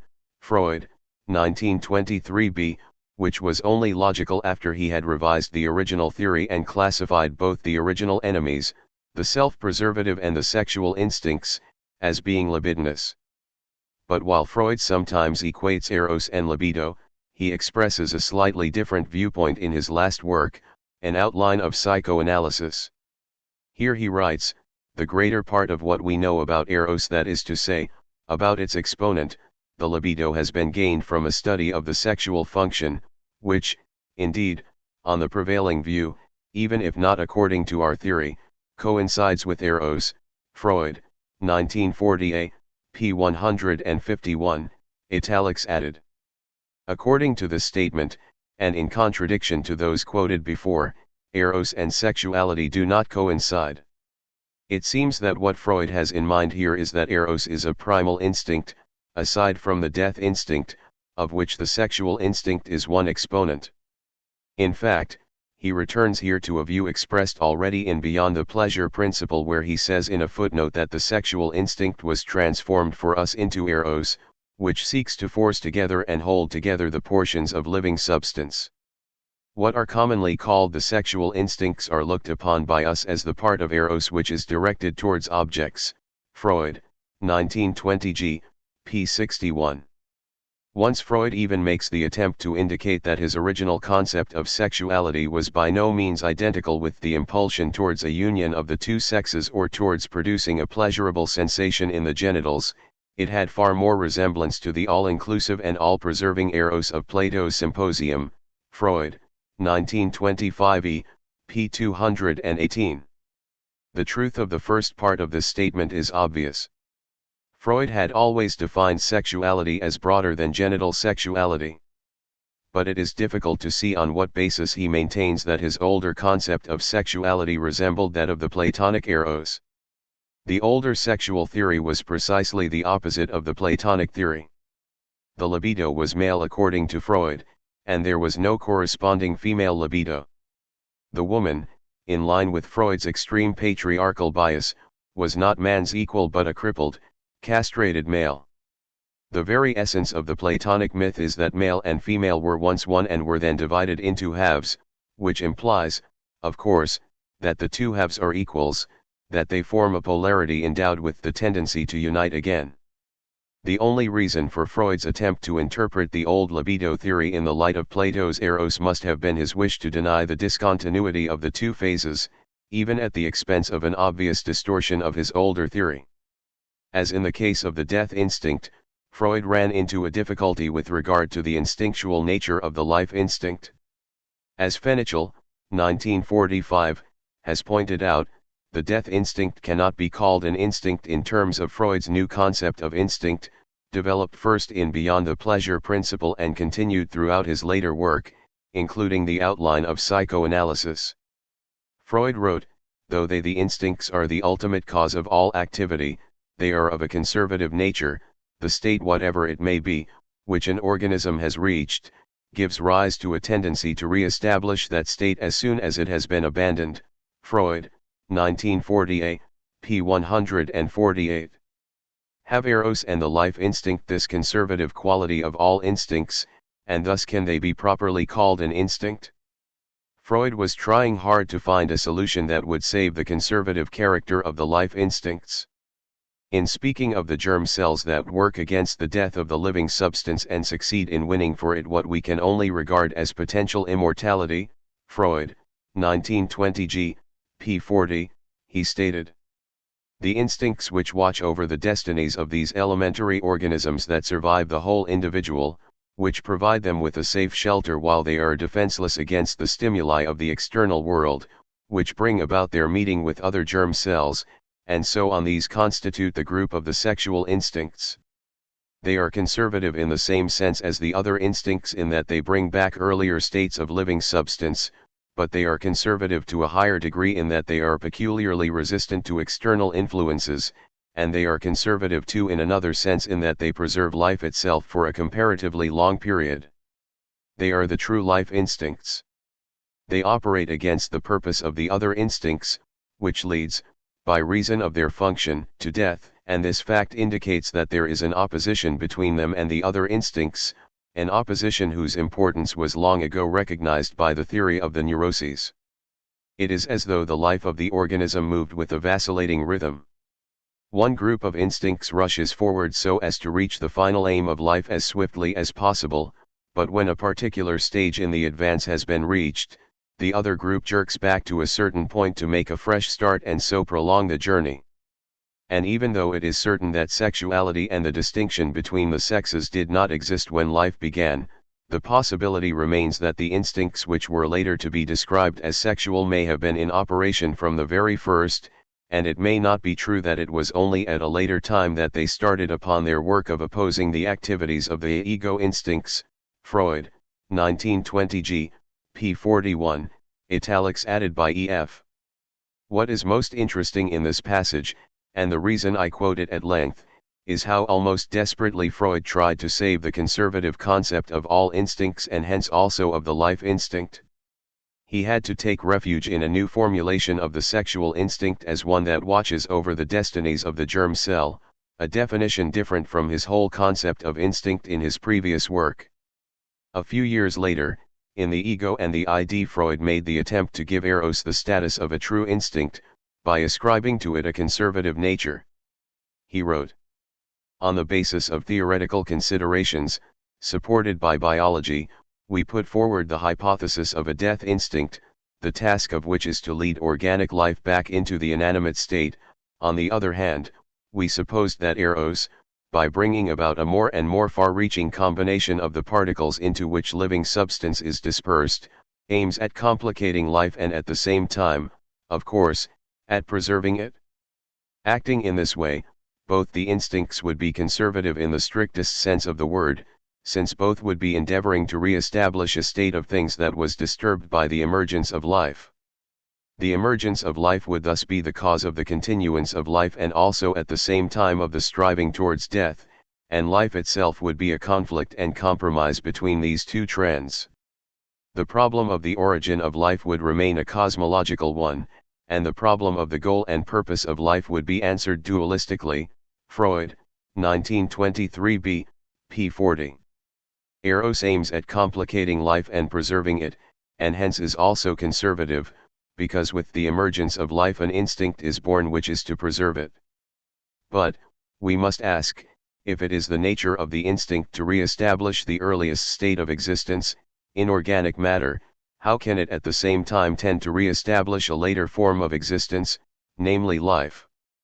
After these futile attempts to save the conservative character of the life instinct, Freud, in the outline, finally arrives at a negative solution.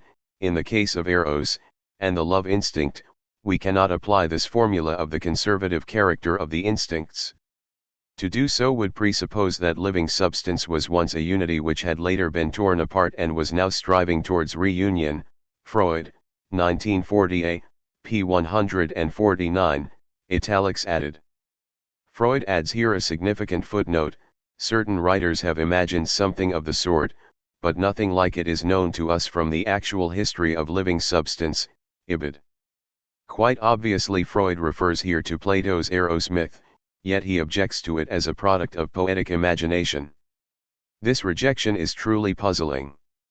The Platonic answer would indeed satisfy the theoretical requirement of the conservative nature of Eros. What could be more fitting to accommodate the formula that the instinct tends to restore an earlier situation than that male and female were unified in the beginning, then separated, and were driven by the wish for reunion? Why did Freud not accept this way out and thus rid himself of the theoretical embarrassment that Eros was not a true instinct? Perhaps some more light is thrown on this question if we compare this footnote in the outline with a much more detailed and earlier statement in Beyond the Pleasure Principle. Here he quoted Plato's report in the Symposium concerning the original unity of man, who was then divided into halves by Zeus, and after this division, each desiring his other half, they came together and threw their arms about one another, eager to grow into one. He wrote, "Shall we follow the hint given us by the poet-philosopher, and venture upon the hypothesis that living substance at the same time of its coming to life was torn apart into small particles, which have ever since endeavored to reunite through the sexual instincts? That these instincts, in which the chemical affinity of inanimate matter persisted, gradually succeeded, as they developed through the kingdom of the protista, in overcoming the difficulties put in the way of that endeavor by an environment charged with dangerous stimuli which compelled them to form a protective cortical layer? That these splintered fragments of living substance in this way attained a multicellular condition and finally transferred the instinct for reuniting, in the most highly concentrated form, to the germ cells. But here, I think, the moment has come for breaking off." Freud, 1920 g. p. 58. We easily see the difference between the two statements. In the earlier formulation, beyond the pleasure principle, Freud leaves the answer open, while in the later statement, an outline of psychoanalysis, the answer is definitely negative. But much more important is the particular formulation that is common to both statements. Both times he speaks of living substance having been torn apart. The Platonic myth, however, does not speak of living substance having been torn apart, but of male and female having been torn apart and striving to be reunited. Why did Freud insist on living substance as the crucial point? I believe the answer may lie in a subjective factor. Freud was deeply imbued with the patriarchal feeling that men are superior to women, and not their equals. Hence the theory of a male-female polarity, which like all polarity implies difference and equality, was unacceptable to him. This emotional male bias had, at a much earlier period, led him to the theory that women are crippled men, governed by the castration complex and penis envy, inferior to men also by the fact that their superego is weaker, their narcissism, however, stronger than that of men. While one can admire the brilliance of his construction, it is hard to deny that the assumption that one half of the human race is a crippled version of the other half is nothing short of an absurdity, only explainable by the depth of sex prejudice, not too different from racial prejudice and/or religious prejudice. Is it surprising, then, that Freud was blocked here, too, when by following Plato's myth he would have been forced into an assumption of male-female equality? Indeed, Freud could not take this step, thus he changed male-female union to union of living substance and rejected the logical way out of the difficulty that Eros did not partake in the conservative nature of instincts. Critique of Freud's instinct theory. Freud was a prisoner of the feelings and thought habits of his society, which he was unable to transcend. When a new vision struck him, only part of it or its consequences became conscious, while another part remained unconscious because it was incompatible with his complex and previous conscious thought. His conscious thinking had to try to deny the contradictions and inconsistencies by making constructions that were sufficiently plausible to satisfy conscious thought processes. Freud did not, and as I have tried to show, could not choose the solution of making Eros fit his own definition of instincts, that is, fit their conservative nature. Was there another theoretical option open to him? I believe there was. He could have found another solution to accommodate his new vision, the dominant role of love and of destructiveness, within his old traditional libido theory. He could have set up a polarity between pregenital sexuality, oral and anal sadism, as the source of destructiveness and genital sexuality as the source of love. But of course this solution was difficult for Freud to accept for a reason mentioned before in another context. It would have come dangerously close to a monistic view, because both destructiveness and love would have been libidinous. Yet, Freud had already laid the basis for connecting destructiveness with pregenital sexuality by arriving at the conclusion that the destructive part of the anal sadistic libido is the death instinct. Freud, 1923b, 1920g. If that is so, it seems fair to speculate that the anal libido itself must have a deep affinity to the death instinct. In fact, the further conclusion might seem warranted that it is of the essence of the anal libido to aim for destruction. But Freud does not come to this conclusion, and it is interesting to speculate why he did not. The first reason lies in too narrow an interpretation of the anal libido. For Freud and his pupils, the essential aspect of analy lies in the tendency to control and possess, aside from a friendly aspect of retaining. Now, controlling and possessing are certainly tendencies opposite of loving, furthering, liberating, which form a syndrome among themselves. But possession and control do not contain the very essence of destructiveness, the wish to destroy, and hostility toward life. No doubt, the anal character has a deep interest in and affinity to feces as part of their general affinity to all that is not alive. Feces are the product finally eliminated by the body, being of no further use to it. The anal character is attracted by feces as he is attracted by everything that is useless for life, such as dirt, death, decay. We can say that the tendency to control and possess is only one aspect of the anal character, but milder and less malignant than hatred of life. I believe that had Freud seen this direct connection between feces and death, he might have arrived at the conclusion that the main polarity is that between the genital and the anal orientations, two clinically well-studied entities that are the equivalents of eros and of the death instinct. Had he done so, eros and the death instinct would not have appeared as two biologically given and equally strong tendencies, but eros would have been looked upon as the biologically normal aim of development, while the death instinct would have been seen to be based on a failure of normal development and in the sense of pathological, though deeply rooted, striving. If one wants to entertain a biological speculation, one might relate anally to the fact that orientation by smell is characteristic of all four-legged mammals, and that the erect posture implies the change from orientation by smell to orientation by sight. The change in function of the old olfactory brain would correspond to the same transformation of orientation. In view of this, one might consider that the anal character constitutes a regressive phase of biological development for which there might even be a constitutional genetic basis. The anally of the infant could be considered as representing an evolutionary repetition of a biologically earlier phase in the process of transition to fully developed human functioning. In Freud's terms, anally destructiveness would have the conservative nature of an instinct, i.e., the return from genitality love sight orientation to anally destruction smell orientation. The relationship between death instinct and life instinct would have been essentially the same as that between pregenital and genital libido in Freud's developmental scheme. The libido fixation on the anal level would have been a pathological phenomenon, but one with deep roots in the psychosexual constitution, while the genital level would be characteristic of the healthy individual. In this speculation, then, the anal level would have two rather different aspects: one, the drive to control; the other, the drive to destroy. As I have attempted to show, this would be the difference between sadism and necrophilia. But Freud did not make this connection, and perhaps could not make it for the reasons that have been discussed earlier in connection with the difficulties in the theory of eros. In the previous pages I have pointed to the imminent contradictions into which Freud was forced when he changed from the libido theory to the eros death instinct theory. There is another conflict of a different kind in the latter theory which must attract our attention, the conflict between Freud the theoretician and Freud the humanist.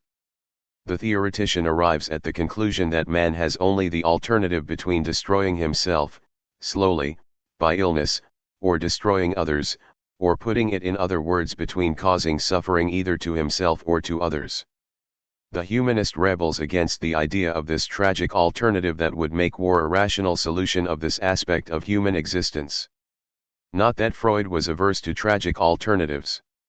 On the contrary, in his earlier theory he had constructed such a tragic alternative: repression of instinctual demands, especially pregenital ones, was supposed to be the basis of the development of civilization. The repressed instinctual drive was sublimated into valuable cultural channels, but still at the expense of full human happiness. On the other hand, repression led not only to increasing civilization but also to the development of neurosis among the many in whom the repressive process did not work successfully. Lack of civilization combined with full happiness, or civilization combined with neurosis and diminished happiness, seemed to be the alternative. The contradiction between the death instinct and eros confronts man with a real and truly tragic alternative, a real alternative because he can decide to attack and wage war, to be aggressive, and to express his hostility because he prefers to do this rather than to be sick. That this alternative is a tragic one hardly needs to be proven, at least not as far as Freud or any other humanist is concerned. Freud makes no attempt to befog the issue by blurring the sharpness of the conflict. As quoted earlier, in the new introductory lectures he wrote, "And now we are struck by the significance of the possibility that the aggressiveness may not be able to find satisfaction in the external world because it comes up against real obstacles. If this happens, it will perhaps retreat and increase the amount of self-destructiveness holding sway in the interior. We shall hear how this is in fact what occurs and how important a process this is." Freud, 1933a, p. 105. In an outline of psychoanalysis he wrote, "Holding back aggressiveness is in general unhealthy and leads to illness." Freud, 1940a, p. 150. After having thus drawn the lines sharply, how does Freud respond to the impulse not to view human affairs so hopelessly and to avoid siding with those who recommend war as the best medicine for the human race? Indeed, Freud made several theoretical attempts to find a way out of the dilemma between the theoretician and the humanist. One attempt lay in the idea that the destructive instinct can be transformed into conscience. In Civilization and Its Discontents, Freud asks, what happens to him, the aggressor, to render his desire for aggression innocuous? Freud answers thus: something very remarkable, which we should never have guessed and which is nevertheless quite obvious. His aggressiveness is introjected, internalized, it is, in point of fact, sent back to where it came from, that is, it is directed towards his own ego. There it is taken over by a portion of the ego which sets itself over against the rest of the ego as superego, and which now, in the form of conscience, is ready to put into action against the ego the same harsh aggressiveness that the ego would have liked to satisfy upon other, extraneous individuals. The tension between the harsh superego and the ego that is subjected to it, is called by us the sense of guilt. It expresses itself as a need for punishment. Civilization, therefore, obtains mastery over the individual's dangerous desire for aggression by weakening and disarming it, and by setting up an agency within him to watch over it, like a garrison in a conquered city. Freud, 1930a, p. 123f.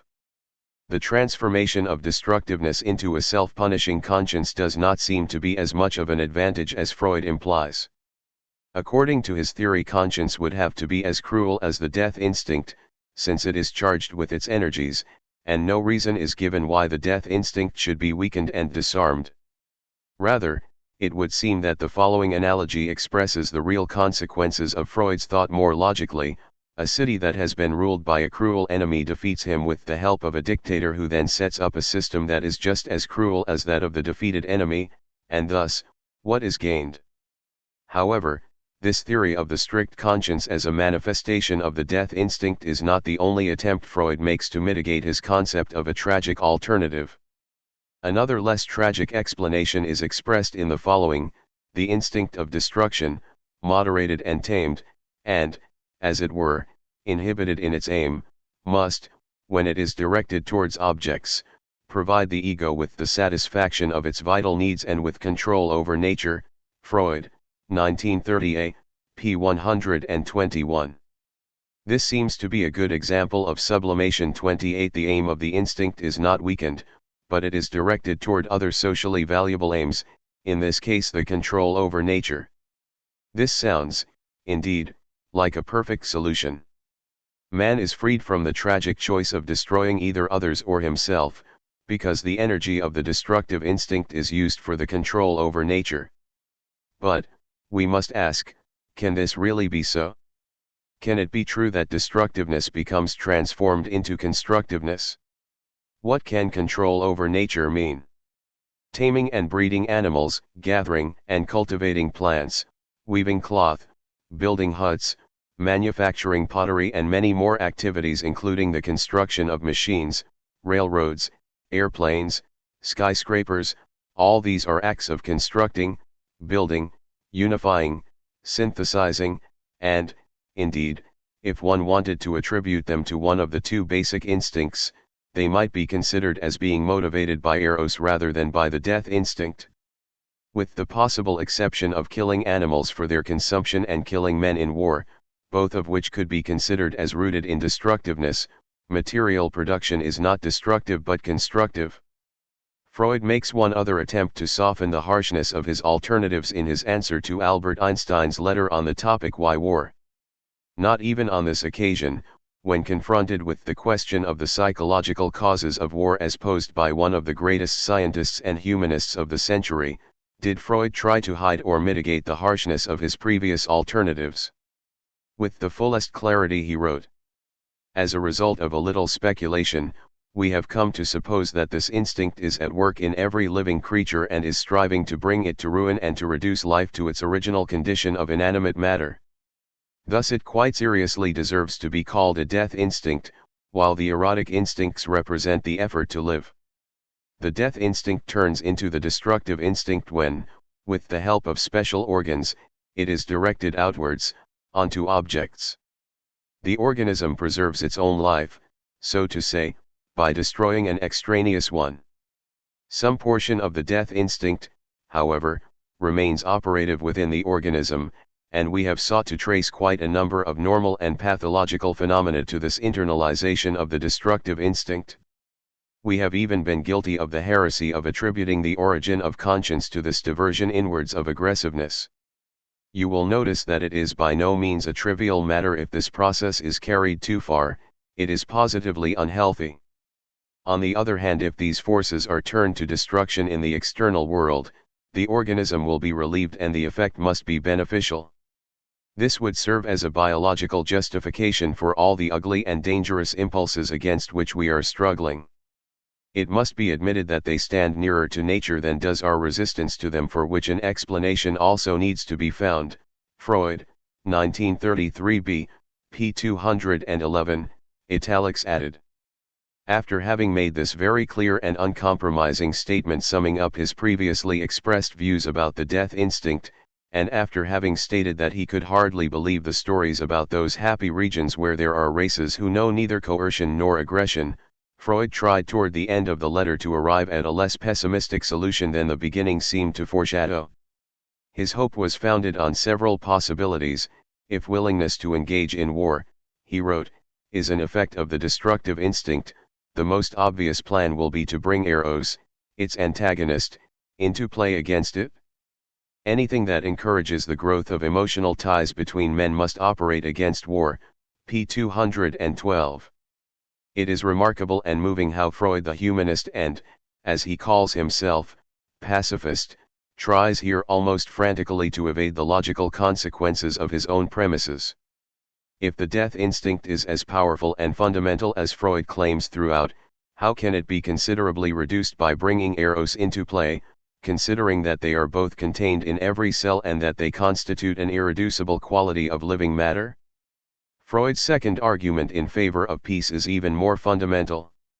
At the end of his letter to Einstein he writes, "Now war is in the crassest opposition to the psychical attitude imposed on us by the process of civilization, and for that reason we are bound to rebel against it, we simply cannot any longer put up with it.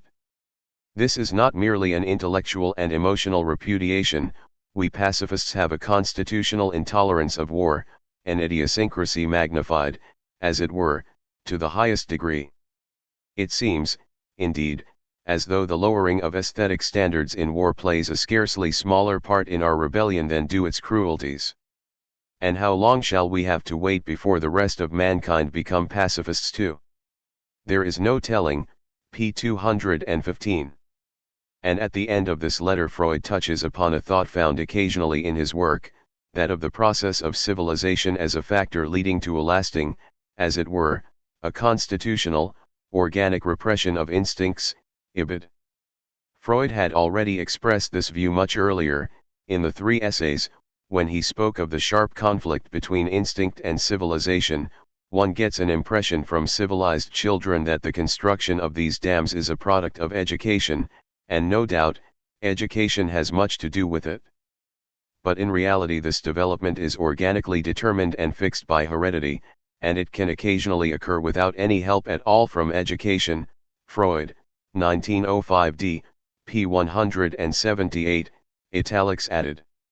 In Civilization and its Discontents Freud continued this line of thinking by speaking of an organic repression, for instance in the case of the taboo related to menstruation or anal erotism, thus paving the way to civilization. We find, even as early as 1897, Freud saying, in a letter to Fliess, November 14, 1897, that something organic played a part in repression.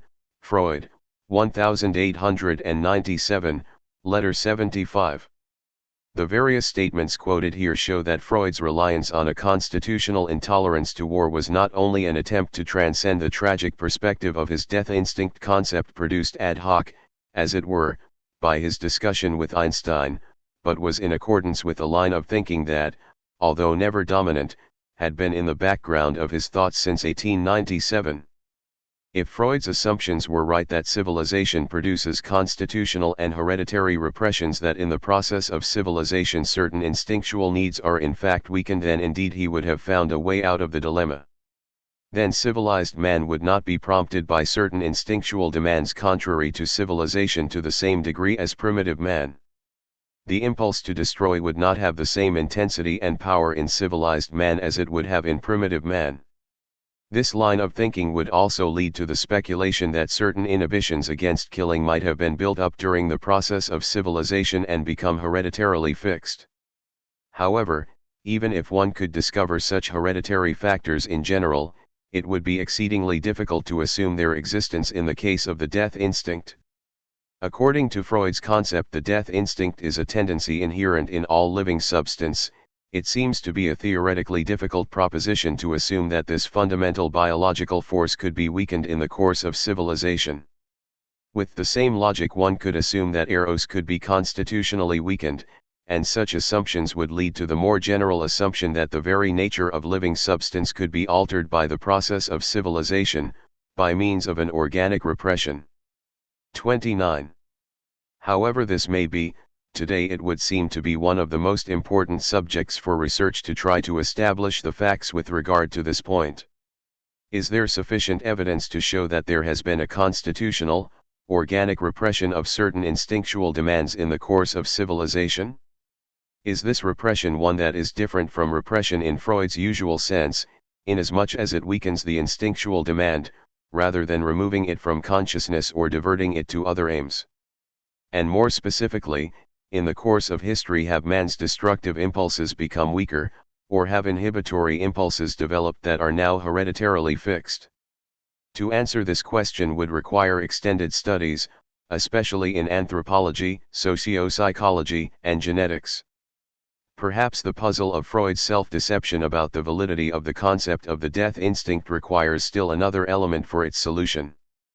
Every careful reader of Freud's work must also be aware of how tentatively and cautiously he treated his new theoretical constructions when presenting them for the first time. He made no claim for their validity and sometimes even spoke deprecatingly of their value.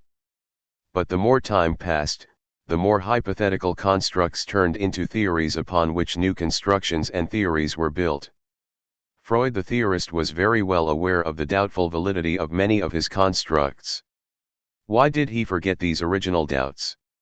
It is hard to answer this question. One possible answer may be found in his role as the leader of the psychoanalytic movement, see Fromm, 1959a. Those of his students who dared to criticize fundamental aspects of his theories left him or were squeezed out in one way or another. Those who built the movement were mostly pedestrian men, from the standpoint of their theoretical capacity, and it would have been difficult for them to follow Freud through basic theoretical changes. They needed a dogma in which they believed and around which they could organize the movement.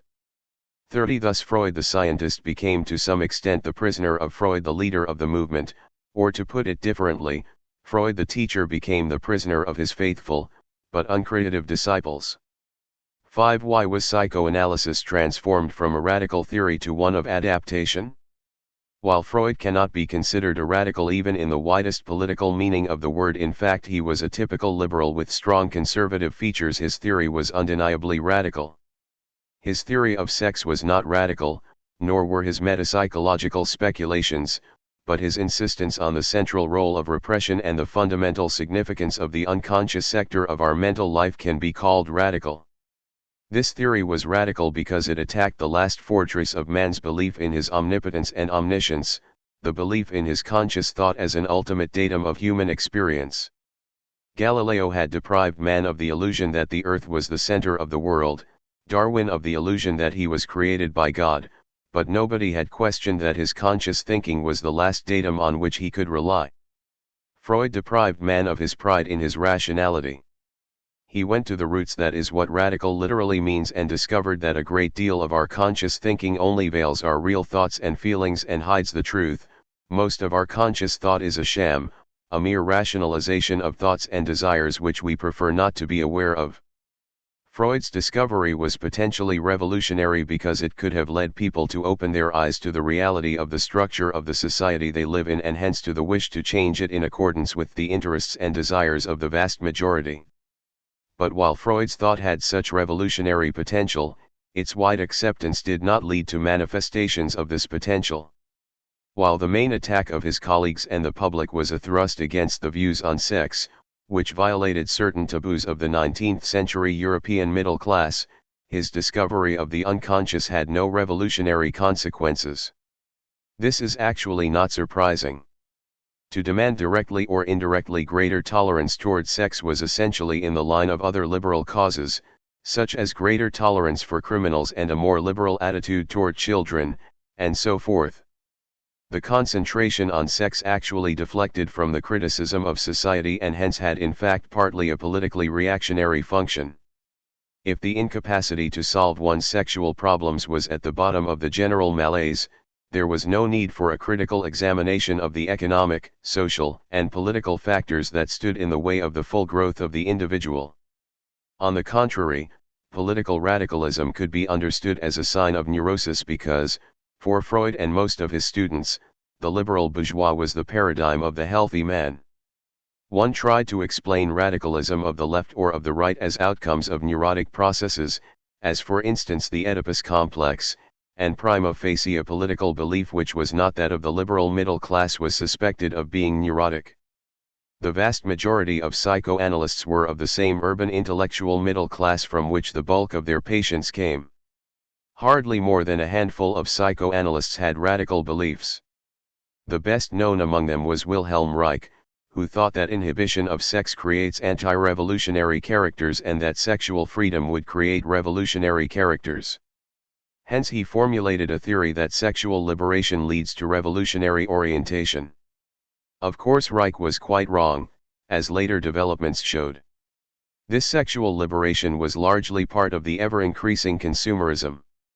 If people were taught to spend and spend, rather than, as in the 19th century, to save and save, if they were transformed into consumers, one had not only to permit but encourage sexual consumption. It is after all the most simple and the cheapest of all consumption. Reich was misled because at his time the conservatives had a strict sexual morality and he concluded from this that sexual liberty would lead to an anti-conservative, revolutionary attitude. Historical development has shown that sexual liberation served the development of consumerism and if anything weakened political radicalism. Unfortunately Reich knew and understood little of Marx and could be called a sexual anarchist. In still another aspect Freud thought as a child of his time. He was a member of a class society in which a small minority monopolized most of the riches and defended its supremacy by the use of power and thought control over those it ruled. Freud, taking this type of society for granted, constructed a model of man's mind along the same lines. The ID, symbolizing the uneducated masses, had to be controlled by the ego, the rational elite. If Freud could have imagined a classless and free society he would have dispensed with the ego and ID as universal categories of the human mind. In my opinion, the danger of a reactionary function of psychoanalysis can only be overcome by uncovering the unconscious factors in political and religious ideologies. 31 Marx in his interpretation of bourgeois ideology did essentially for society what Freud did for the individual. But it has been widely neglected that Marx outlined a psychology of his own that avoided Freud's errors and is the basis of a socially oriented psychoanalysis. He distinguished between instincts which are innate, such as sex and hunger, and those passions like ambition, hate, hoarding, exploitativeness, etc., which are produced by the practice of life and in the last analysis by the productive forces existing in a certain society, and hence can be subject to change in the historical process. 32. The taming of psychoanalysis and its transformation from a radical into a liberal theory of adjustment could hardly have been avoided, not only because the practitioners came from the bourgeois middle classes, but also the patients. What most of the patients wanted was not to become more human, more free, more independent, and that would have meant more critical and revolutionary minded, but to suffer no more than the average member of their class. They did not want to be free men but successful bourgeois, and did not want to pay the radical price that the change from the predominance of having over that of being would have required. Why should they? They hardly saw a really happy person, only a few people who had succeeded in being relatively satisfied with their lot, especially if they were successful and admired by others. This was the model they were striving to achieve, and the psychoanalyst, in playing the role of the model, assumed that the patient would become like him if he only talked for a long enough time. Naturally, quite a few people, having a sympathetic listener to talk to, felt better, aside from the fact that as years go by, experience in living makes the average person improve his lot, except those who are too sick to learn from experience. Some politically naive people may think that if analysis is a radical theory, it must be popular with the communists, and especially in the so-called socialist countries. Indeed, it had a certain popularity at the beginning of the revolution. For instance, Trotsky himself was interested in psychoanalysis and particularly in Adler's theory, but that was true only as long as the Soviet Union still had elements of a revolutionary system. With the ascendancy of Stalinism and the change from a revolutionary to a thoroughly conservative and reactionary society, which the Soviet Union still is today, the popularity of psychoanalysis diminished to the point of disappearance. The Soviet critique is that it is idealistic, ignores economic and social factors, is bourgeois, and many more critical points are made, some of which are not without merit. But to hold them against psychoanalysis is mere sham if they are made by the Soviet ideologists. What they cannot stand in psychoanalysis is not any of these defects, but its one great achievement, namely, critical thinking and the distrust of ideologies. Unfortunately, psychoanalysis has lost much of its critical sting. By concentrating mainly on the individual, and especially on the events of early childhood, it has deflected attention from socio-economic factors. Psychoanalysts generally have followed the trends of bourgeois thinking. They adopted the philosophy of their class and for all practical purposes became supporters of consumerism. While Freud did not say so, his teaching was distorted into meaning that neurosis was the result of lack of sexual satisfaction, caused by repression, hence that full sexual satisfaction was a condition of mental health. Victory of consumerism on all fronts. Freud's formulations had another and very severe flaw, the ambiguity of the term reality. Freud, like most members of his class, considered contemporary capitalist society to be the highest, most developed form of social structure. It was reality, while all other social structures were either more primitive or utopian. Today only opinion producers and politicians subject to their suggestions believe this or pretend to believe it. An ever-growing number of people has become aware that capitalist society is just one of innumerable social structures and is neither more nor less real than the societies of Central African tribes. Freud believed that the practice of what he called perversions, all not strictly genital sexual activities, was incompatible with highly civilized life. Since the sexual practices of bourgeois marriage excluded all perversion as violation of the dignity of the bourgeois wife, he had to arrive at the tragic conclusion that full happiness and full civilization excluded each other. Freud was a genius at making constructions, and it may not be too far-fetched to attribute to him the motto "constructions make reality." In this respect he shows an affinity with two sources with which he was not actually familiar, the Talmud and Hegel's philosophy.